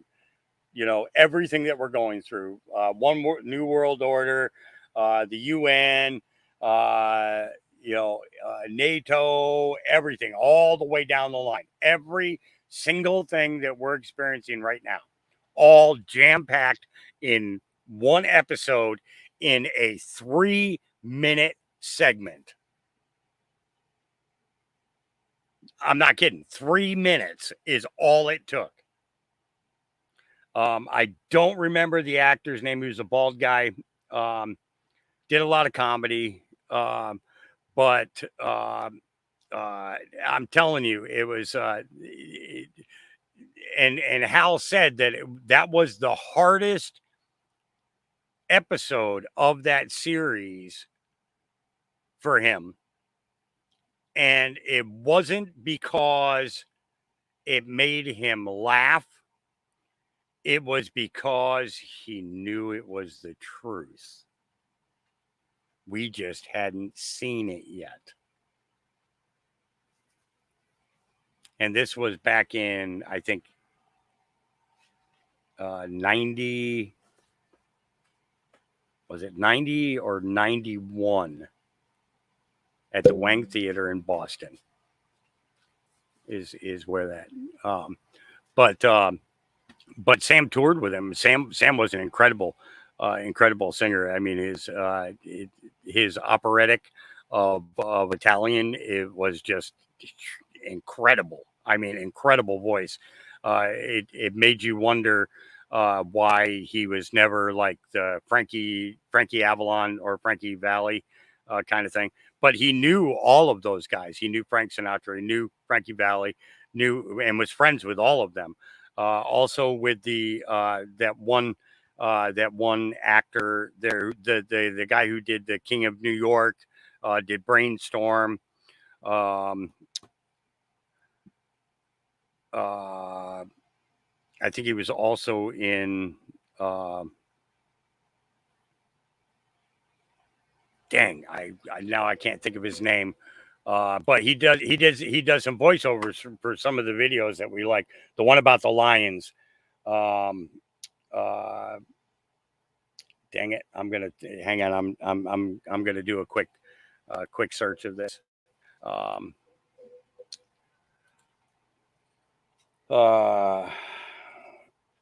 Let's see, how do I do this? Brainstorm actor.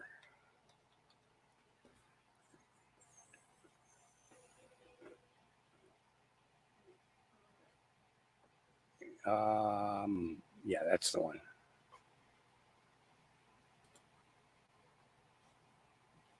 What's his name? Christopher Walken. That's it. Christopher Walken. This guy. You know this guy. Yeah. Was friends with him and stuff. It was a matter of fact, the last video that he had posted before he passed away, he was at an old Italian deli late night in New York, and a couple of guys that he used to perform with years, and we're talking back in the 60s, 50s and 60s. He performed with them as an equal, and they started singing right there in the deli. It was freaking awesome. I wish I could find that video. I know it's somewhere, but yeah, that was something else. And I got sidetracked again. I'm sorry. I don't know what it is. Today's kind of like a reminiscing day, thinking about all the things from my past and the good people and the good experiences and stuff that you have. Sometimes, as you get older, you reflect, and I'm getting ready to come up on 60 here pretty soon, and I'm looking back at all of that, and I'm saying to myself, the things that I've seen, the things that I've experienced. And lately it's been remembering all the people who actually brought joy to my life, in one form or another, that have been creeping in the most. And I'm okay with that. I'm absolutely okay with that. Ray Stevens, he's another one. Got the opportunity to work and spend time with him. The guy was, could hold a very serious technical conversation, but man, I'm telling you, he could turn that conversation to being so dramatically serious to being so hysterically funny on the drop of a dime, on the absolute drop of a dime. Prime example, it was there were two guys that were out in a parking lot, and they were arguing. And at that time, we were in a state where cannabis was legal, and we were standing in the doorway. We weren't going to go out to the bus until the situation was resolved. And these guys were fighting, and the periodical punch was thrown and everything else. And he says, "We've got to get on the road here. We can't wait much longer." I said, "I got an idea." So I went into the bathroom. I rolled up a doobie real quick, And I walked out and I walked in between them and I said, "Oh man, whose is that?" And they looked down and they saw the joint, picked it up. One of them lit it. They passed it to the other one and they walked off with my flipping joint. And we got in the bus and rolled on to the next town. Not kidding. It was just dropped a joint in between them. It stopped the entire argument. I don't think that they probably ever remembered what they were arguing about, but they walked away in that moment content with having a joint to smoke, and they smoked it together. You know, it was just a simple thing. Okay. Now understand that that joint cost me about $35 because that's what I paid for that one bud that I rolled into that joint. You know, but that was back when that first state first got medical, and that was where I got my first card from. So, but you know, that's just to give you an idea that, you know, things don't always have to be tragic. I mean, we're going through some shit right now, but that doesn't mean that we have to forget the laughter and love that we've experienced in our lifetimes and stay wallowed in discomfort. Let the memories flood back in. Let them come back in. Let them give you joy and laughter right now. Okay? Because that's what our Creator wants from us. Wants us being joyful. You know, wants us, you know, being able to feel and stay constantly aware that He's around us. I mean, it's that simple. It really is. Because when we shout out to the Lord and we share our joy with Him, what does He do? He exudes and more joy and blessings. We get it all. We just got to let go of all the bad stuff, because it's not the bad things in our lives that define us.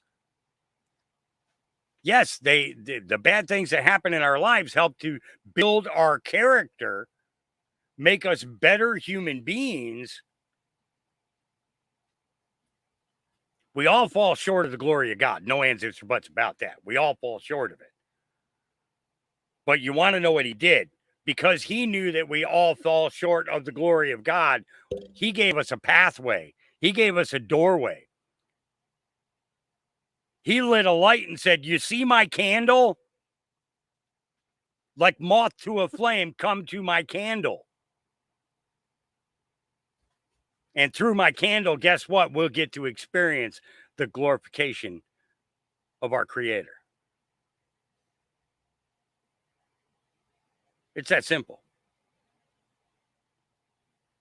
So no matter how bad things get, no matter how tough times get, we're going to turn around and we're going to give it to the Creator.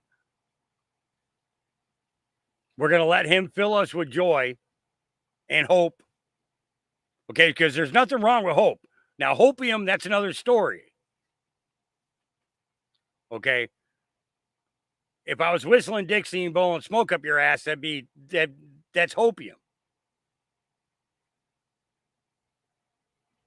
What I'm giving you is what I feel I read in that book that makes me the man that I am today with the message that I have. Sure, I might drop an F-bomb and call somebody an asshole or whatever, but the fact of the matter is it doesn't change my relationship with Him. It does not change my relationship with my Creator. It does not.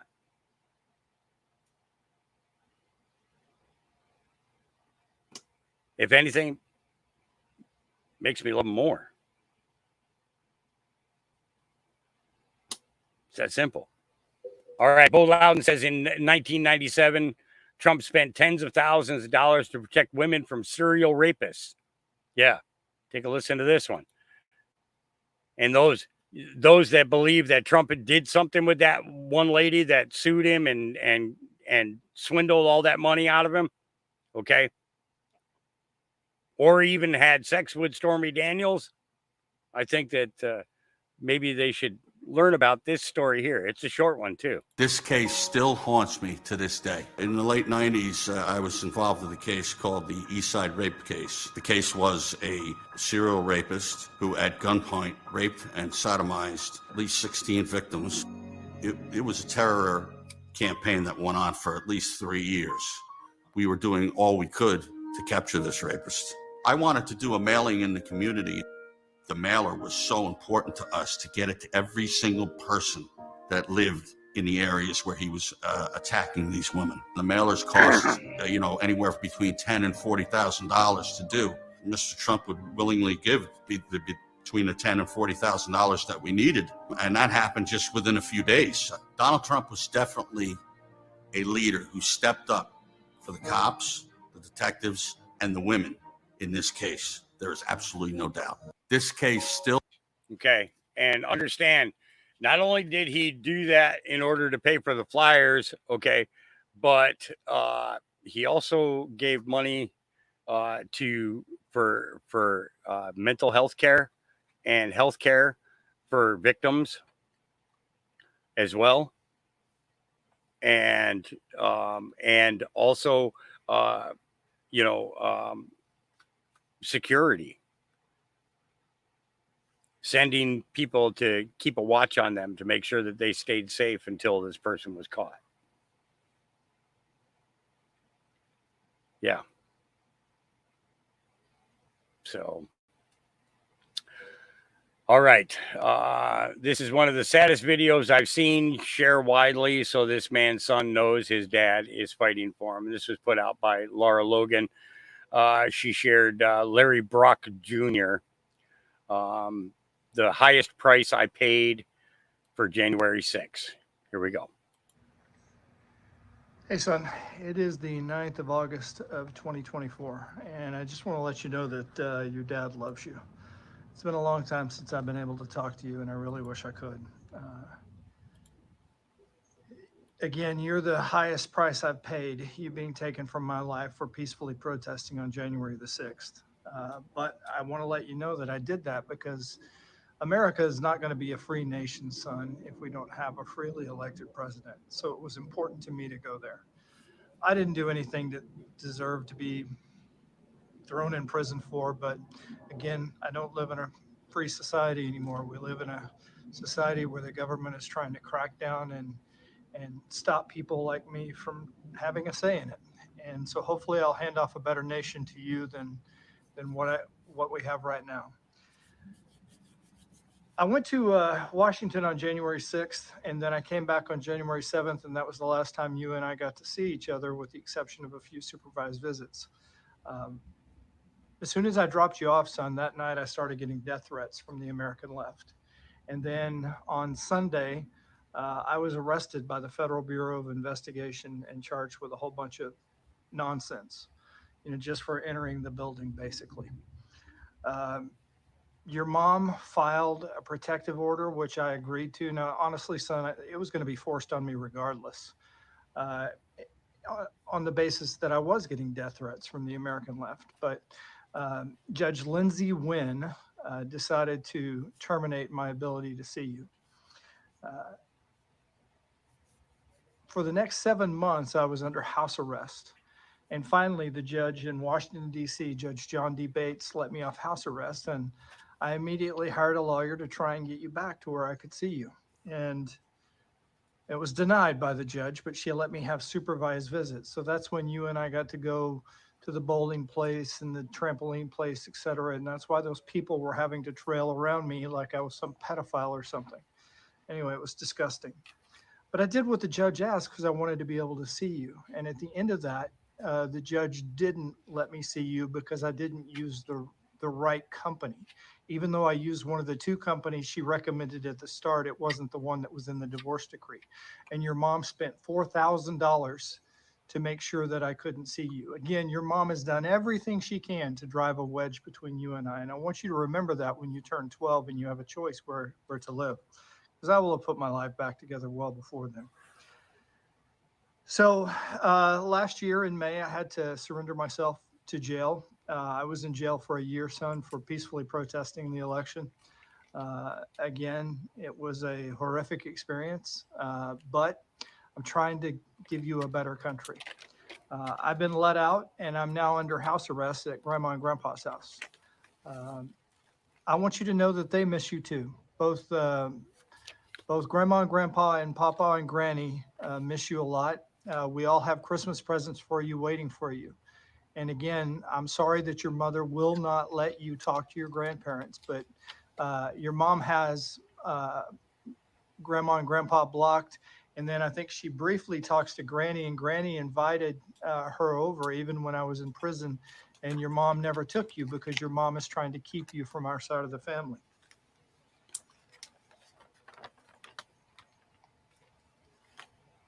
I'm going to, again, as soon as I get back on my feet, hire a lawyer and try and get you back. But I got to be honest with you, son. As long as Judge Lindsey Wynn, who is basically what's called a rhino, Republican in name only, is the judge in the case, I'm not optimistic. She believes the violent J6 narrative, son, and there's just nothing I can do. So I'm asking, if you are a teacher, a coach, or a friend of Benjamin Brock, show him this video. Let him know that his dad and his other side of his family that hasn't been allowed to see him by Judge Lindsey Wynn, they miss him and they love him, and we can't wait to see him. Thank you.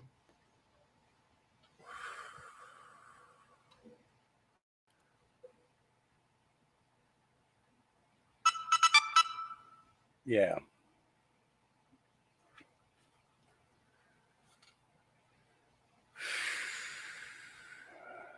It is frustrating. Yeah, I can do that. Hey, son, it is the 9th of August of 2024. Got it. All right. Let's see. Grace Chong.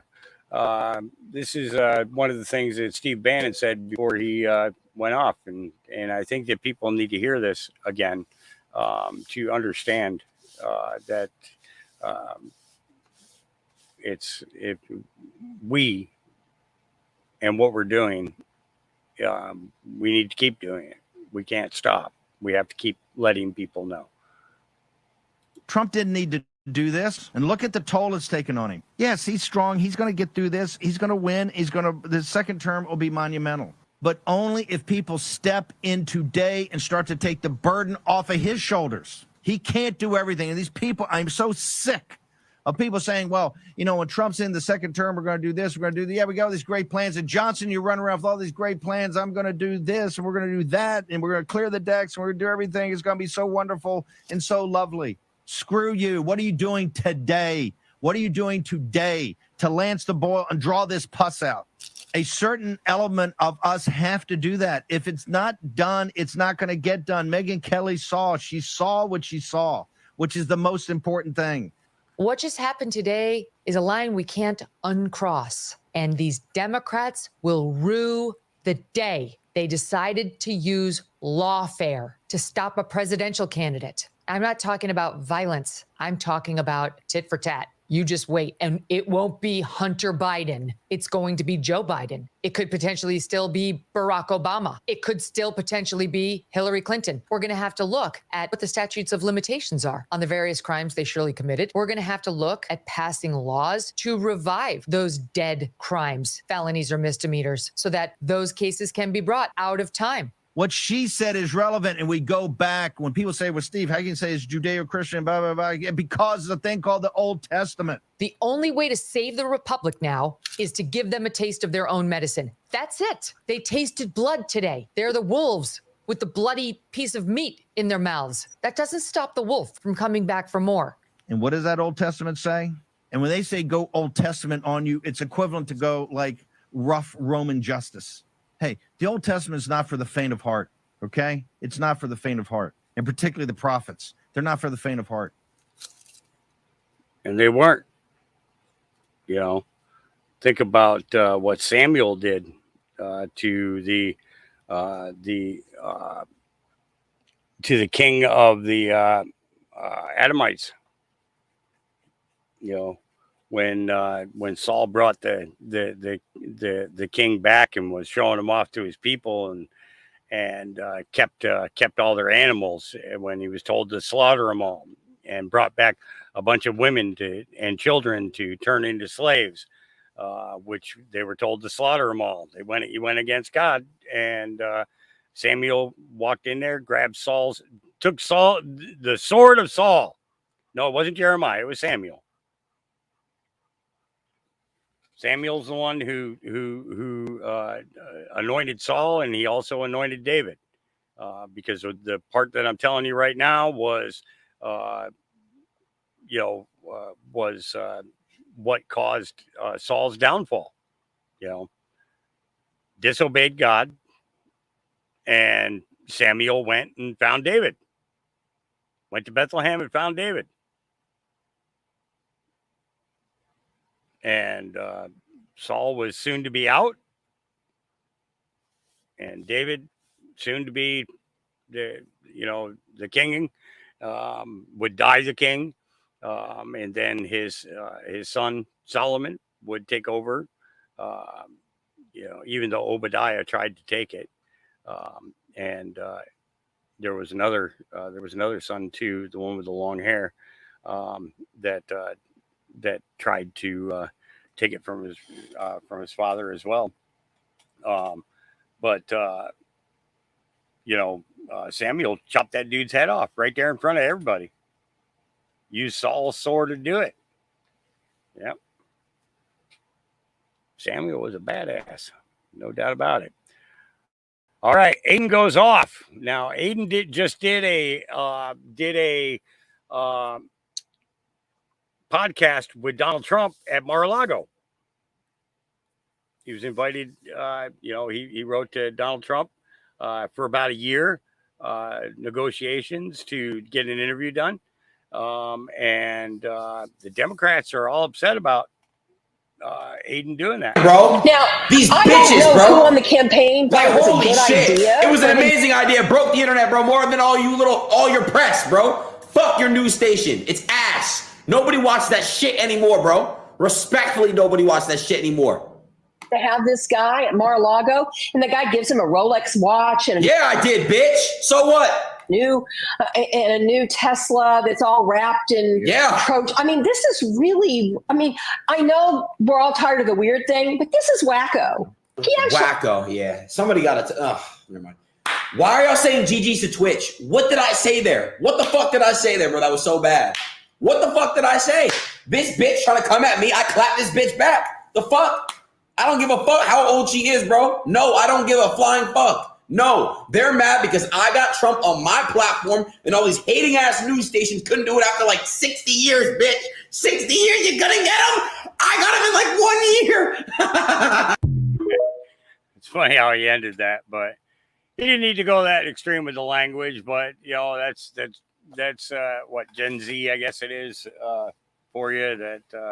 That's just the way they are. Yeah. So why the Harris popularity? Community notes coming for this one. Rally attendance pays $225.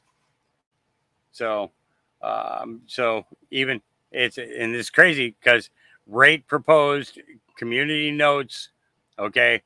Context, happydemocrats.org is a group that posts on Craigslist positions for paid rally audience at $225 per event. Paid actors everywhere. Everywhere. All right, let's talk about bot farms for a minute.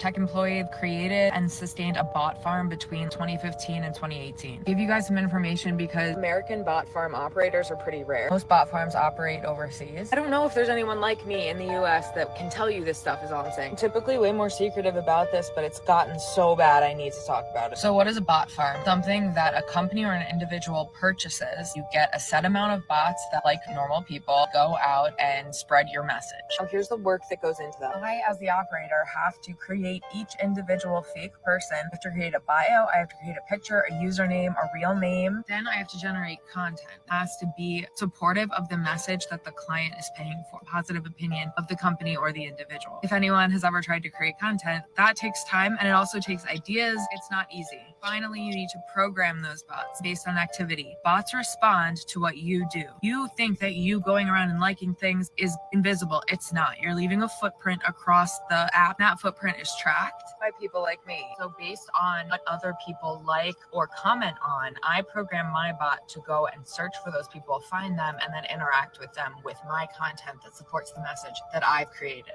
This programming also includes research to find the people that are the most susceptible to believing the message that you're selling and targeting those people. This is just scratching the surface of like what it takes to program one of these, and people are buying hundreds of them. Now, here's the interesting part. The software to run all those bots is not free, and the time that it takes to create all the things that I just told you about also not free. All of this stuff costs money, and it represents money when you see it. If you're seeing nonstop videos posted with a certain agenda, someone's paying for that. So when you see a dump of ton of media that's telling you all the same message, do not say, wow, what a thing happening right now. Please instead say, wow, who's trying to buy my opinion on this topic? Ooh. Yeah. Yep. All right. YouTube former CEO dies suddenly. Really? Susan Wojcicki, 56, was killed by rapid onset of lung cancer after being fully, you know what. Her body was found in the same Menlo Park garage where Google was founded. Under their leadership, YouTube censored over 1 million videos on certain safety information and banned content creators they flagged as spreading medical and misinformation. She bragged about being on the right side of history after deleting certain information about certain doctors and rich people planning through Event 201, dangerous conspiracy theory. Susan's 19-year-old son, Marco Troper, died suddenly in February 2024 while attending Berkeley. Susan's mother, Esther, known as the godmother of Silicon Valley, claimed the death was due to a drug overdose. Suzanne's sister, Ann Wojcicki, co-founded the genetic testing company 23andMe and used top YouTubers to promote mass testing of a certain three-letter thing, you know. So if the 1% aren't safe from their scientific ivory towers, why should they ever be able to dictate what is true and what is real? She always looked like a dude to me. She never looked like a chick. All right, and this is going to be the last one for today. We're 5 hours now. Lee Harris put this out. Here we go. Nobody has the right to live their lives being protected from offense or from insult or from hurt feelings. It is an occupational hazard of living in society. And if you really can't take it, become a hermit. But more seriously, on the opposite end from the snowflakes, poor little darlings, on the opposite end from them are the totalitarians. Now, I would love to stand in this union and oppose and argue with and take to pieces a Holocaust denier. But if we say no, we can never have the Holocaust denier because his views are so offensive that he cannot be accorded a platform. Then what happens? That sort of viewpoint is driven underground where it can quite often flourish. And people whisper behind their hands, oh, you know, there's something in what he says, but we're not allowed to hear it. Let's hear it. And by hearing it, we can destroy it. We should also remember it is absolutely right that we should allow people, no matter how profoundly we disagree with them. I hate to utter cliches in this august debating hall, but I am going to utter one. That no matter how much we may disagree with somebody, we should defend to the hilt their right to say it. And that is something that I have believed all my life. And just remember this, You may feel virtuous today in what you will not hear, but tomorrow somebody may feel virtuous in not hearing what you have to say. Free speech is for all, not for the privileged few.